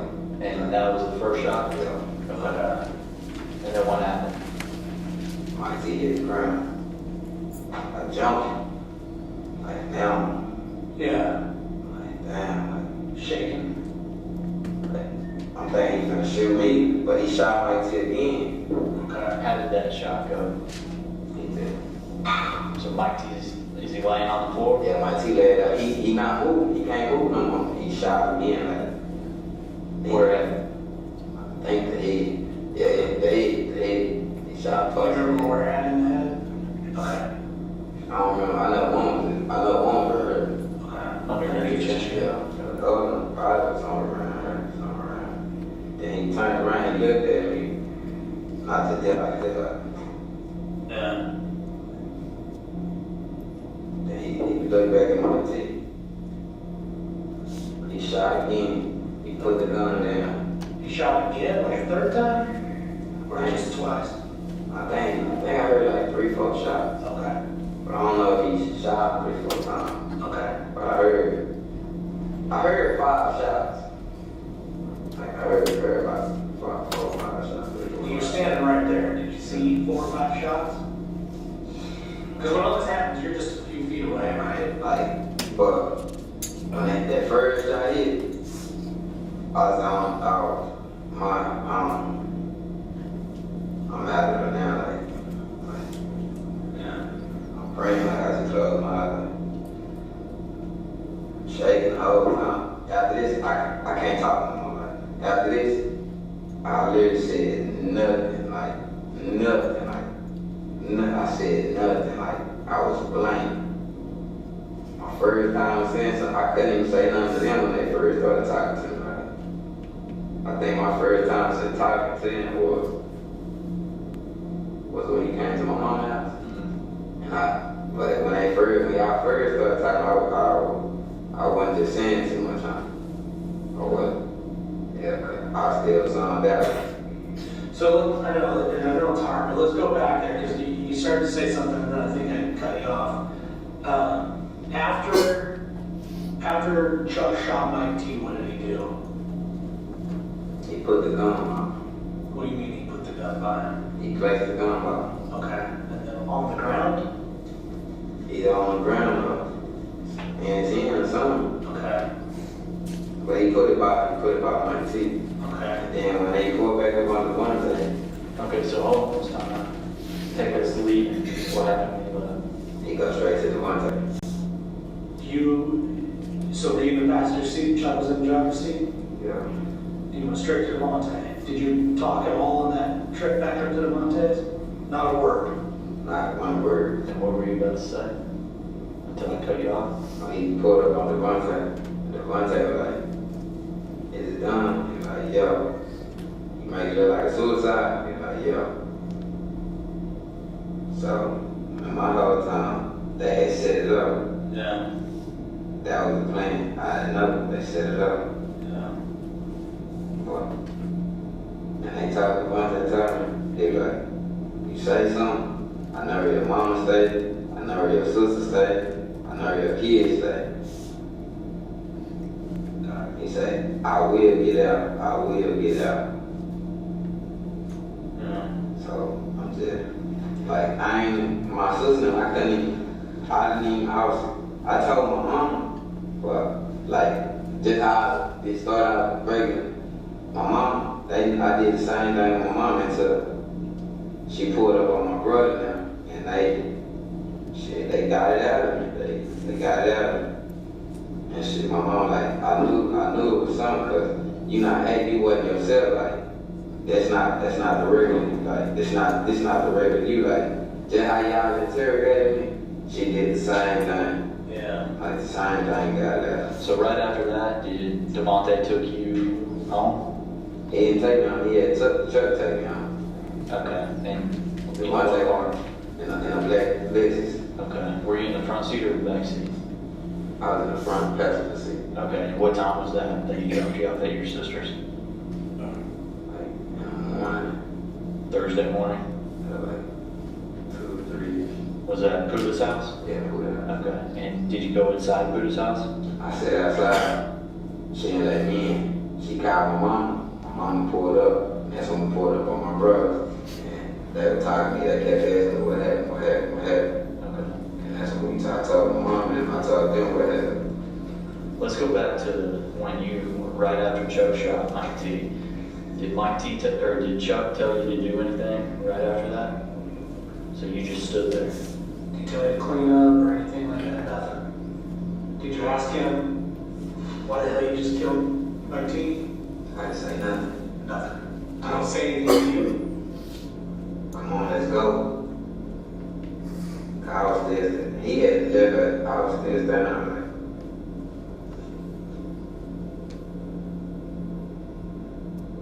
like, if he didn't force me to go, I would have sat there that whole night. I would have sat there, I would have stayed in the house, crying that whole night.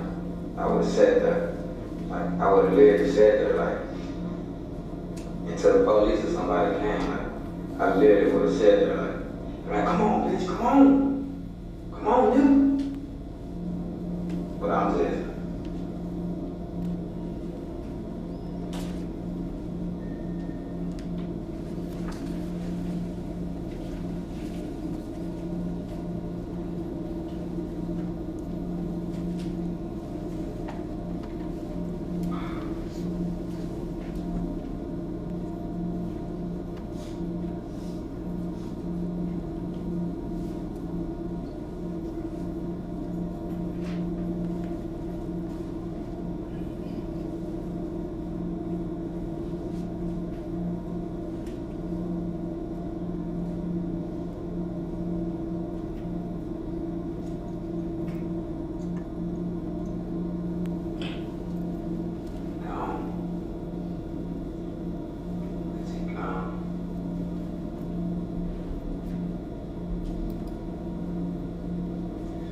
Did you have any contact with Chuck or Devontae after that? Is that a yes or no? I had none, I had none. Yeah. Pat, you guys probably already remember this, but do you know Darius Fields? probably seen, I seen him one time with Big T, but I didn't know who it was. But he just pulled up, nigga shine. Nigga was shine. What does that mean? Flash. What's it playing? Throwing money around and shit. He wasn't throwing money, but he had money. Expensive watches, expensive shoes. Yeah. When he asked you if you knew Darius Fields, you shook your head no, right? Yeah, I know. I don't know. I only seen him one time. Where did you just see him at? Do you remember? Big T. Big T. It's like a bazaar in Oak Cliff. Okay. All right, so we still want to do polygraph on Monday. Still is. Yeah. Is there anything else that we should know before between then and now? So it's like that. We gonna go back over one more time, or if y'all want to. Or, Anything that is still in you that you feel like is important for us to know, that's what he's asking you. they gonna tell us everything. Everything. That's good. No, we appreciate it. You know how it is. We've done this a few times. Well, you guys have. And, you know, him and I got in the car and we're driving and just talking. And we're just like, man, there's just a couple things we want to just go clarify. So, Because we weren't there, you know. And the only person that was there, you know, was you and whoever else was. So we weren't. So everything. Yeah, I'm pretty sure I'm giving it out. Yeah. Okay. If not, we can keep going. Or yeah. just. I need a black. You good? So you sure I can't smoke? Dude, this isn't our house, so we have to follow their rules, man. If we had you over at our place, I'd get you something, but not here, man. They're This weekend. I thought you meant right now. Oh, nah. I need something. Cause every time I think about it, Well, let us do this. Let us step out and chat for a little bit, stay in here, and then we'll come get you in a second, all right? So.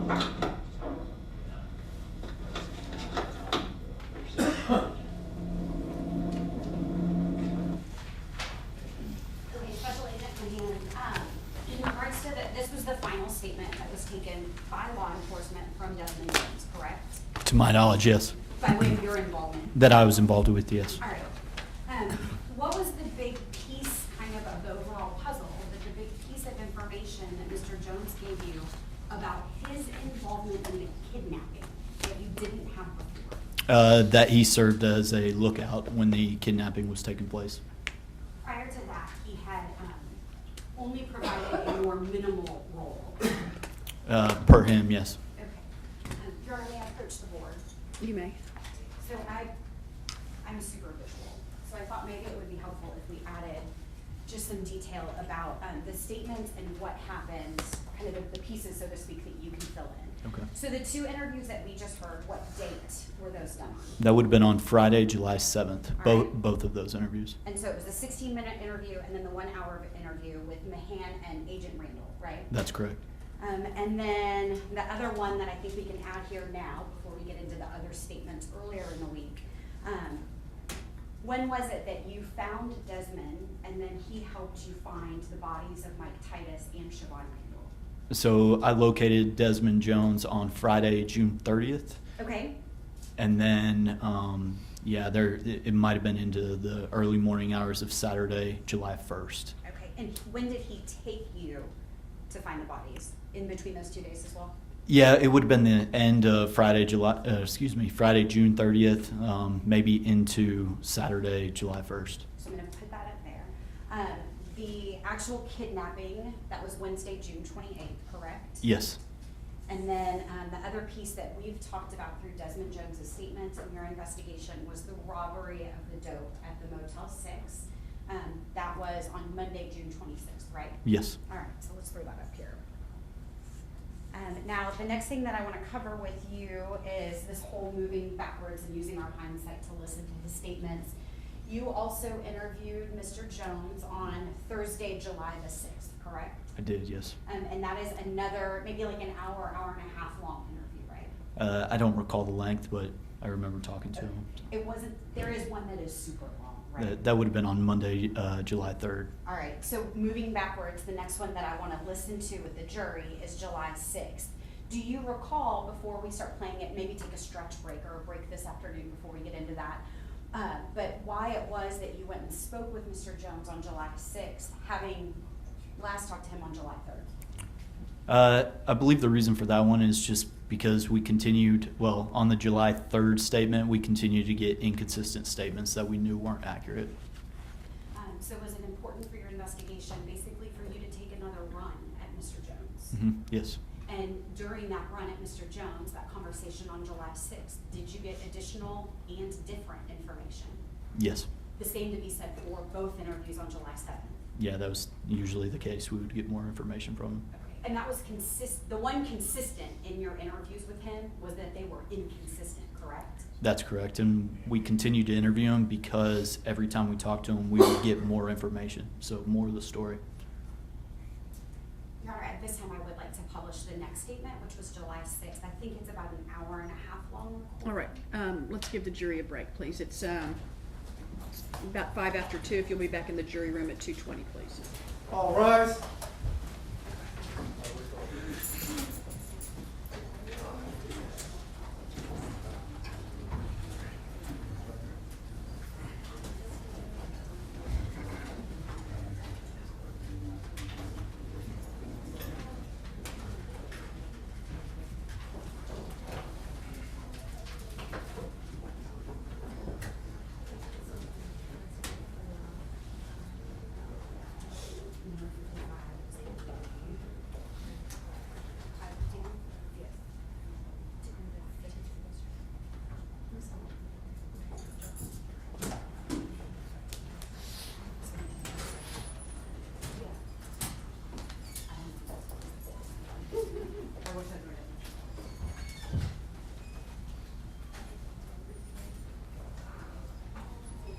So we just heard about a 1 hour interview with Desmond Jones that the FBI did July 6th or 7th, which would have been 5 or 6 days after he's taken them to the bodies.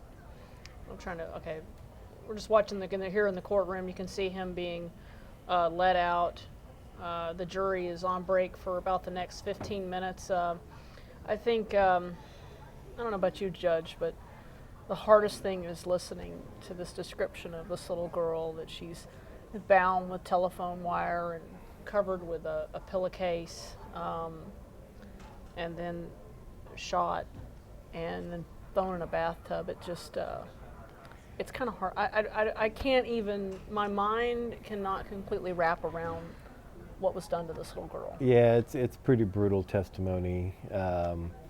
You know, in a courtroom, you can't really avoid it, right? You got to tell the good, the bad, and the ugly. And sometimes it can be very hard to hear. We didn't obviously get into the voir dire part of this trial where you first bring in the jury before they even know anything about the case, all 75 prospective jurors or however many they brought in. And then that's kind of the point where the lawyers and the judge begin to tell them that this is going to be a pretty tough case to listen to, and they can't tell them any of the evidence, but they start to prepare them for, you know, it's going to be hard evidence to look at. And they haven't even gotten into some pictures, which my guess is the prosecution's going to show. But it's going to be a hard case for this jury to listen to, not to mention what the family is hearing. And we've already had a discussion back here about that if autopsy photos are shown of Shavon Randle, that we are not going to, show those on a live stream. Sure. Out of respect for her family, and I don't think any parent would want something like that out there. I mean, it's awful enough what happened, but Right. we certainly wouldn't want to exacerbate their pain. Right. And this is, the recording's just further evidence, adding to what was this morning, that the prosecution is introducing, showing Mr. Jones's complicity with the case. I mean, there's not much doubt here, right? I mean, You know, it's hard, it's hard to rush to judgment on day one, before the DAs have even arrested, but they're putting on a pretty strong case against Mr. Jones, so far. They've started off strong. My guess is they still have some strong evidence to come. Again, we haven't heard much from the defense yet. It's not normally their time to go, so they haven't had their chance to tell their story. But it's hard to know what strategy they would come up with that would kind of rebut this, the own statements from their client. right, and apparently there's another interview that's longer than the one that we just heard. Right. So. Yeah, and I think the prosecution is trying to lay the groundwork that his story did change over time. I think they were making the point right before we broke here that in his very first 16-minute interview that we heard this morning, he was minimizing his role, and then in this instance, he's kind of upping what his role was. So I don't know exactly what I guess they're going. I think they're taking the interviews backwards in time, maybe showing that at the very beginning he was, maybe over time that he's diminishing his own role, which is not abnormal in a case like this. Well, and one of the things we heard in this last recording was that he is claiming that he was the lookout when they kidnapped Shavon Randle, and that he wouldn't have taken part if he'd known that they were going to kidnap a little girl.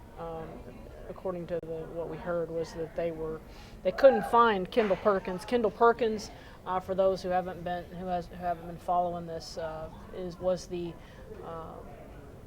person who was dating Shavon Randle's cousin, and he is accused of taking the drugs, the marijuana from these guys that triggers and sets in motion this awful set of events. And so he said on the recording, somebody's fixing to be got. The goal was to get that girl, but the reference to that girl was to the girlfriend of Kendall Perkins, but I guess they couldn't find her, so when they went to this house in Lancaster, they took 13-year-old Shavon Randle. And then he also described on that audio recording that that Mike T hurt. They're saying that Mike T's the one that hurt Shavon Randle, and that I guess because of that he had to go. Right. It was hard. It's really hard to hear the recording at some points, but I think you're right about that. And if that's the case, I find I'm going based on what the prosecutor said in her opening statement this morning. I think there was also a sense that Mike T was the one who betrayed the crew, gave up the marijuana, and so I don't know if in that recording, because some parts were here, if they made a connection with that he was the one who helped to get the marijuana stolen. Yeah, it's at various points in that audio recording, it's hard to understand exactly what's being said, but you can get enough of it to get a pretty good sense of what's happening. Yes. And I think for me, just listening to this description of this little girl being tied up with telephone wire and pillowcase being put on her head, I can't imagine being a parent sitting in a courtroom listening to something like that. For folks out there, if you're the defense, do you question this detective at all? This FBI agent? What do you ask? Well, I think if your strategy is going to be to ask this jury for leniency at the punishment stage, and I'm not necessarily jumping that far, but for defense lawyers, you sometimes look at your case and it's either a guilt-innocence case and you fight it there, or it's a punishment case and you're going to ask for leniency. And so just looking at the strength of the prosecution's case so far makes me think that the defense may be going for a leniency strategy. In other words, we helped you find the bodies. Yes, and that's the questions that if I was his lawyer and if that was my strategy, I would be asking this agent, how much of the investigation did you know before you started talking to Mr. Jones? And after you talked to Mr. Jones, did he get you this information? And then did it lead to that information? Just to kind of build the case that without Mr. Jones, you wouldn't have had a lot.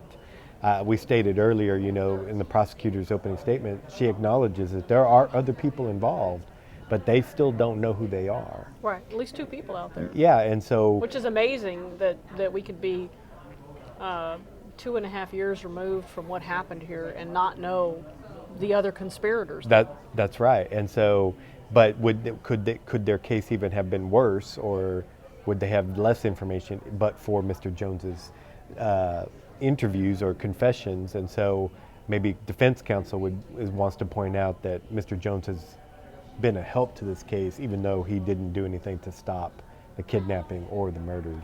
Yeah, because at what point does it go into your head, there's a little girl in the back seat. I don't think I'm going to take part in this. Right.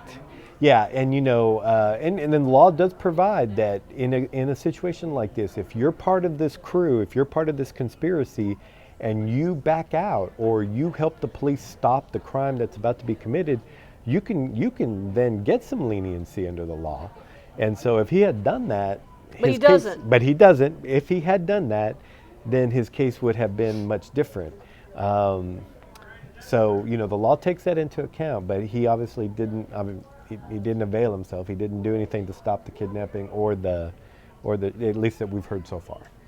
Well, it's interesting that we're not getting the sense that that anybody else was particularly giving statements to the authorities. I mean, his is the only one that I saw in the arrest warrant affidavits. Yeah, just going based on what the prosecutor said, it doesn't seem like anybody else has been talking.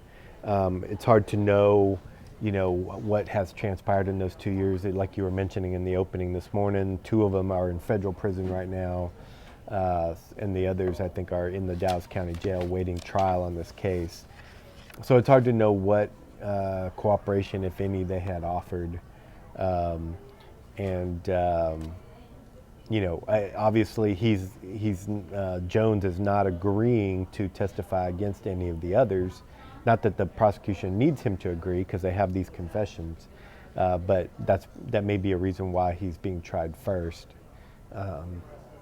and because his case may be the easiest for the DAs to prove because of the confessions. Well, right. You mentioned a couple of the other folks. So there are 3, besides Desmond Jones, there are 3 other people charged with engaging in organized criminal activity. Darius Fields was convicted in 2018 on federal gun charges, and he got 18 years. And besides what he's already been convicted of in federal court, he's charged with engaging in organized crime related to this. Laquan Wilkerson, who they keep calling Chuck, apparently that's his nickname. He's in the Dallas County Jail. He's set for trial in June. He's also charged with engaging in organized criminal activity. And then the third person is Devontae Owens. He's set for trial in July and also charged with engaging in organized criminal activity. And then LaPortia Polly, who is in the motel room when they take the drugs, she got 4 years in prison for buying guns for Darius Fields. Darius Fields was the alleged ringleader of this dope crew. He's King. King. I guess he's the kingpin of this crew. That's his nickname in this crew. Okay. Oh, well, that's literally his nickname. Yeah. Okay. So, yeah, that's right. They had it up on the Right. up on the thing. Right. We're starting to hear a little bit of sound in that courtroom. They did say they were going to come back at 2:20. The Judge Tracy Holmes, is running a pretty tight ship here. Do you know her? I do. She and I were elected back in 2006 at the same time, so we were judges at the same time. She's obviously still a judge. Yes, I know her very well, and she has a good reputation down at the courthouse. She's obviously running a very tight ship. You can tell, just for those who are interested, they obviously, the lawyers and the judge had a meeting sometime last week where they went through a lot of this evidence and pre-admitted some of it. So a lot of the where you might have heard in other cases where the lawyer gets up and says, "Judge, I'm introducing, exhibit." It's obviously all happened. It's already happened. They've already had those They've discussions. streamlined the case, so to speak. And that's very much a credit to the judge to just say, "Hey, let's not waste the jury's time with all these administrative things. Let's take care of that beforehand, and then when we get to trial, we just go straight through." My recollection in the Amber Geiger case, and it was that a lot of this happened in the courtroom. Right. Yeah, and every judge is different. That was a different judge.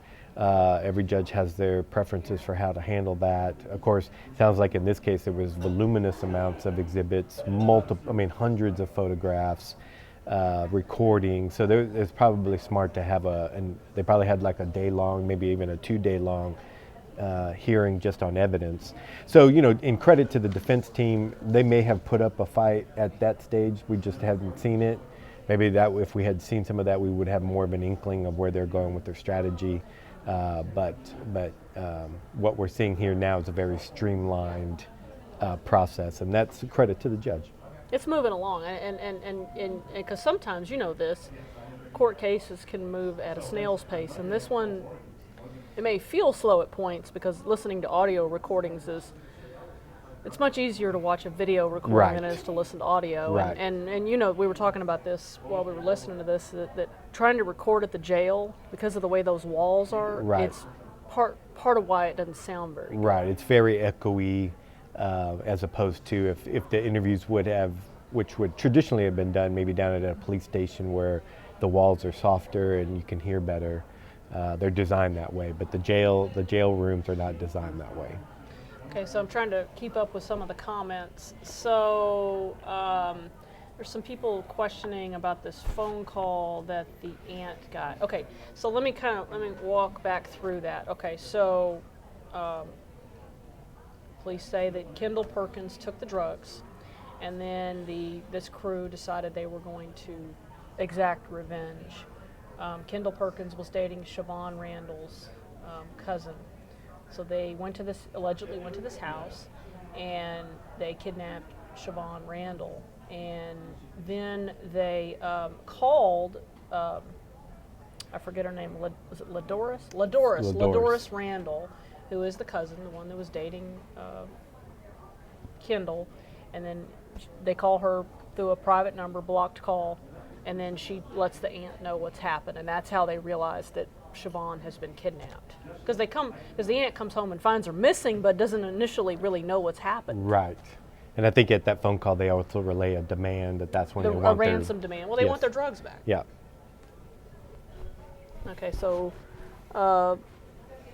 Desmond Jones has just come back into the courtroom. Presumably, we won't see them, but the jury will be coming back in. I did check with Rebecca Lopez.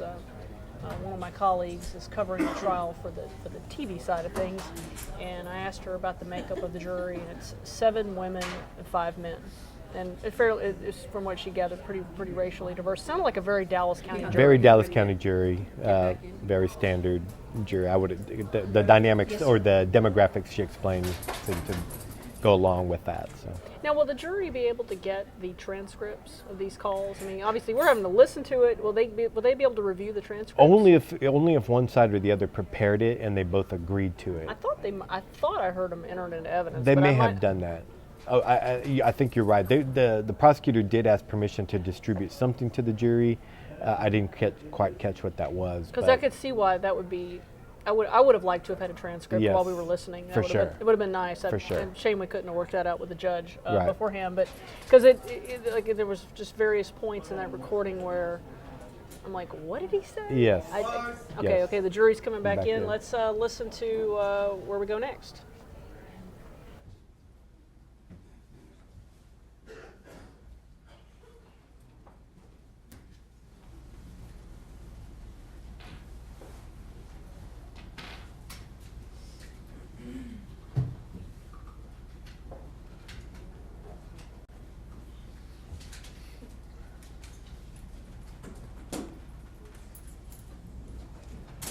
Please be seated.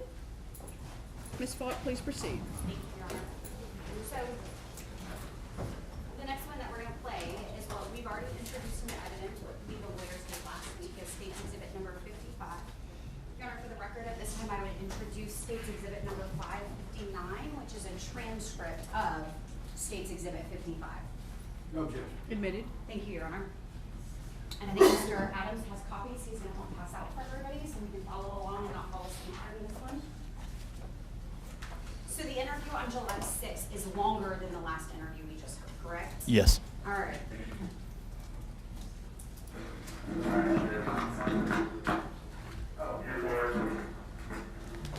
sign right here on the page.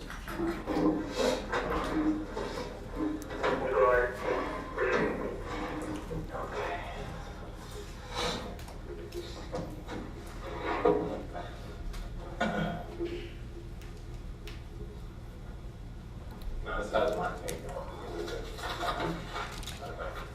Okay.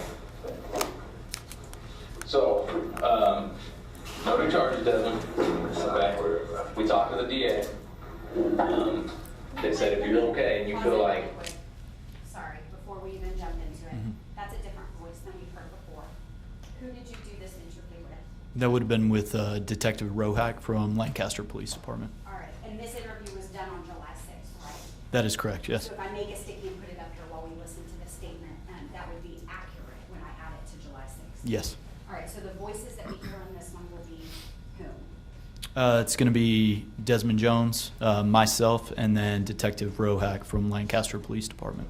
you're gonna be okay out of town, that's fine. As long as you're not planning on trying to run on us or anything. Nah, I'm cooperating. I'm Okay. staying in touch with you. I Yeah. tell my Okay. T-Jones and everything. Yeah, and this, again, we're here, we wanna know, everything that happened to Mike T, okay? We're gonna start talking to that here in a little bit. Yeah, I started recording on it. We're gonna talk about a phone in a little bit that we're gonna give to you, we're gonna put it in your property. Also, we took your property, so just because we have to clarify everybody, we have to take everybody's property and run DNA and check everything, so you don't have any clothes and stuff here. But I'm gonna get out of here, and I guess your T. Jones, is that who I should call to have her bring up some clothes to put in your property? Oh, so I ain't have no gloves? No, sir. My shoes? Yes, sir. I don't have shoes? No shoes. And I'll explain all that in a little bit as well, okay? I'll explain why we took that stuff too. All right? I probably for evidence. Yeah. So, again, we would like to, go over some of the stuff you already talked to us about, clarify some things. In order to do that, because you're in jail and you can't go anywhere right now, I have to do Miranda, okay? Same thing, when I read it right, I'm gonna ask you if you understand, a simple yes or no. Do you understand? I understand everything. Okay, remember, yes or no, okay? Okay. You have the right to remain silent and not make any statement at all, and that any statement you make may be used against you at your trial. Do you understand? Yes. Okay. Any statement that you make may be used as evidence against you in court. Do you understand? Yes. You have the right to have a lawyer present to advise you prior to and during any questioning. Do you understand? Yes. If you are unable to employ a lawyer, you have the right to have a lawyer appointed to advise you prior to and during any questioning. Do you understand?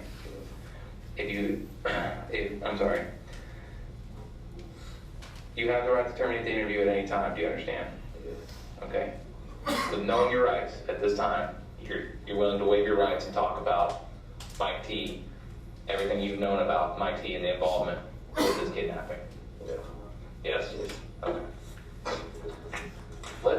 We want to just back up, and I know you've told it a million times, and we've gotten some clarification of stuff. Let's back up to, and before we go, this is the warrant you already booked in. I think we're going to figure, because you said you already bonded out, right? I'm bonding out. They supposed to be bonding out today. Okay. We're going to go give it, this doesn't put you bond. I think that the reason they were holding you is somebody at the jail, the first jail you were at, messed up a warrant number. So I had to go get a new one. Oh, that's why I had to hold on my bond. I think so. Nah, but they told me I had to hold because, I had some tickets. Oh, is that what that was? Yeah, but my mama I'm going to try to go make that situation on our end too. Yeah, So before, I don't want you to see this and think you had something new, okay? I just seen 1,000. Okay. All right. So starting Wednesday morning, first thing you remember, start from there.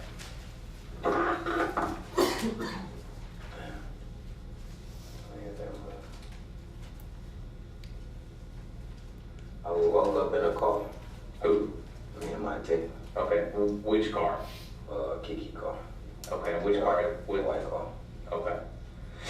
Okay. And what happened? We sat out there. Oh, I'm sorry. Where were y'all? I was at the one tower house. Okay. Is that what is that? East Dallas.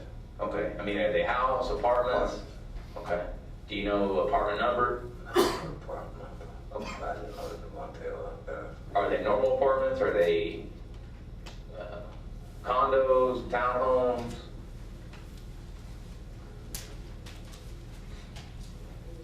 I don't know. Okay. Okay. You guys wake up in the car. Why did y'all sleep in the car? Devontae Bays. Okay. How did he make y'all? Cause my T got robbed and he thought we had something to do with it. Mm-hmm. I mean, he really was finna kill us that night. He was finna kill us. Which night? The day he got robbed. Okay. He thought we had something to do with it, so he didn't want us leaving his sight. So we woke up. Him and Mike T, they go out. He got to talk to Mike T. They started talking. Mike T got in the car. He left. Devontae got in another car, followed him, sat at the house. And I'm gonna stop every now and then. Which car did Mike T leave in? He left in a white car. Okay. And what kind of car did Devontae leave in? In a Chrysler. Okay. What color was that Chrysler? Like greenish, grayish. And when was this? Like early in the morning. Wednesday morning? Yeah, Sunday woke up.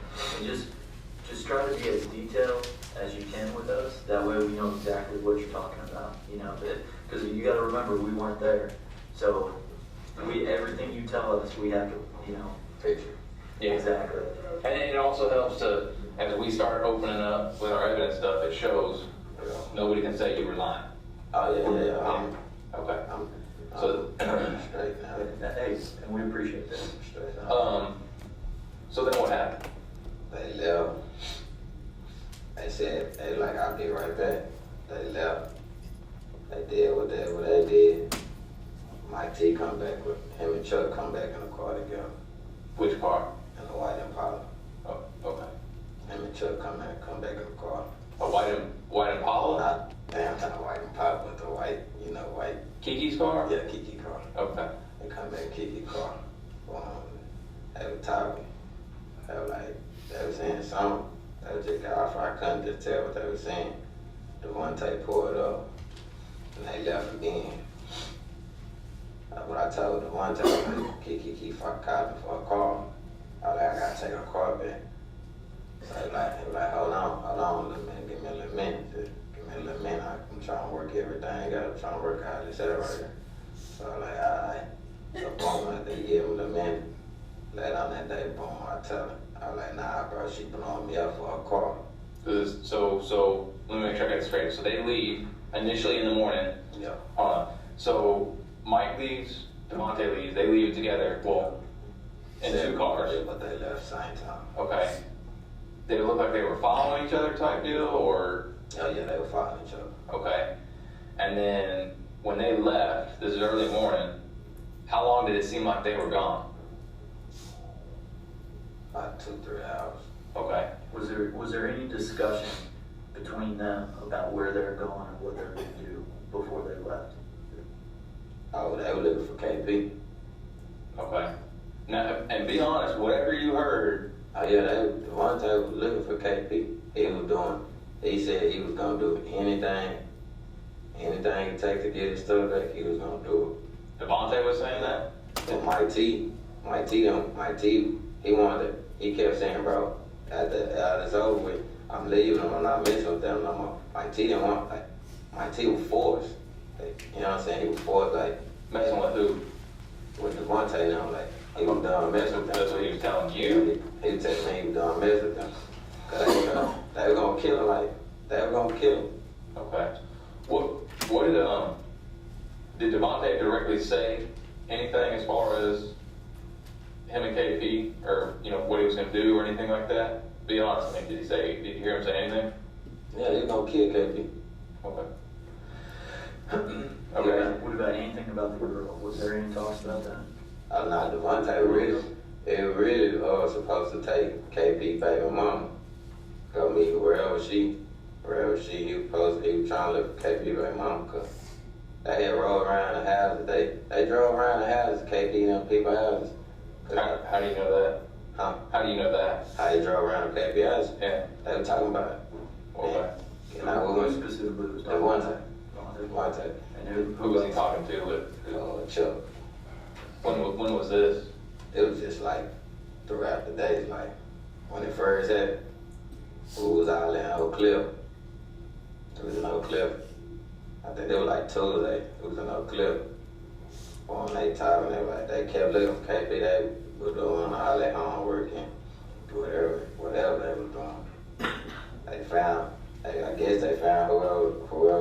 KP baby mama was. Okay. Look, they were looking up on Facebook, looking up all on this. Mike T, he was just like, Mike T just got caught up in the jam, like, where he couldn't leave, Okay. Cause if he left, they was gonna kill him, cause KP, Mike T sold KP the weed. He the one that set up the deal with KP the bottle pound. Mm-hmm. But shit, after that, that's when they came around, cause they said they left some girl up in a hotel room to serve. Okay. When she came. Were they not supposed to do that? Was that kind of a dumb move or something? So leave the girl in there myself. Yeah. I know some people may not know. Me and him know the answer to this game. We know the dope game. Oh yeah, that was dumb leaving the girl in there by herself. Like, Okay. That's not something that they should have done. I told Mike T, I'm like, bro, you dumb little bitch. Like, why you ain't call me? Like, why you ain't call me? I would've sat in there, like, I would've sat in the room. And then at the same time, you know, it's 100 pounds in there. Mm-hmm. You know, it's one girl, one pistol. Or she gonna freeze. So she get robbed, they looking for KP now. They were searching everywhere for KP. Who specifically was searching for KP? The one thing on choke. Okay, and what were they doing by searching? What do you mean by that? They were riding. Like driving around their house and stuff? Riding the city. Looking, they were calling people, getting in touch with people, making phone calls. Did it sound like they were getting information from people? Oh yeah, they were getting information. Okay. They were getting information. Okay. They were riding. They kept. Were you riding with them? Oh, no, I was just sitting at the house. I was watching it house. Just watching Devontae house. They come back, he pulled up, bring me something to eat. Then we went to TD's. TD's, I think his daddy barbecue shop. TD's barbecue? Yeah, we went up there. We was up there for a little minute, chilling up there. When was this? That had been Wednesday evening. Okay. Like what time? Well, I can't remember the time, but I know it was evening time. Who all was up there? It was just me, Devontae, and there was some more people. You know, just regular people. Where was Chuck and Mike T? Well, I don't know where they was at. Okay. They was gone somewhere. Well, let's back up on that then. So let's back up to Wednesday before this. Now you talked about Mike T and Devontae leave. Yeah. They come back, and if I'm ever wrong on anything, tell me I'm wrong, okay? Alright. They come back. When they come back, Mike T and Chuck are in the white car in Kiki's car, correct? Correct. Okay. And Devontae's in his car. Correct. And then, did you say that they both, all of them left again? Nah, we sat there and chilled for a little bit. Okay. Again. Who all sat there? Sorry, I know it's easy to say we and stuff, but like specifically who's there, that's really important for us. So His girl. I don't hate to get on your nerves, but I'm cool. I'm Yeah, again, y'all. and we appreciate it, man. For them. It was me. His girl was in the house with the baby. Devontae was there. Chuck was there. Mike T was there. Okay. Was Darius there? Who? Darius? Nah, I never seen him. I never seen him. Only time I knew about him was when Mike T showed me the message that he sent to his girl. Okay. That's the only time I've never seen him there. Okay, so you guys are sitting there Wednesday afternoon. Okay. What happened? What's going on? They just, him and Devontae and Chuck, they doing a lot of talking. They just doing a lot of talking. They took Mike T phone, they kept taking Mike T phone. Okay. Devontae, like, he asked me, like, you think Mike T deserves his phone? I was like, yeah, that's his phone. But he wouldn't give Mike T his phone back. Like, he kept Mike T phone, like, he took Mike T phone from him, took everything from Mike T, like. Who did that? Devontae. Where Mike T couldn't make no calls no more. After he sent that message off, that was a wrap for him, like, that was a wrap. So he sent the message off. How soon after he sent the message off about the whole, I think it was his sister he sent it to, right? I sent it to his girlfriend. To his girlfriend? Yeah. About if he's found dead, that it's Darius. Yeah. Okay, so how soon after he sent that message did Devontae take his phone? Right after he took it. Right after, like, when they got robbed, right after, like, he took it right after. Then he came and took all my stuff. Well, so was this when you guys are sitting at the apartment Wednesday after they come back that he took it, or He had took his stuff way before Wednesday. did he ever give Mike his phone back? Mike never got his phone back. Like, once he took it, we never got our phones back. So did you have a phone too? I was just had a phone, like, I was using one of his phone. Whose? Devontae's phone. Do you remember what the number for it was? They just know the 318 number. You just know the 318 number? Okay. He took out the phone, took my T phone. Like, my mom and them was calling me and everything. He was like, Dad, we can't talk right now. Dad, we can't talk right now. Did your mom answer that and he said that to? Huh? Did whenever your mom would call that number to try to get a hold of you, did Devontae ever answer and say that? You're saying he answered to your mom. So if I talk to your mom, she'll be like, yeah, I tried to call Devontae. Yeah, I tell you. Okay. And then when all my people trying to call. now, when was Kiki trying to call? Yeah, Kiki was calling. Now how was she trying to call? She called my messenger.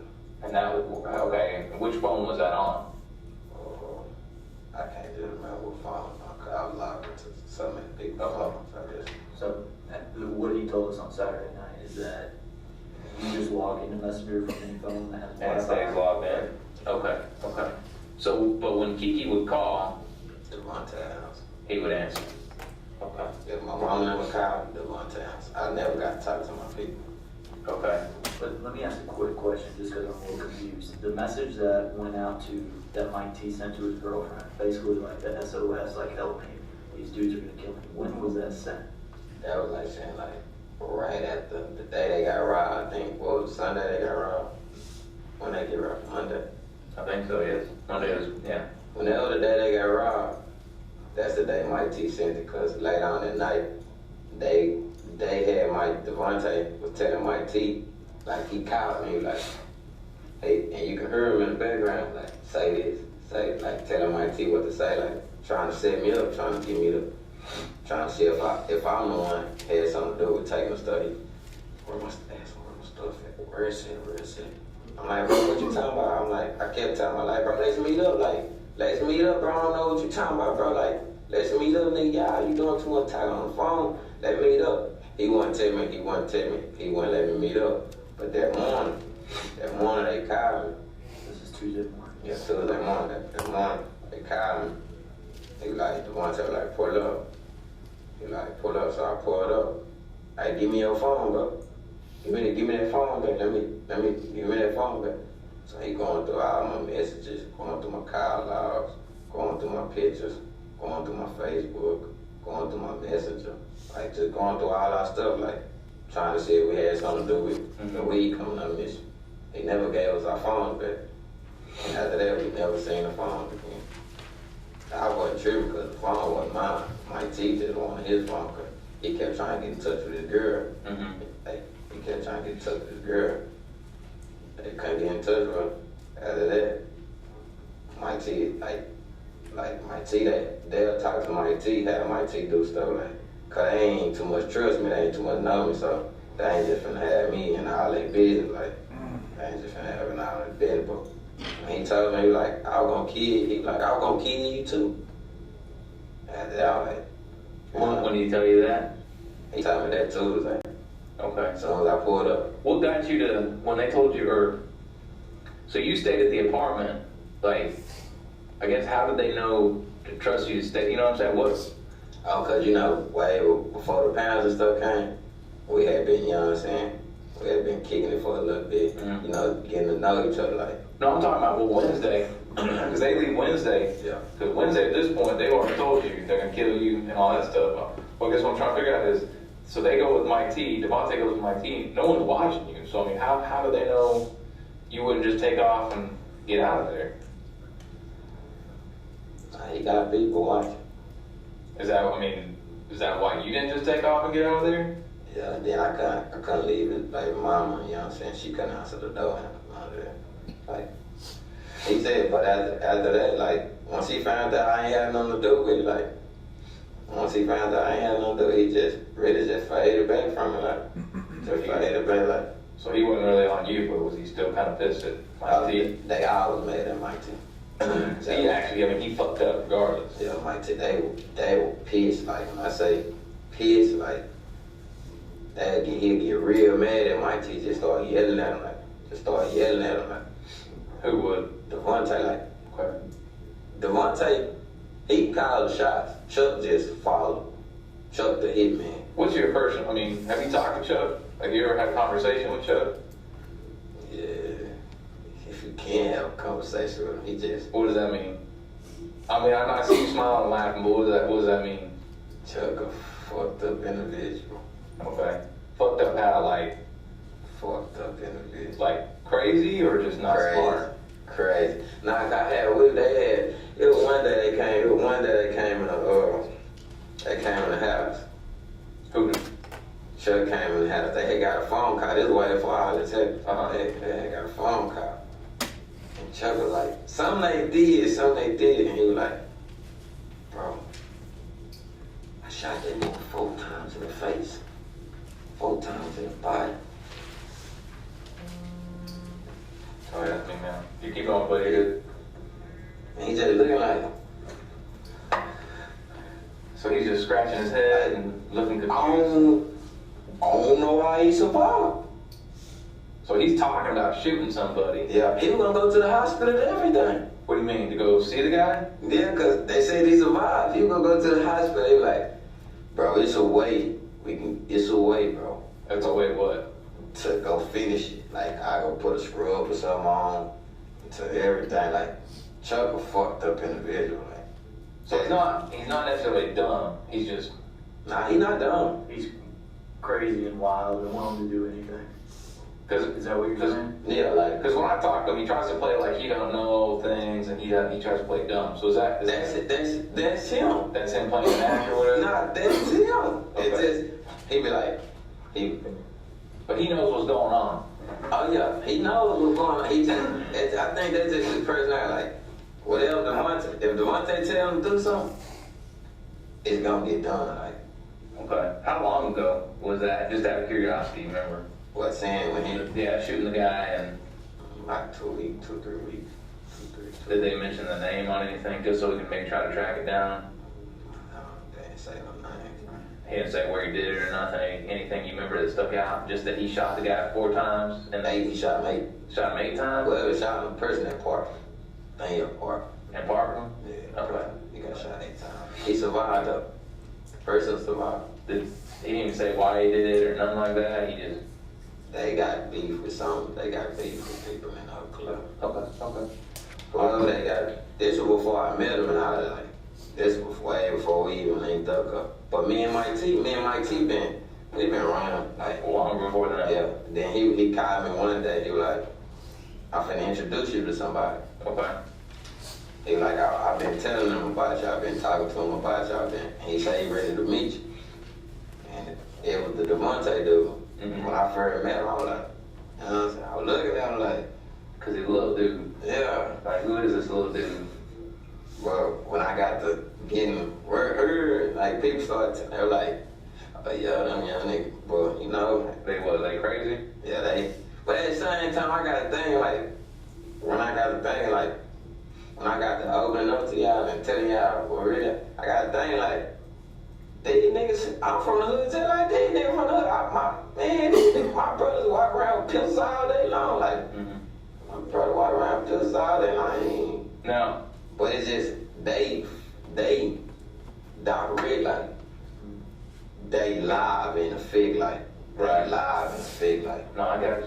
they have no They're just no filter. No filter. Crap dummy shit all day yeah, long. no feelings, like, no feelings. And they get away with shit because they got money, like, Okay. they got money. And I gotta clarify this, because here's the thing. When we go down the road, defense people might try to bring it up on you. And we want to be able to nip it in the ass, or at least say, you know what, fine. Are you rolling with anybody? Are you in the game? But you're not in what specific? I don't do no Because I know Titus was, right? What game was in? He wasn't in one of the Bloods. Oh yeah, we blood, we Well, I know Blood, but I mean, are you guys calling yourselves anything specifically? You know, like oh, like probably. LRG, I mean, that's Lancaster stuff, but Nah, we Highland Hills. do it for my little brother, like, My little brother that Lil J and Lil Sweeney. Mm-hmm. Y'all heard about that? Do what? Lil J and Lil Sweeney down. Well, we do it for my little brother. Like Lil J, he died with his partner. This was your real little brother, right? Like, that's my blood. Like that's my blood. Like him and Mike T. Like they used to run together for me and Mike T. Remember, 'cause I was doing my own thing. Okay. For me and Mike T, we used to hear about each other, and I used to tell them all the time, like, let's link up, you know what I'm saying, let's link up. Well, we linked up. Once my brother died, we got to chat with each other, you know, doing little stuff together with each other. Then, you know, we was on the same mind frame. And then he got my little brother tatted, like, he got my little brother tatted right here. Okay. He got my little brother name tatted on him, man. You know, I respect that, like, right. I respect that. I took him in, like, then he watched over my other little brother, like, if they need something, he feeding them. He putting money on their books. He getting them out of jail, like. So I was like, shit, he cool, like, hey, he my little brother, like. You know what I'm saying? We made a bond, like, we got to thug with each other every day, like. We got to thug with each other. That was my boy, like, that's what got the email up on the side, like. When y'all got to talking, y'all got to show me all these pictures. I couldn't hold it in no more. No one. And that's why we're here. We want to get everything out because, you know, there's people on the streets, they're saying certain things about Mike T that may not necessarily be true. And what they saying about Mike T? All sorts of crazy shit, you know. I mean, it don't matter. It don't matter because at the end of the day, we want you to give the truth. I'm giving the truth. So we'll back up. So Wednesday, you guys are all sitting at the house, the apartment, and Chuck and Devontae, am I correct? They're talking about something. Yeah. Where was Mike T at? He was in the car. He was outside? Yeah, we stayed on the porch. Yeah, okay. Chuck and Devontae, they left. What'd they leave in? They left in the green Chrysler. Okay. They went somewhere that was gone. Me and Mike T was just sitting right there. What time was that at?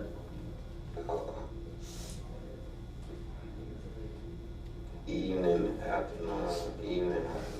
Is this Wednesday still? Yeah, this Wednesday. Okay. It was evening. They just kept leaving. Okay. Then they took Mike T and dropped him off. They dropped Mike T off at that house. The house I showed y'all. Okay. How do you know they dropped him off at the house? Oh yeah, 'cause they told me. Who? Devontae. Okay. So Anybody else tell you? Just Devontae, he told me to call. He told me to take Mike T some water. Take him some water or something. to where? To the house. Did you take him some water? Yeah, I took him some water. Okay. What time was this?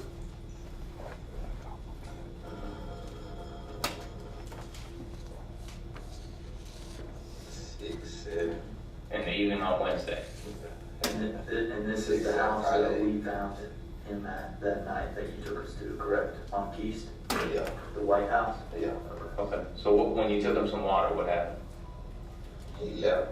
He was like, where Devontae at? He was like, where Devontae?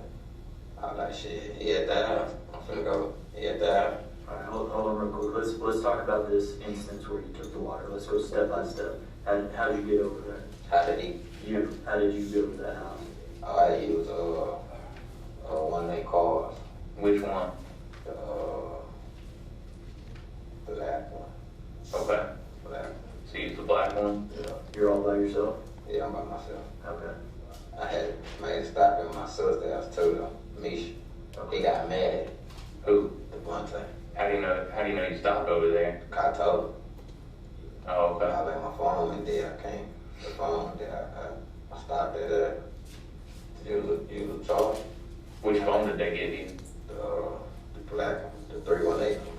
The 318 number? 318 number. Which, I mean, because we got a whole bunch. Do you know specifically, well, whose 318 number was it? Devontae. Okay. What did the phone look like? Alcatel. Okay. What color was it? Black. Black flip phone? Nah, touchscreen. Touchscreen? Okay. Okay. So you stop at Misha's house, and then you go from where? To Skylark. Okay. Where did you park? Skylark. On Skylark? And then how did you get to the, I'm assuming, did you go to the house? Nah, my team met me around the corner. He met you around the corner. Why? Huh? Why is that normal? Why wouldn't you just go to the house? He knew what Devontae told him, like, No, I'm saying, whose idea was it to meet where y'all met? Devontae. Okay. So Devontae told you specifically where to meet on Skylark? He said Mike T he'll be waiting on you. On Skylark? Yeah, Mike T waiting on you. So you never once went into the house during that trip? And be honest with me, man, at this point, did you kind of know what was going on in that house? Be honest. I had a feeling, but when everything came down to when I started seeing all the news. Had you seen anything at this point on the news? No, I ain't seen nothing. Like, I haven't seen nothing. I ain't seen nothing till my mom and them. She would start showing me what was going on. Like, I don't watch So TV. what did you think Mike T was doing over there? Who? At the house, what did you think Mike T was doing over there? He was doing something for Devontae. Whatever Devontae had him doing. I mean, when you went over there, I mean, was it had to be in your head, what were you thinking he was over there for? Something he had no business. He was jumpy. He didn't even tell you? Nah, he just kept saying, where Devontae? Where Devontae? What Devontae tell you? What Devontae tell you? What Devontae tell you? Did you think it was weird that you guys met on Skylark? And I thought all of it was weird. But they ain't, Devontae, he said, he ain't know me, like, he ain't trust me. Mike T was his cousin. They done did a whole bunch of work together. And I just met him, like, I ain't known him for more than two or 3 weeks. I ain't known him more than 2 weeks, 2 or 3 weeks. So how much water did you take him? Just for a water bottle. Like, what size water bottle? A little red, 20 ounces, a little red bottle. You know what kind of water it was? Ozark. Okay. Let me ask one more question. You, at Wednesday afternoon, did you know that Shavon Randle was missing at that point? Whenever I seen him, I know Thursday. Thursday? That's the first time you knew that she was missing? Thursday. Then Mike T had been jumpy though. Mike T had been jumpy. Tell us about the conversation with Mike T and on Skylark. What was y'all talking about? Him. And again, here's what I want to understand. No matter, we know Mike T was involved in something. And I know it's going to be hard to tell some of the things he was involved in. I know you don't want to give up some stuff because you may feel like it's going to make him look worse. But we need all of that truth, okay? So just kind of everything you guys are talking about, okay? And to add to that, Desmond, I know it's hard to say things that make you look negative about yourself, right? You always want to kind of minimize. No, I'm gonna give it all to you. But that's what we want. Even if it doesn't sound good for you, we just want the truth, okay? And I think you're giving it to us now. But yeah, I'm gonna give y'all the truth. Okay. It's nothing. I had nothing to do with it, so I ain't got nothing to worry about. Okay. So what was that conversation? It was just like Devontae and them had them do something. And whatever, until they got their stuff back. Devontae, well, I thought they had the KP girl, KP baby mama. Devontae and them talking about if they don't get their stuff back, they killing whoever, or they gonna kill whoever, how many people it take until they get their pick, they'll kill them. Like, they'll kill them. Was this Mike T was telling you this? Yeah. Okay. And he's telling you what Devontae and him were talking? Yeah. Okay. So when you're talking to him on Skylark, is this when Mike T was telling you that he hurt that girl? Yeah. That's when he was telling you. But Devontae and them, he kept saying Devontae and them, they said we gotta kill her, we're gonna have to kill her, we're gonna have to kill her, we're gonna have to kill her. Like, if he didn't hurt that girl, Devontae and them would have hurt, they was gone. But at that time, did he say he had shot her? He just said he fucked up. So he didn't tell you what he did? Yeah, he didn't tell me, but you know, I know. What did he look like? Like, did you see anything on him? Who? Did you see anything on him? On his? shaking. But I mean, he didn't have anything on it, like, what was he wearing? He had on some Jordan, yeah, some black and gray tweed, some green, I think green pink, like a white shirt. I don't know if he had a jacket on or not. Matter of fact, I think he probably did have a jacket on. Okay. Black, if he did have a jacket on, it was a black orange jacket with the black ribbed on it. Was that conversation though, the conversation where he said that he heard her? Who, my team? Yeah. Oh, yeah. Okay. Yeah. And at that time, you thought that he was talking about KD's girlfriend? Yeah. You didn't know he was I referring talked to that little girl. Okay, okay. So the whole time they were talking about getting KP baby mama. It was supposed to be KP baby mama. But when I seen on the news it was a little girl, you know what I'm saying? I got scared. When I told my mom, I came to her, I was like, I know stuff. I know what's going on. Like, I know a little stuff that, and she, that time they were like, that y'all looking for me.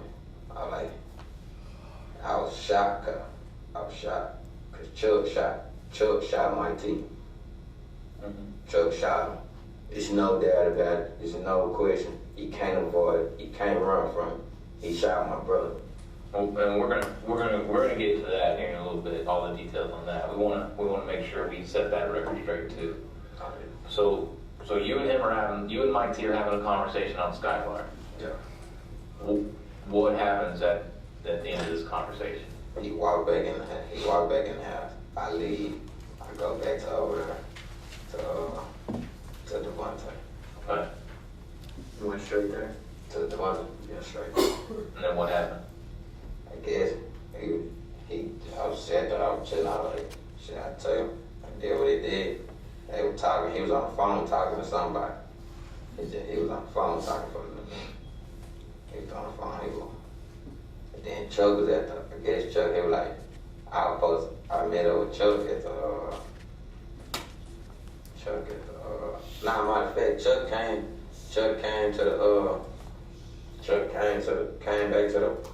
came back to Devontae's house. I guess that's who we were talking to. Okay. They went inside the house. Who was that? Chuck and Devontae. They were putting all these guns in. They had a whole bunch of guns, putting them in the back of the car. Which car? The black car. Okay. Should be. Where was your car at? Oh, I ain't had no car. My car's gone. When did you take? Okay, so we missed that. So when did you take that back? Who took Kiki? Yeah. When did you? Had it been by 4, 3, 2. Was this 3, 4? You told us it was Wednesday afternoon. Yeah, 2, 3, 4. So was this before you had taken the water? So I guess was it before you taken the water to Mike T? Yeah. Okay, so kind of let's back up then. And I'm going to tell you the stuff you already told us. So we know in the morning they leave, Mike T and Devontae leave. They come back after about 2-3 hours. Yeah. With Chuck. Yeah. Then they leave again at some point, you said? One time, Chuck left. Okay, they leave. I'm assuming they come back.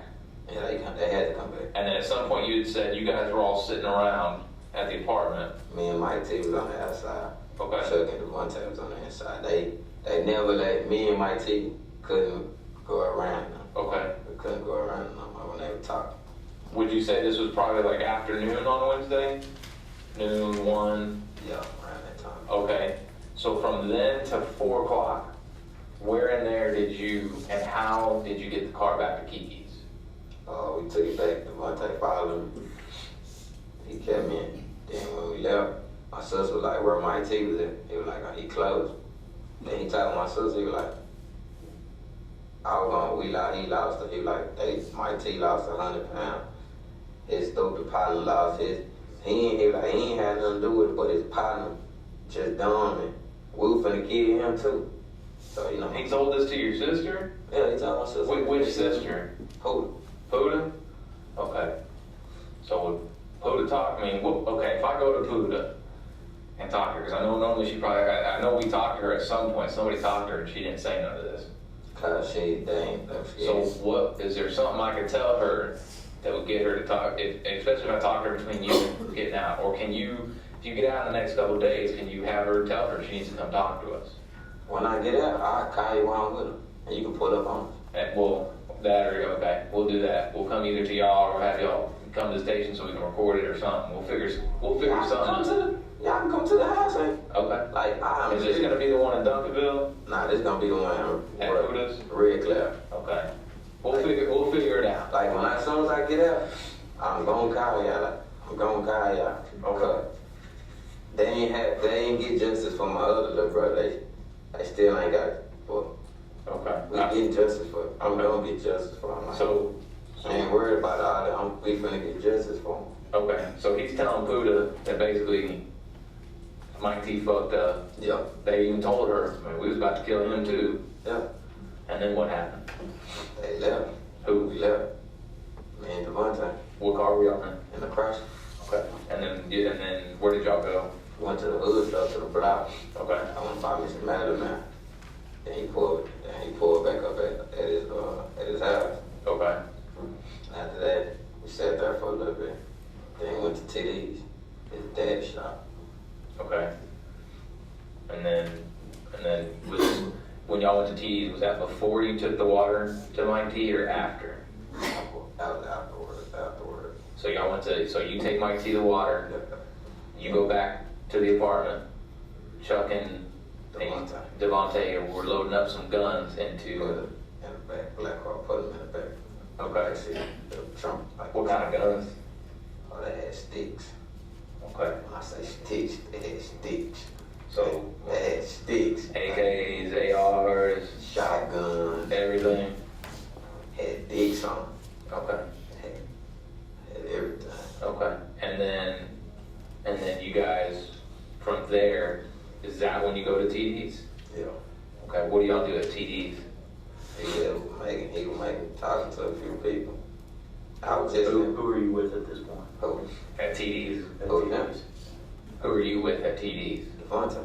And how'd you get there? Devontae drove with The them. black car? Nah, the crash. Okay. So the black car was left at the apartment? Chuck had the black car. Okay. I think Chuck was in the black car. Okay. And so what were y'all doing at TD's? He was talking to people. I was just sitting there. He was doing time.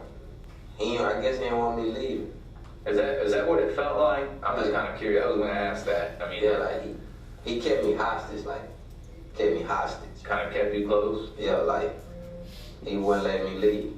Okay. But then Let me ask you this: if you walked off and you're like, "Hey, I gotta go," what would that what do you think his reaction would have been?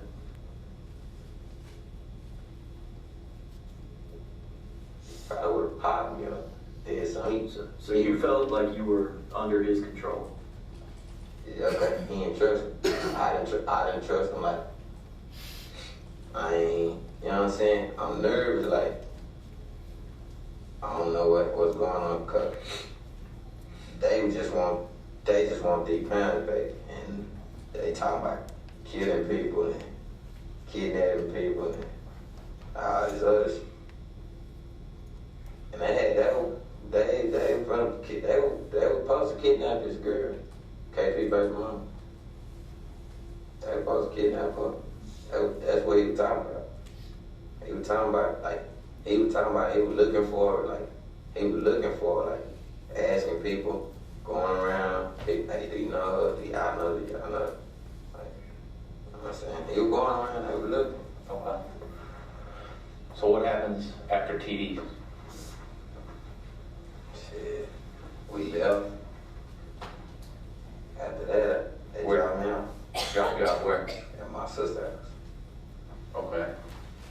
And then what happened? I never seen nobody no more. They were like, don't tell nobody what we talked about, don't say nothing. Ooh. So when did you see Laquan shoot Mike? Late on. He shot me, it was dark outside. Is this after they dropped you off? Not like right before. Sisters? Yeah, right before they Okay, dropped me so you're at TD's. Yeah. Where do you go from TD's? They just rode around. He was just riding around. Who? In one time. Okay. And then, okay, walk us to how you got back to the house, basically. Tell us everything that happened between TD's and you guys back at Keast. Get us to there. To the house. Yeah, but don't leave any details. So I made a few TD's, stops. who did? The one day made a few stops, like, they made a few stops. And what car were you in at this point? We in the crash. Chrysler, okay. Right. He made a few stops. Doing whatever he was doing. What were the few stops, do you remember? I fell asleep. I was in the backseat. I fell asleep. Fell asleep about a little minute. Then I woke up. He was meeting up with Chuck. That was in something. That was in North Dallas. Mike T in the car. They got Mike T in the car now. Which car? In the black car. Okay. Me and Mike T in the black car. Chuck and You and Mike T are in the black car? Yeah. Okay, how did you get from Devontae's car to the black car? Cause Devontae was parked right next to him. Like, when I seen Mike T in the car, I jumped in the car and got with Mike T, like, Okay.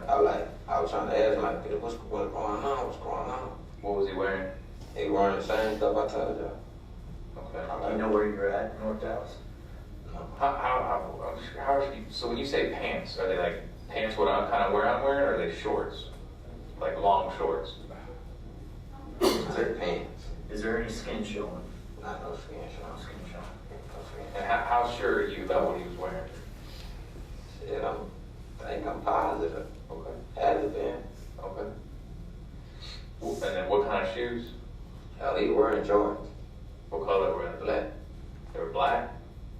Black and gray 12. Like, not 12, but if he were wearing them black ones, he was wearing his white ones. Okay. What color were the white ones? Like, I know they're not just white. I mean, what else? They like a snake skin. Okay. And like a bluish bottom, like almost blue bottom. Like a baby blue? Yeah, like a baby blue. Okay. Okay. And then, so you're in the car with Mike T, and you're asking him what's going on. He just kept saying, bitch, I love you. Bitch, I love you. He was like, I love you, bitch.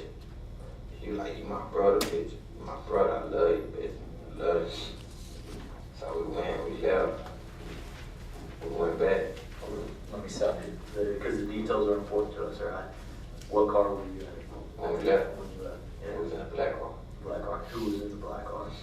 Me, Mike T, Chuck was driving Okay. Okay. Where were you and Mike T seated in the car? in the backseat. Okay. And then what happened? They drove to the house. Back to Keys. Keys. Where'd y'all park? Skylar. On the street? Okay. What happened? I know this is gonna be rough to walk you through this. I can see it in your face already. And I need you to give us all the details, okay? You can do it, Desmond. This is for Mike T.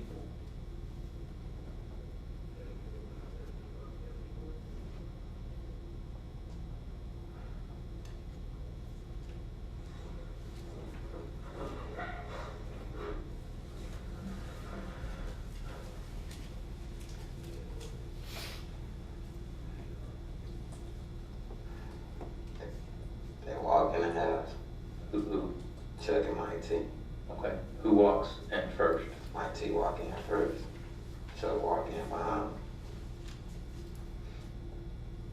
He tell me, sit in the car.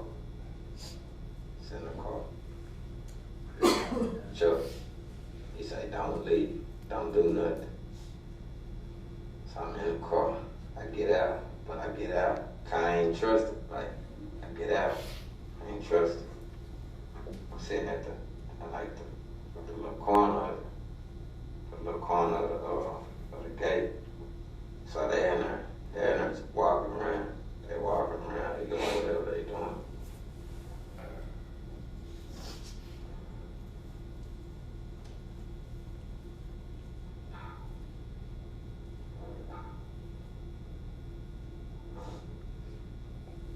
Chuck come out. Mike T come out.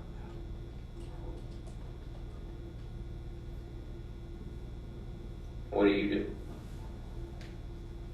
Took out back running to the car. just shot me. Can't move, can't talk, can't do nothing. Scared. Scared. I'm thinking he finna kill me. Thinking he finna kill me now. He met up with Devontae.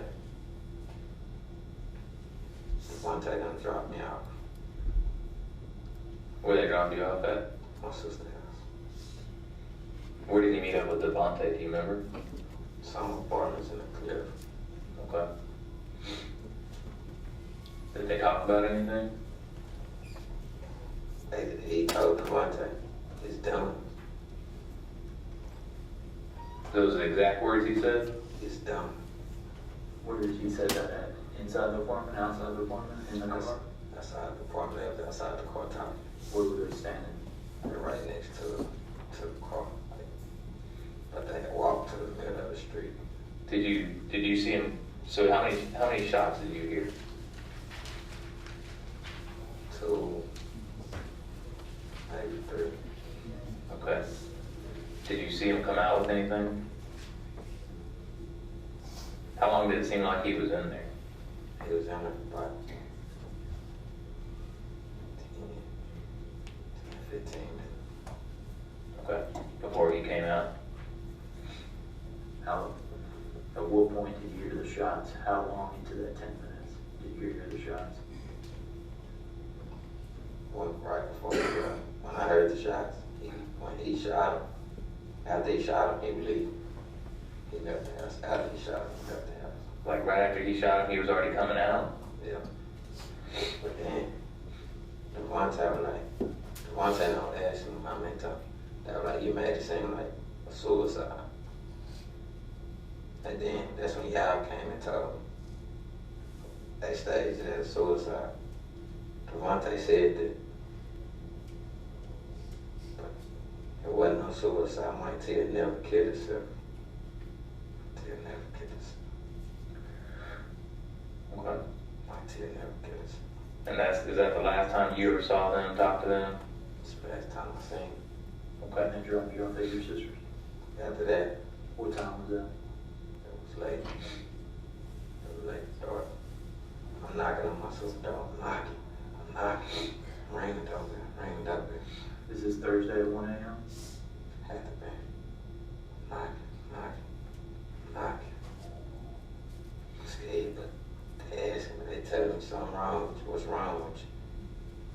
Cause usually I'm turned up. And I'm playing. Even when I was with y'all,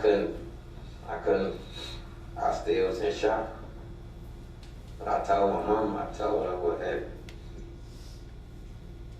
I called y'all. So the DA wants us to make sure you understand that the only way for Shavon and Mike T to get their justice is you. Okay? So you on the witness stand? It's not gonna be here soon. Okay? I'm But we still have a lot of investigation to do. And so while I'm saying this too, and the DA wants me to make sure that we clarify this because there's a lot of things that we're still gonna do. Okay? Shavon's cousin that was at the house, okay? We pretty much found out that she's gonna be able to do a photographic lineup and pick out all the people at the house. Okay? We're also gonna basically, we know we've got some bloody footprints inside the house, and that's why we took your shoes, and we took everybody else's shoes. Okay, we've got that.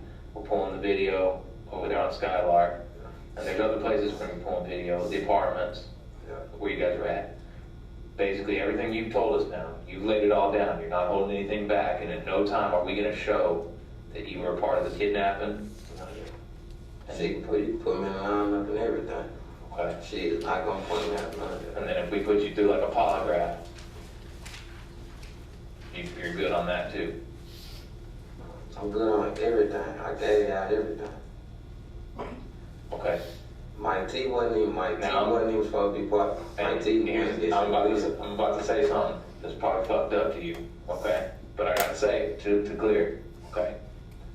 I know, sometimes people are put in situations, okay, where they have to make a heavy choice, a real heavy choice, where it's either them or someone else, okay? I feel, and Mahan feels, that you might have been put in a choice where you had to make a decision between you or Mike T. And as much as you didn't want to make that decision, you chose yourself over Mike T. And there's nothing wrong with that. People could understand if Mike T done something. Is that kind of what maybe happened? Or That maybe with Mike T being gone, I mean, did you help them find Mike T? Or did you help set up Mike T in any way to get him in that house? Oh, not hell no. I told you it's fucked up. I'm gonna have to ask you that because we have to ask. Okay? I never. We're not judging you. Never. I never. We're not judging you. We're Nah, not judging you. never. Like But- never get. I would never set my partner. It's our job though that we gotta ask the tough questions, you know, don't take it personally. Nah. Because as we start doing this, he'll tell you, he's FBI, he'll tell you every time when they start evidence, they're gonna build out exactly for sure what happened. And we wanted to make sure that's not the case. Nah, I could never set my partner up. Never. That's my brother. Never. Like, never. That's one thing. Nah. Okay, so the other day when you were kind of showing us how it happened, so did you actually really see the shooting, or you heard it and you kind of knew? Heard it, I knew. But you never saw it. But what you did know is that Laquan shot. Well, let me rephrase that. The only people that went into that house, it's Mike T and Chuck. And then you heard gunshots shortly after. Yeah. And look, let's start from when you guys arrived and go through that second by second and break it down and give us as much detail as you can. Okay, so you guys roll up to the house on, what's the street called? Skylar. Okay, and you said, who's in the back seat? Me and Mike T in the back seat. Okay, and Chuck's driving? Yeah. Okay, take us and Mike second by second. Mike T and Chuck got out the car. They went in the house. Okay, hold on.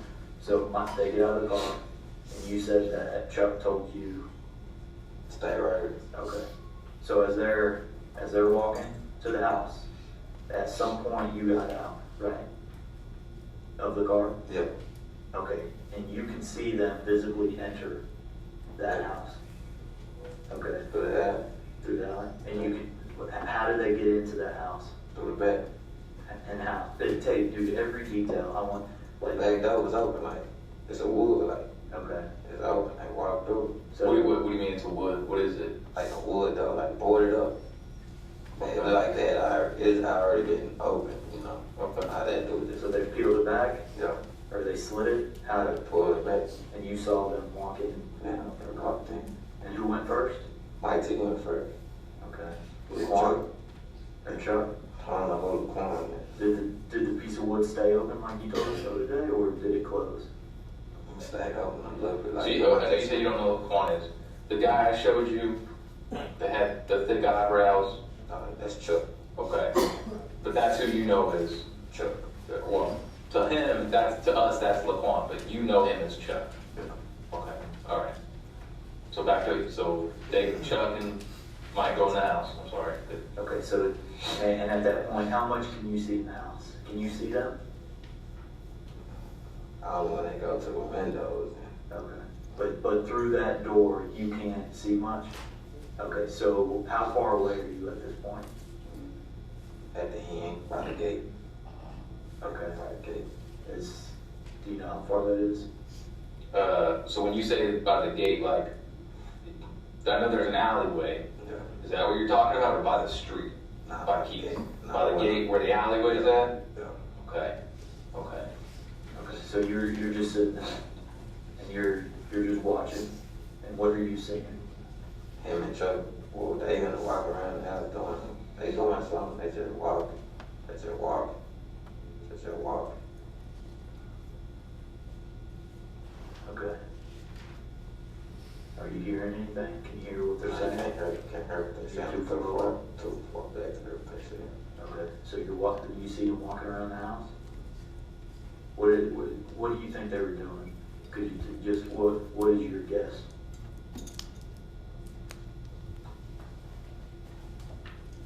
Are you you sure you weren't in the house? Positive. Could you hear something other than the two of them? No, you're gonna hear them too. You just can't hear it. It's only gonna see them so you can't hear them. Because the reason I ask is you're giving this long stare. Because I keep thinking, y'all keep making me go back to it. Yeah. And Desmond, the only reason I ask, okay, and I know this is hard, but I'm telling you, it is better to tell us now, and hear me out, whether you were in the house or not, because there are people that we employ, the FBI, that are way smarter than he and I. These people go to college for years and years and years. They study forensic science. You ever see nerds that are just so wicked smart? And do all that. And they do all that? Yes. Yeah. And I'm telling you, it's better for you to tell us now than for us to figure out. It's not us trying to do anything to you. I'm telling y'all everything. Y'all going back to where Desmond, and that's fine. Hey, listen. As long as you're telling us the truth, we're completely fine. But I just want to tell you that, like, you're either going to tell us or we're going to find out. So I hope. I'm telling y'all. And I think you're telling us the truth, but I'm just letting you know that eventually they're going to know what they're doing in that house. So I'm just affording you the opportunity to get it off your chest now, right? That's it. I'm not accusing you or anything. And that's, hey, me and him have been spent the most time with you now, and everybody's basically, what they're telling us is, because we're telling everybody, this is what we believe this kid, okay? But what they want us to make sure is, because at the end of the day, in order for us to get that little girl, Shavon, her justice, because I mean, she's 13, like you said, I mean, that could be your kid one day, and we don't want that. In order to get her justice, and in order to get Mike T justice, okay, we got to make sure you're giving us everything. And I know you, let's be honest, we had some issues where you would tell some things that weren't necessarily the truth, they weren't the full. So now everybody's asking us, well, how do we verify now? And so they want to make sure now you're giving it to us, and later, when we're doing an investigation, we don't have something pop up and go, ah, crap. I'm giving everything. This how it's gonna pop up. This is exactly how it's gonna pop up. And I believe you. And at the end of the day, I'm approved. See, I hit job, man. My question is this, because I know, and I think the reason I asked too, the reason I asked is I saw something in your eyes, and I know what's going on is fucking you up. Let's be honest, that's fucked up.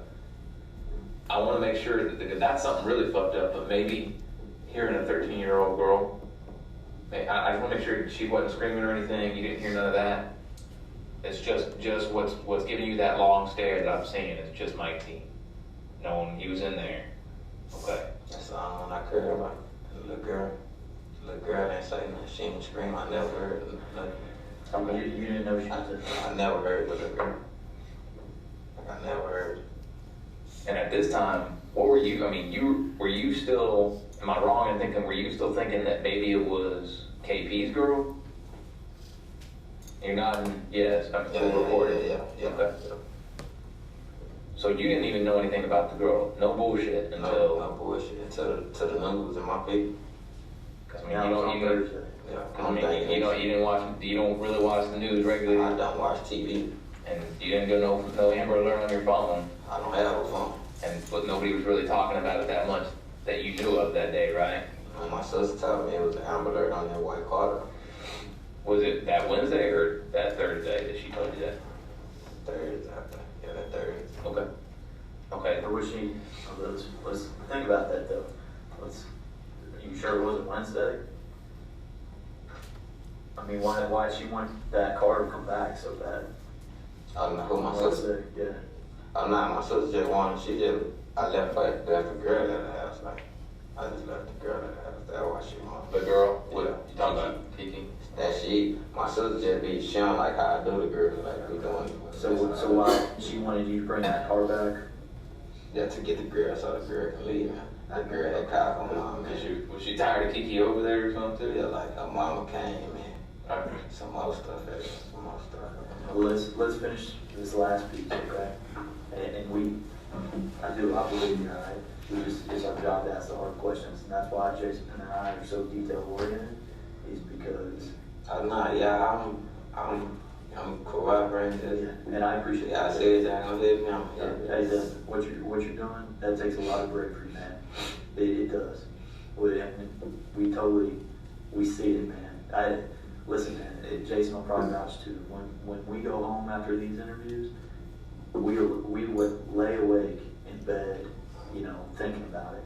Cause it's heavy on our hearts too, man. I feel for you, he feels for you, and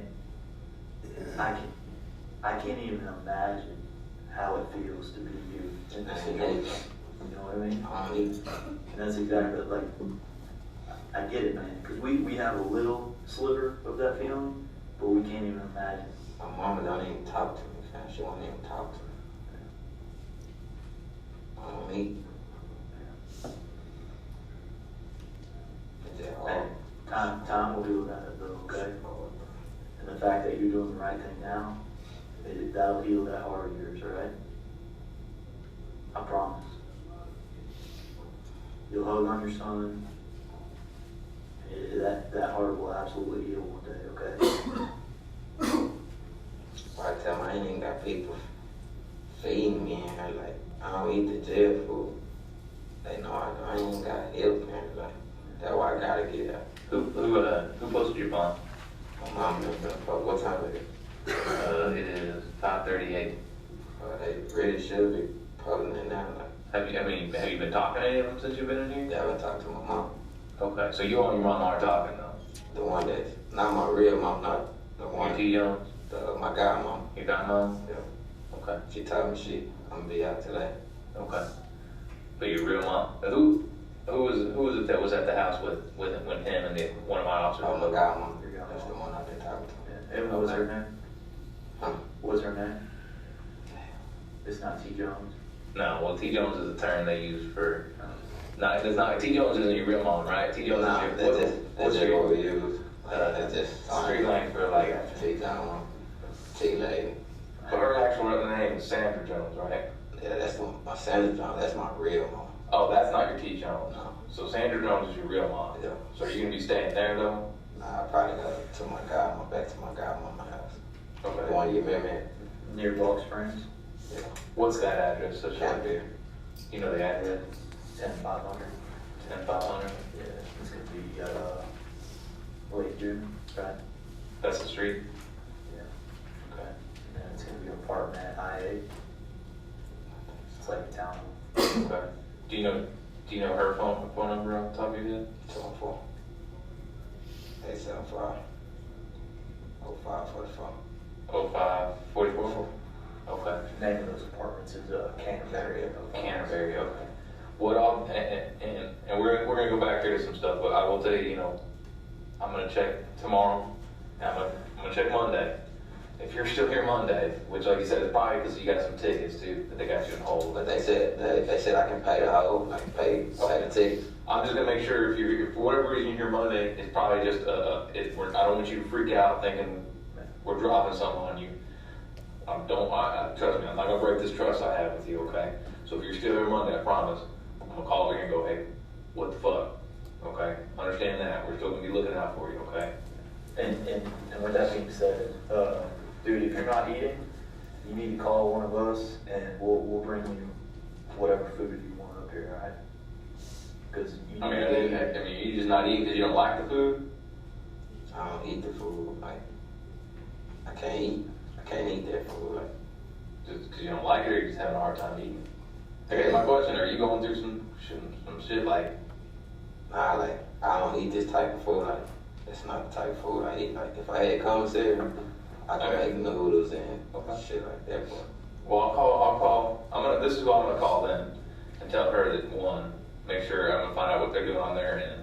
matter of fact, you can call it. Can I call it right now? I'm gonna call. We can't do it here. That's jail rules. We'll get in trouble for that.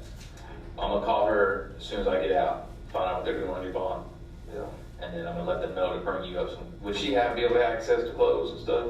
When she come? Well, I mean, cause you were living there, right? Nah, I was staying on Red Cloud. I got boxes and stuff on Red Cloud.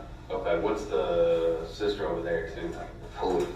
What's her 9949 Mountain View. What's the phone number for her? Shit. Oh, shit, okay. Well, I'll call her and tell her the situation closed. Now, I hate to go back to this. Okay. Okay. So you're standing at the gate. They're in there. And then you said you could kind of see him walking around, see him in the windows. Well, what else is going down? They just keep walking back and forth, back and forth, back and forth. Then they get to this little blind spot where you can't see them no more. Okay, so like if I'm looking in, because I'm assuming you're talking about you're looking into that door that they pulled back. Is that what you're saying? Look through the windows, like with glasses. Which window? In the back or? That window, the side window. Okay. So if you say they get to a blind spot and I'm looking at the house. That's where they're doing, they were doing. Okay, the blind spot, they went this way, so like this side of the house, if I'm looking at the house, blind spot over here, to the left, or blind spot over here? To the left. Where the door is. Where the door is? To the left. Okay, so they walk over there, and then what happened? He shot.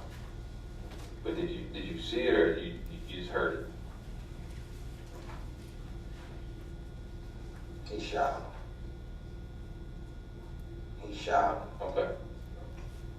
Could you describe, can you actually describe? IT had no gun. But I'm saying, did you see what Mike T was doing? Did you see how he was positioned? Did you see how Chuck was positioned? Okay. And you just heard the shots. Okay. But when you saw through the windows, what two people did you see? 19 Chuck. And are those the only two people you saw through the windows? Yeah, I know two people I seen. And then, what did you do? I went back to the car. Just time frame, how much time do you think it was between you getting to the car here in the earth till you get to the car? How long between you see Chuck come back? How many minutes do you think it was? Couple minutes, about 1 or 2 minutes. Okay. He came to the car.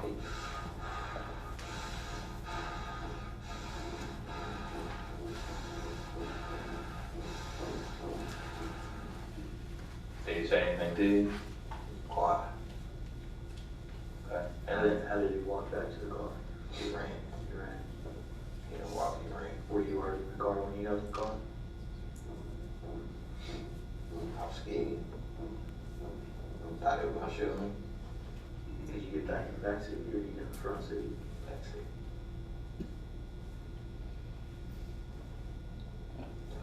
He met up with Devontae. Devontae told him to drive now. Hold on real quick, let's take it step by step, alright? Just because it's really important for us. You guys get in the car, what does he say? Does he say anything? He quiet.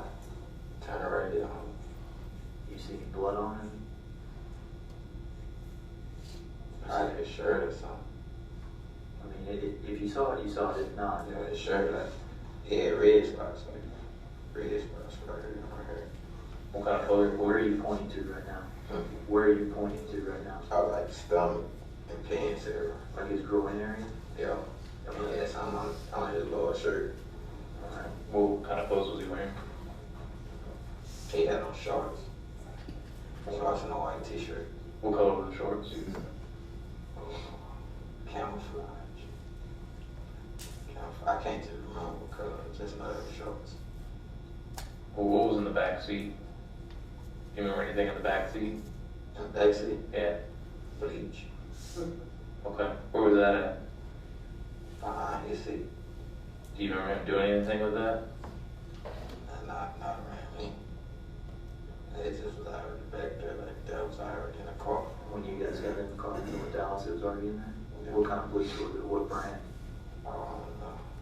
I just know. What color was the bottle? White. What color was the label? Do you remember? Bleach. Regular bleach. Okay. Bleach wash, color bleach. Okay. So you're sitting in the back and you drive off. How's he driving? Is he erratic or is he slow? Tell me about his driving style.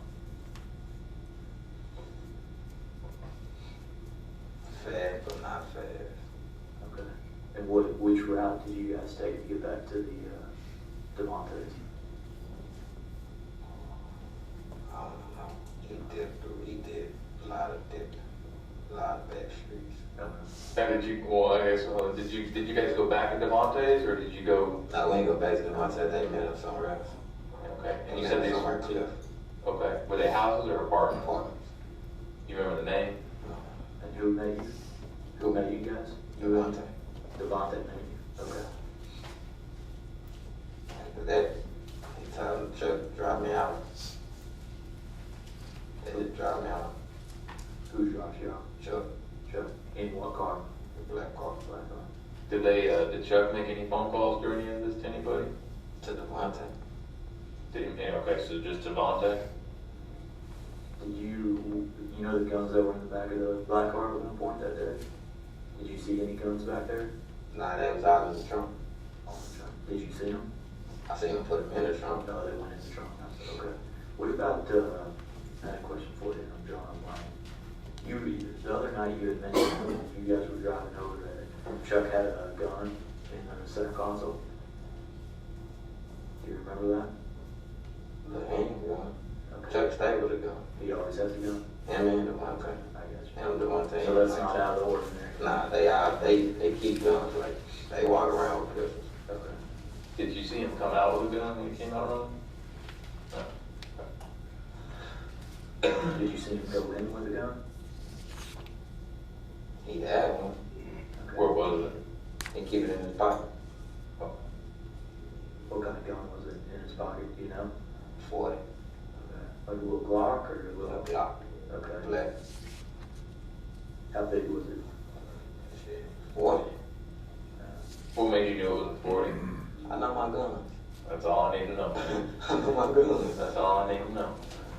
And how did you know it was in his pocket? Who, when he left? Yeah. When he went in with Mike T, how'd you know it was in his pocket? That's where he keep it in his pocket. Okay. He don't go nowhere without, they don't go nowhere without a strap. Okay. Nowhere. On the drive over there, let me ask, did you see the gun out of his pocket? No, it was in his pocket, like, he kept it right here. I mean, could you, let me ask, I mean, Could you see could you see a bulge? I mean, was there some type of indication, or are you just going off the typical, you know him to carry a gun, is what we're trying to say?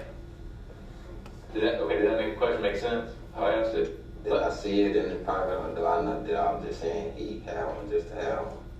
Like, Yeah, I mean, did you see nah, the I seen bulge? he had a gun in his pocket. Okay, He so had one.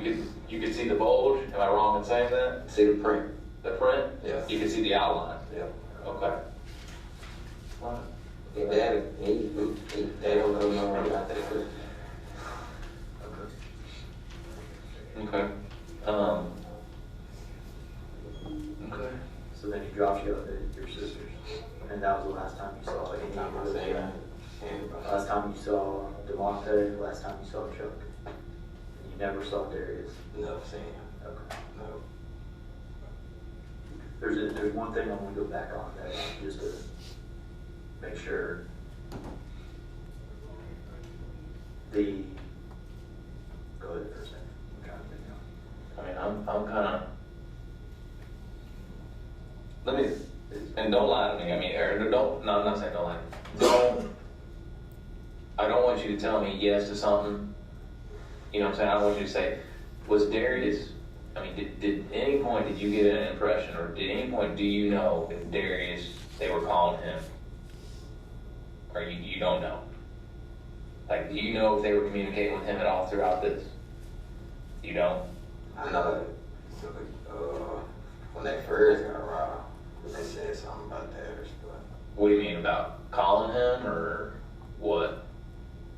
nah, they just. They Mike just T, mentioned his name? Yeah, Mike T said that's who stuff here had to be. Other than that, I don't know. But they, as far as around you, they didn't talk about him or They nothing. ain't do too much around me. Who did Mike T seem more afraid of? Those two, Darius, or all three? All three of them. All three of them. I never seen them that scared. You know the street life. You know the game. And me and him know it. But this is more or less for the civilians and the people who don't know this. did it make sense that Darius was never around? Like knowing, okay, was he a high enough position and status? Does that make sense? Okay, you're not, yeah, so explain to us, like we wouldn't know, why wouldn't he be around? Why wouldn't they have him come around you, or why wouldn't you hear him, or why wouldn't they talk to him on the phone? Boss man. Shit, he got the money. Okay. Shit, and they got some money. And they got money. So they just wouldn't, I mean, that's just not, that's street life, they're not gonna. Yeah. Okay. That ain't finna let me know all that. That's, Have you heard stuff about him? oh yeah, I heard that or something. Like, my brother done told me. Which one? My big brother. Like on my side of it. Like my people tell Is me. this the one that's locked up right now? Nah, he out. He out. Yeah, my little brother got out when I came. Y'all like me, my little brother. When I came to Lou State, my little brother getting out of jail. Good, so you have two little brothers, right? And then just one older brother? I got a couple of them. Couple of them. So, okay, at least, what was the older one telling you about him? Shit, he don't play. When did he tell you about him? When did that conversation come up? When I told him, I was telling him what happened to me. Like how they had me. How the one said me, he ain't let me go. Was this, I'm sorry to cut you off, was this before you showed us where the house was? And it was like that Friday. Okay, Friday night, Thursday night, one of okay. And what was your brother saying? shit, he don't play. That nigga spur bitches out here like, that nigga don't play. He went up to Little Bird. Said he was gonna shoot up Little Bird. KP went up. Who, Darius did? Yeah. And this was, yeah. How do you know that? Streets talk. Streets talk. Does he roll with I mean, he seems like he rolls with a small crew, am I wrong with that? Oh, you don't even know? Like, I don't know too much. I mean, he seems like he's a bad dude, but bad enough, like, he's bad, but like, he's not everybody knows about him. Am I wrong in saying that? Shit, I didn't know about him. Okay. Well, I'm not for the clip that. You're not in the clip? No. Where's your normal place to hang roll out? So me? Yeah. I'm from the Grove. So you just hang out in the Grove normally? I don't leave Grove. You don't leave the Grove, so it's Grove and then Ball Springs area. Just Grove. Just Grove. Only time I leave out is when I'm with Mike T. And he's down at Oak Cliff. Yeah, Mike T from Oak Cliff. Okay. But see me, I'm the Grove. I shouldn't, if I would've just stayed on the block and I wouldn't even be up in this mess. I wouldn't be on, like, that with Mike T. Come with Mike T, he got me in this shit. So that house, that was Mike T's trap house? Yeah, that was Mike T's. You used to sell out of there? Who, me? No, Mike T, yeah. Okay. And he was serving out of there recently, or like that was his active spot? Yeah, he'll go, not like he'll just meet people like that. People meet up right there, like, Okay. yeah, people meet up right there, serving pounds, like, it's See, a dugout, it's a dugout. I mean, was that probably what he should have been? Like, would he probably the normal plan would have been To serve right there. instead of at the motel? Yeah. But he just, I guess, for whatever reason, felt like he could. They said he asked the girl, did she feel comfortable serving? But he should know, like, come on, fam. So she said, yeah. Come on, fam, you fucked up like the girl. Because all she is nothing but a stripper. I don't even know the girl, like, Okay. I can't tell you who the girl is. But you don't put any girl in that situation. I don't trust no, man, I don't, man. Not with 100 pounds. Man, I'm not even finna trust her with a pound. Okay. I don't put no females in none of my, like, only thing I use females to do is trick on them, Okay. get a nut. Do you know who was with him the night that it went down? They got robbed. Yeah. He wasn't there. But you don't even know where he was. He was somewhere with Chuck. Okay, so he was somewhere with Chuck. Yeah. Is that what he told you, or? Yeah, that's what he told me. He was somewhere with Chuck. Okay. Did he say why he left her? Just made a dumb decision. Dumbass decision, dumb. I'm not trying to talk bad about him, I'm just. Nah, that's, what you talking about, man? I was telling him, like, you dumb, but this for doing, like, we had the same conversation, like, how many you talking about? We had the same conversation. What'd he say? He just Shit. wasn't thinking? Yeah, but he thinking she be with them and she wrong with them, so he probably thought it was Figured okay. he could pull her on. But the nigga always know the nigga man, that's a female, can't, female, the nigga man, I know the fine shit. Come on now, bro. Let me take you back real quick to the time you took water to Mike T. Tell me about that conversation, every detail that you can remember. He just kept telling me he fucked up, he did something he couldn't take back. And what was he saying about the girl, specifically? He hurt him. And how was he saying it? He just like, I heard him, fam. I heard him, blood, I heard him. I fucked up. He ain't tell me what he did, he just like, I fucked up. I left. After that, I left. What were you saying back to him when he was saying that stuff? Oh, shit. Mike T. Ain't too much I could say. I was just like, what you gonna do? She said, what you gonna do, blood? Like, what you gonna do, bitch? Like, what you gonna do? You know, tell me, ride with you. Like, what you gonna do? Like, what you gonna do? It's right Devontae. You know, right Devontae. That cat asking where Devontae. Did he ever tell you how? Did Mike T ever tell you how he hurt the girl? He just told me he hurt her. Did he have a phone on him when he was out there? A phone? Yeah. He had one at the area phone. Maybe not there at Devontae. He had one at Devontae, so he had a phone while he was there, though. Yeah. He could talk to Devontae. Okay. Devontae. Do you know if it was his? No, it wasn't his phone. It wasn't Mike T. It wasn't. They did not give his. I don't know what they did with his phone, but it wasn't his phone. But they gave him some other phone. Yeah. Okay. They felt like, I mean, why, was that because all of his contacts were in it or something, or they just felt like, Well, why he didn't get his phone back? yeah, or why be okay to give him that phone that Devontae gave him, but not his own phone? I guess try to help me understand that. He ain't got no contacts, he ain't got nothing. He sent that message, they ain't trust him no more. And they saw the message. Yeah, they saw it. What, did they say anything when they saw it? I don't know what they said. Oh, They right. just- They didn't say nothing. They didn't say nothing to him. He couldn't leave. They asked him, why would you do something like that? Did he say anything? Oh, Mikey. Yeah, to them when they asked. He was scared. He did. Oh, no. He was like, hold up, oh, no. Mike T was bigger than Devontae, though. He was a lot of people. But he ain't. They background, what they done put in. They done did stuff like, So it didn't matter. it's a lot of people bigger than me. I got you. A lot of people bigger than me, probably scared of me. I got you.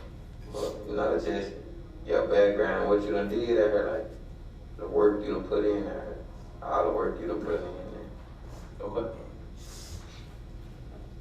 The one time you done put in work at her.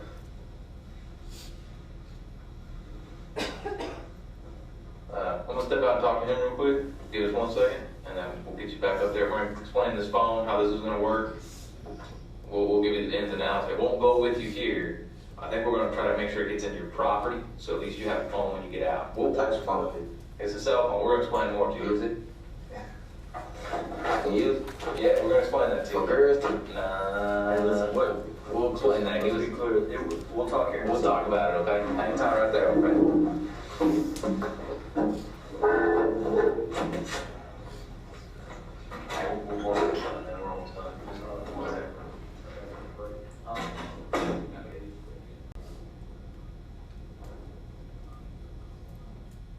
Okay, and Mike, if you ever gonna see your favorites, I can use it?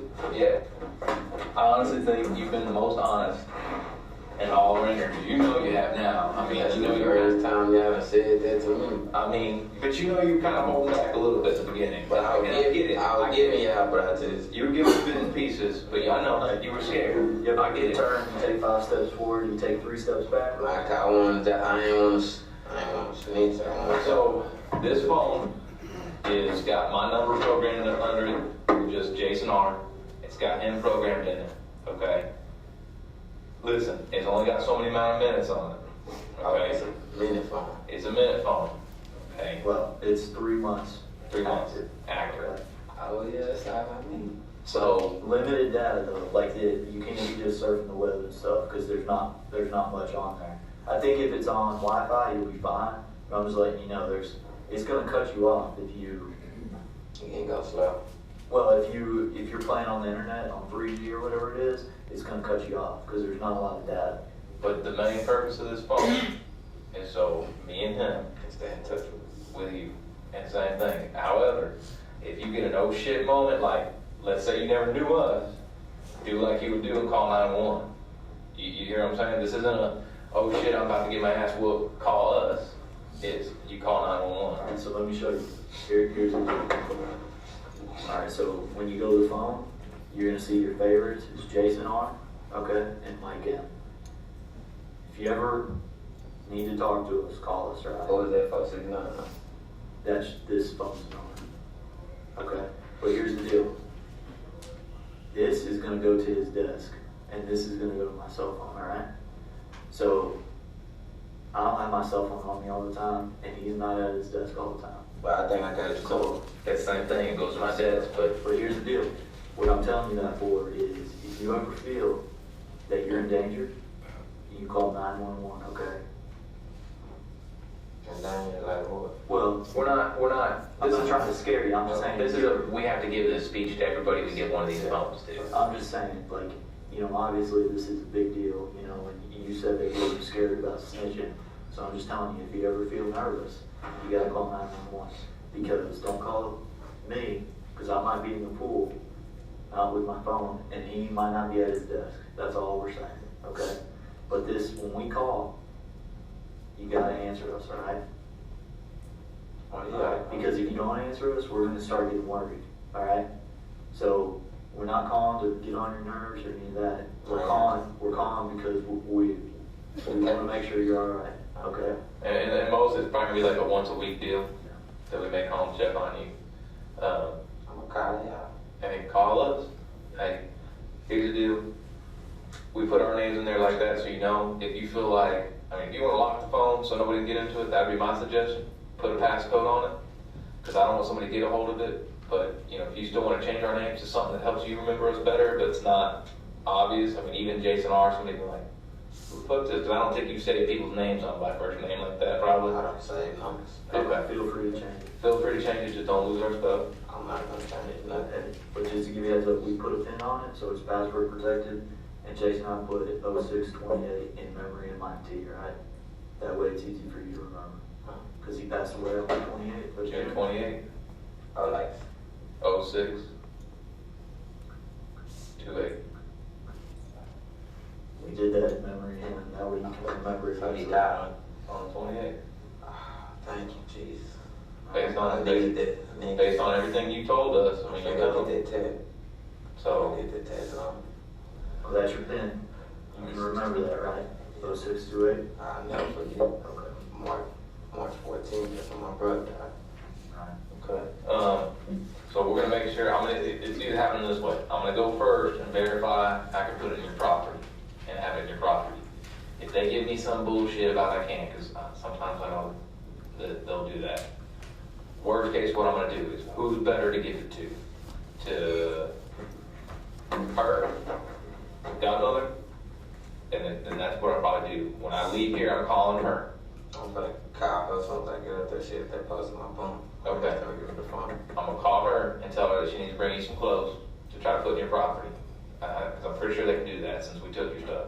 So some clothes and some shoes. And then I'll make sure, hope that phone's there. If they say I can't put the phone in there, then she's gonna have it. And I'll tell her, hey, I got a phone. Tell her to come get it. I want you to call me as soon as you hit the street, as soon as you get out. I should be in here no longer though, right? Not because of us. Not because of us. Like I said, I'm gonna call Monday. What it is there's probably just a whole bunch of paperwork and stuff, but we're not putting another charge on you. I want you to understand that. The only charge you got this. And I will make it clear, this is not coming from the DA, okay? So I wanna make that clear. It's not coming from the DA. But this charge that we put on you can go away. Understand that. But it's gotta go on your cooperation fully to the extent. Does that make kind of sense? I like cooperation.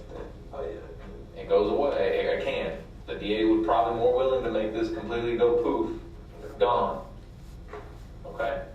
But you gotta stay up on yours, okay? I'm standing. And it's the only way to get and it's the only way to get Mike T. And it's the only way to put fucking Chuck and these guys away. They need to go away, man. They're terrorizing your neighborhoods. I don't care about what they doing in my neighborhood. They kill my father. And that's what they need to pay for. Okay? Hey, in this phone here?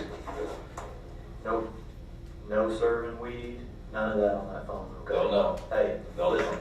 That's the feds, the Gary, that's not my department. let's be clear. I bought this phone, okay, to keep in touch with you and for your safety. I'm gonna know what's going on with this phone, okay? So don't play around on it. I'm not even gonna go about this. Hey. Go buy me a Look, truck. hey, listen, man. I'm telling you, don't play around on the phone, all right? All I can tell you now, that's all I care is that you don't mess around on that phone. I'm not. Don't lose that connection for us. I'm not. I ain't gonna hustle on. Okay? Hustle on another phone. Hey, You need to stay away from that whole game, Desmond. This is what got you into this situation in the first place, man. That was Dude, Desmond, you're a smart guy, man. you are. Go The way I talk to you, you could go do something, man. Dude, get a job, make an honest living. Stay away from the dope game, man. All right? so I don't know. Yeah, but you can learn something new, man. You know what to do, Bro, exactly. you got a lot in between the years. Hey, it's hard, but it's worth it. Look at me. I'm gonna tell you right now, my option was when I finished high school, I fucked around. It was basically play the game with some of my own friends. Okay? That I had in high school. I was on since I was in high school. That's what I'm saying. I'm not gonna lie. I have a lot of, well, they're not friends anymore. Most of them are dead or gone. But my options were I could have followed them in some footsteps, playing some bullshit games just like yours, or go down another path. And I chose to get the fuck out and go to the military. I'm not saying that's what you have to do, but I had to work my ass off, and I've had to work my ass off for years to get here. You have options, man. And I'm telling you, he knows it. Everybody knows it. It's hard. It is hard. I'm not gonna say it's not. And you're a little bit harder because you have kind of fucked off a little bit. I was in the same boat. And I fucked off, and I had to go. And I had to work really hard. Man, it's so much more worth it. It's so much more worth it knowing you can wake up in your own fucking place. Ain't nobody can tell you to go nowhere. You ain't gotta knock on no door to try to get in. At the same time, you ain't gotta worry about some shit like that. You ain't gotta worry about what am I gonna do today to make some money. And at the end of the day, if you choose the right path, if you work hard, stay away from the dope, if you know you're gonna make proud, that 2-year-old son, man, you gotta do it for him, all right? No more dope. None of that. Because who's he gonna look up to? He's gonna see you doing it, and it's gonna be a vicious cycle. All right? And let me ask you this: do you want your 2-year-old son to grow up and deal dope? Yeah, he going to college. Exactly. Then you change the course of his life. But he's gonna look at you and go, why do I gotta go to college, Dad? I promise you that's gonna be the conversation. Hey, do it for him, all right? Yeah, I really did. Hey, you got support. Your godmother, it sounds like it. Now, who was that? Was that your godfather then too? Who was it? I don't think you knew. You didn't know who the guy was? I was going to. Hey, but he was speaking truth the other night, right? But he was there for support. Hey, he told you, he showed you all the scars he had. Yeah. And guess what? I thought them scars and niggas on needles or some shit. Hey, but with age, that dude said he was 51, right? Yeah. With age comes wisdom, man. Yeah, and he's respect. telling you, stay out of that nonsense. Alright? Hey. Good work, alright? Remember, this is for Mike and for Shavon, especially for Shavon. I gotta say it like that because that's a little girl, man. She didn't have nothing to do with none of this. Over some weed. We just got caught up around shit wrong time. Okay.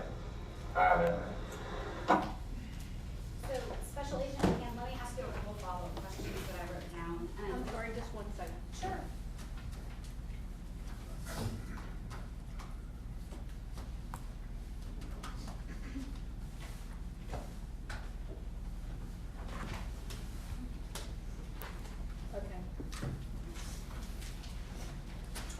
there, what we just heard, y'all were talking about putting a cell phone in his property. What was your plan there? So we knew that at some point Desmond was going to get out, and when we wanted, because he was a critical witness to this case, I wanted to be able to get in touch with him, and I wanted to ensure, because he said that, you know, these guys were wanting to kill him, he was scared to snitch. I wanted to make sure that, you know, I could get in contact with him and make sure he was safe. And at this point, on July 6th of 2017, was it already being reported in the news that Desmond Jones had led law enforcement to the bodies on July 1st? I don't know the exact date, but I do remember that week it leaked out, yes. So And this story was on the news almost every day, right? that is correct. Now, another thing that y'all talked about was him getting out. At that point, July 6th of 2017, had Mr. Jones been charged with aggravated kidnapping yet? On what date? I'm sorry. So when y'all have this conversation on Okay. July 6th, what kind of charge was he in jail for? I believe it was failure to report a felony or something to that effect. Don't quote me on that. I'm not well versed in state law, but no, he was not held on aggravated kidnapping charges. Do you know when it was that those charges were actually put on him? I believe it was on Friday, July 7th, after our final interview with him. And in that final interview, when he told y'all he was the lookout and gave a bunch of details, right? That is correct. Now, early on in the interview, about a third of the way through the hour and a half we just listened to, you and Detective Rohack say, you're giving us the truth now. Did you think he was giving y'all the truth at that point? I think some of it was truthful. With Desmond, it was that constant trying to get him to cooperate, trying to get him to trust us, you know, and so it, you know, it was like pulling teeth trying to get information from him. It's definitely an interview like I've never done before, where I was trying to get, you know, inch by inch, get details out of him. Now, another thing that y'all discussed was a photo lineup with the other girl who was in the house, LaCassie, and a video off of Skylark. Y'all talk about maybe footprints or forensic evidence. Did you know if you had any of that evidence at that point? That'd be a better question for Detective Rohack. He, I would consider myself like the lead interviewer as far as like getting Desmond's cooperation. What was going on behind the scenes regarding other pieces of evidence, I don't have a lot of knowledge about that. Let me ask it this way. Is it an investigative technique or interrogation tactic to tell suspects you may have something that maybe you don't, to see if they'll up it? Yes, but I don't know if Detective Rohack had that or not. Okay.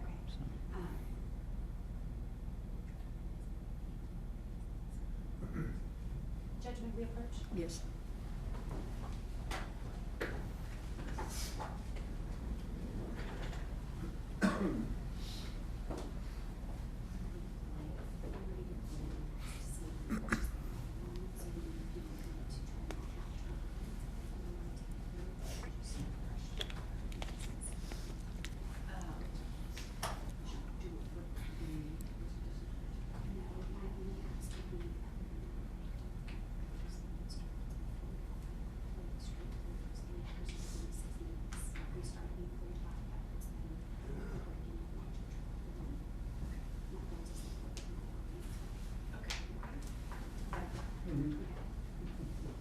All right, ladies and gentlemen of the jury, we're going to recess for the day. We want to do the best that we can to make sure this case is tried in a week. So we're going to ask you to be in my jury room tomorrow morning at 8:30 instead of 8:45, and we'll start at 8:45 to play the final tape. Is it the final tape, Ms. Falk? The final one with Agent Mann. Okay. It's a lengthy tape, and we're probably not going to take a break, so we're going to ask you to be here at 8:30. We'll start at 8:45 and play through. We'll see you. Please remember your admonishments, and we will see you in the morning at 8:30 in my jury room. All rise.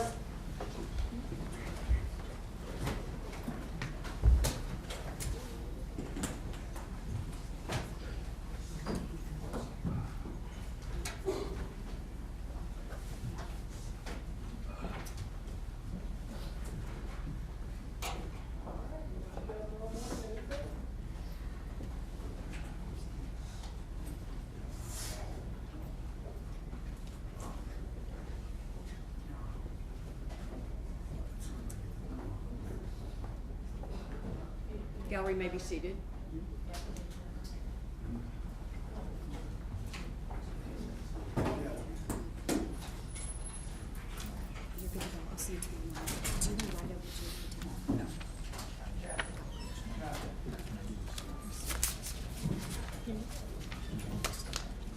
I'm not going to answer additional questions for tomorrow. I'm waiting on this.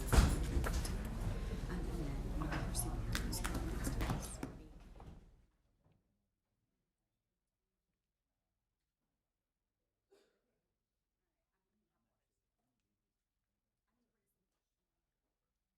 As you heard, she's telling the jury to be back at 8:30 tomorrow morning, and I guess they're going to get to listen to another very long recording interview with Mr. Jones, who has given an incredible amount of lengthy interviews with the authorities. What stuck out to you from this last hour and a half or so?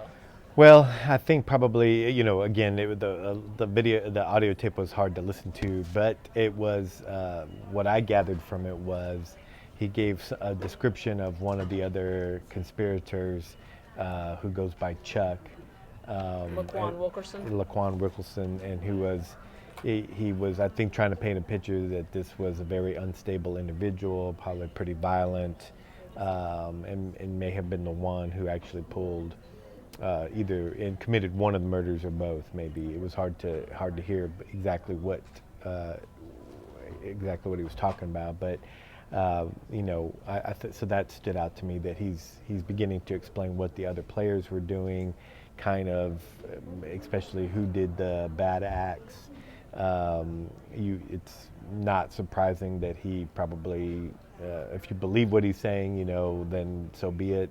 But it also wouldn't be surprising if he's trying to deflect some of his responsibility from himself to others. What do you think about the strategy here of prosecutors playing these videos without kind of stopping them? And let's talk about what we, you know what I mean? Yeah, I think it could have been more helpful to the jury to maybe break it up a little bit, not only just to keep them awake to say, but to help them make the connection. So if I understand the prosecution correctly, they're trying to say that as the days wore on and he gave more, and Jones gave more interviews, he was minimizing his involvement. Every time they talked to him, it kind of got less and less, and they want to do that to show the jury that he's guilty. He's not really a good guy here in this, and he's not really helping us out. He might have led us to the bodies, but right. he's not an innocent. That's right.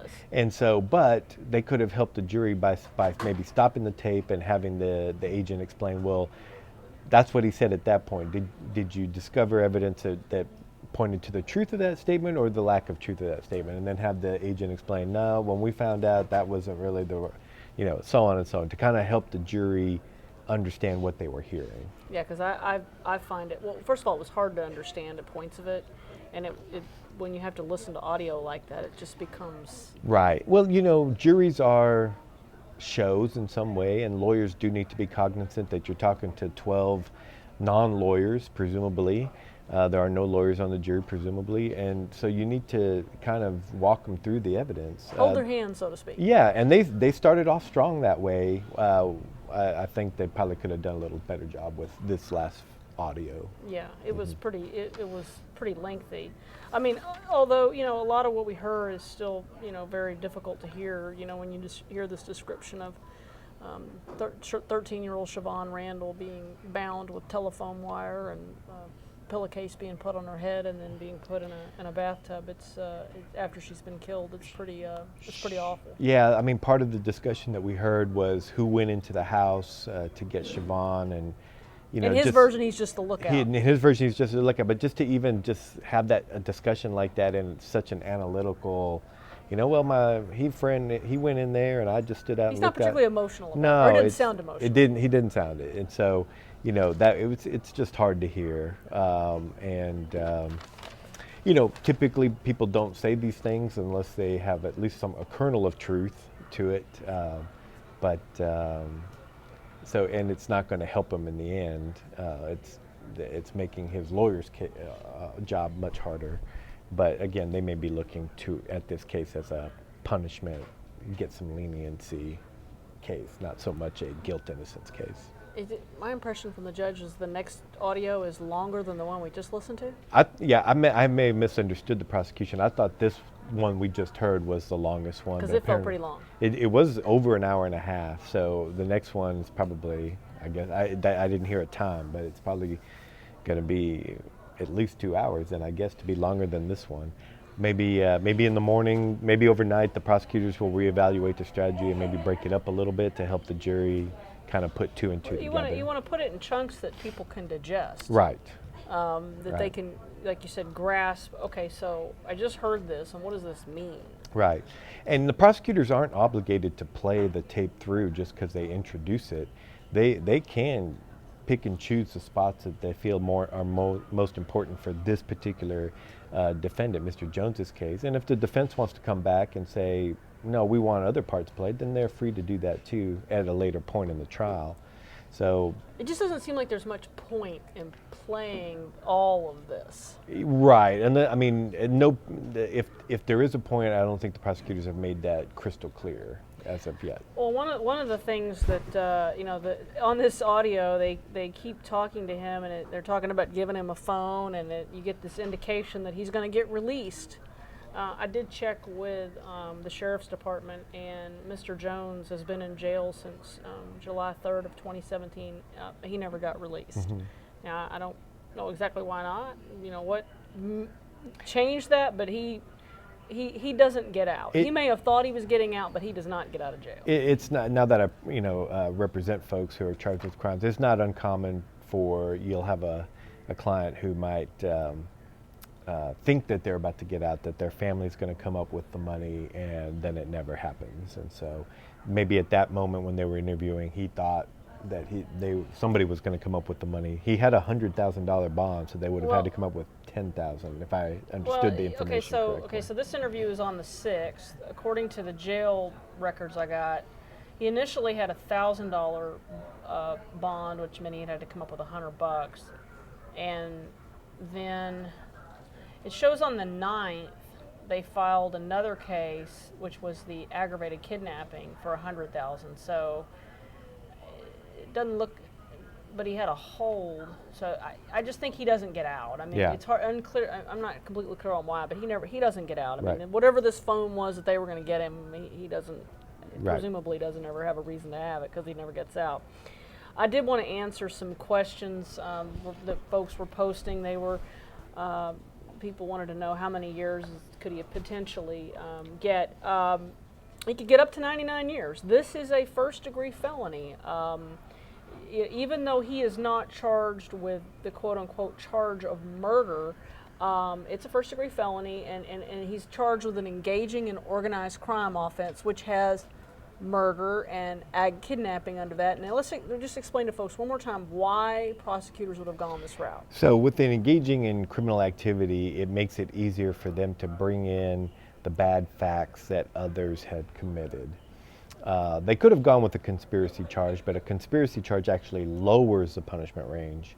And so with the engaging criminal activity, it keeps it at a first degree and allows them to bring in the bad acts of other persons. We can talk about Chuck, and we can talk about Mike T. and everybody else. Right, because it's a conspiracy, our agreement to commit this crime. If they had just charged him with the murder or just charged him with the kidnapping, then we have to be much more focused on what Mr. Jones did or didn't do. And the other actors, it'd be harder to get what they did into evidence. And I'm going to answer a few other questions. Somebody wanted to know who did the drugs belong to. The drugs that were stolen, according to investigators, belong to Darius Fields, who went by the nickname King. He's the alleged ringleader of this drug ring. And Kendall Perkins, who was dating Shavon Randle's cousin, is the person who investigators say went and stole these drugs that set in motion all these horrible things that happened. And somebody else wanted to know, why was Desmond Jones put on trial first? Why do you think that was? Well, I think it may have been that his case is the easiest one to prove. We haven't been given any indication that anybody else gave lengthy confessions. And so with those confessions and probably some of the other evidence that they're going to have, like the footprint and the DNA, this may have been the easiest case for the DAs to prove, and they wanted to do that first. So that's my first guess, if you want to call it that, as to why. Well, let me kind of also give everybody a wrap up out there. So today, this trial, this is about Shavon Randle. She's a 13-year-old girl who was kidnapped from her home in Lancaster. She on trial is Desmond Jones. He is one of 4 people who are accused of being involved in her kidnapping and her death. And then also, he's not directly accused in Michael Titus's murder, but when they found Shavon Randle's body, they also found Michael Titus in that abandoned house. And if you were the defense, what would you do? Well, I think in this particular case, everything that I've heard so far, I would be painting a picture that my client, the defendant, had assisted the prosecution, had assisted law enforcement in making their case, filling in the gaps, filling in the holes. Once the defense has an opportunity to cross-examine this special agent, we'll have a better clue as to where they're going to go with their strategy. And because if they start asking them questions about, like, well, did you know this piece of the about the offense, and isn't it true that Mr. Jones helped you find that piece? Without this, you wouldn't have had that. Yeah, without this, you wouldn't have had that.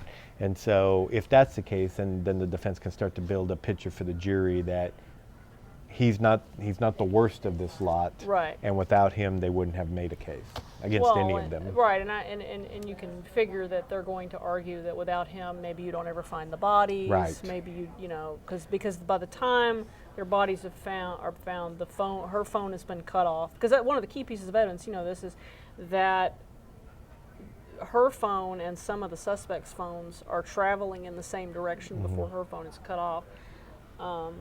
But it's just, I don't know, it's a hard one.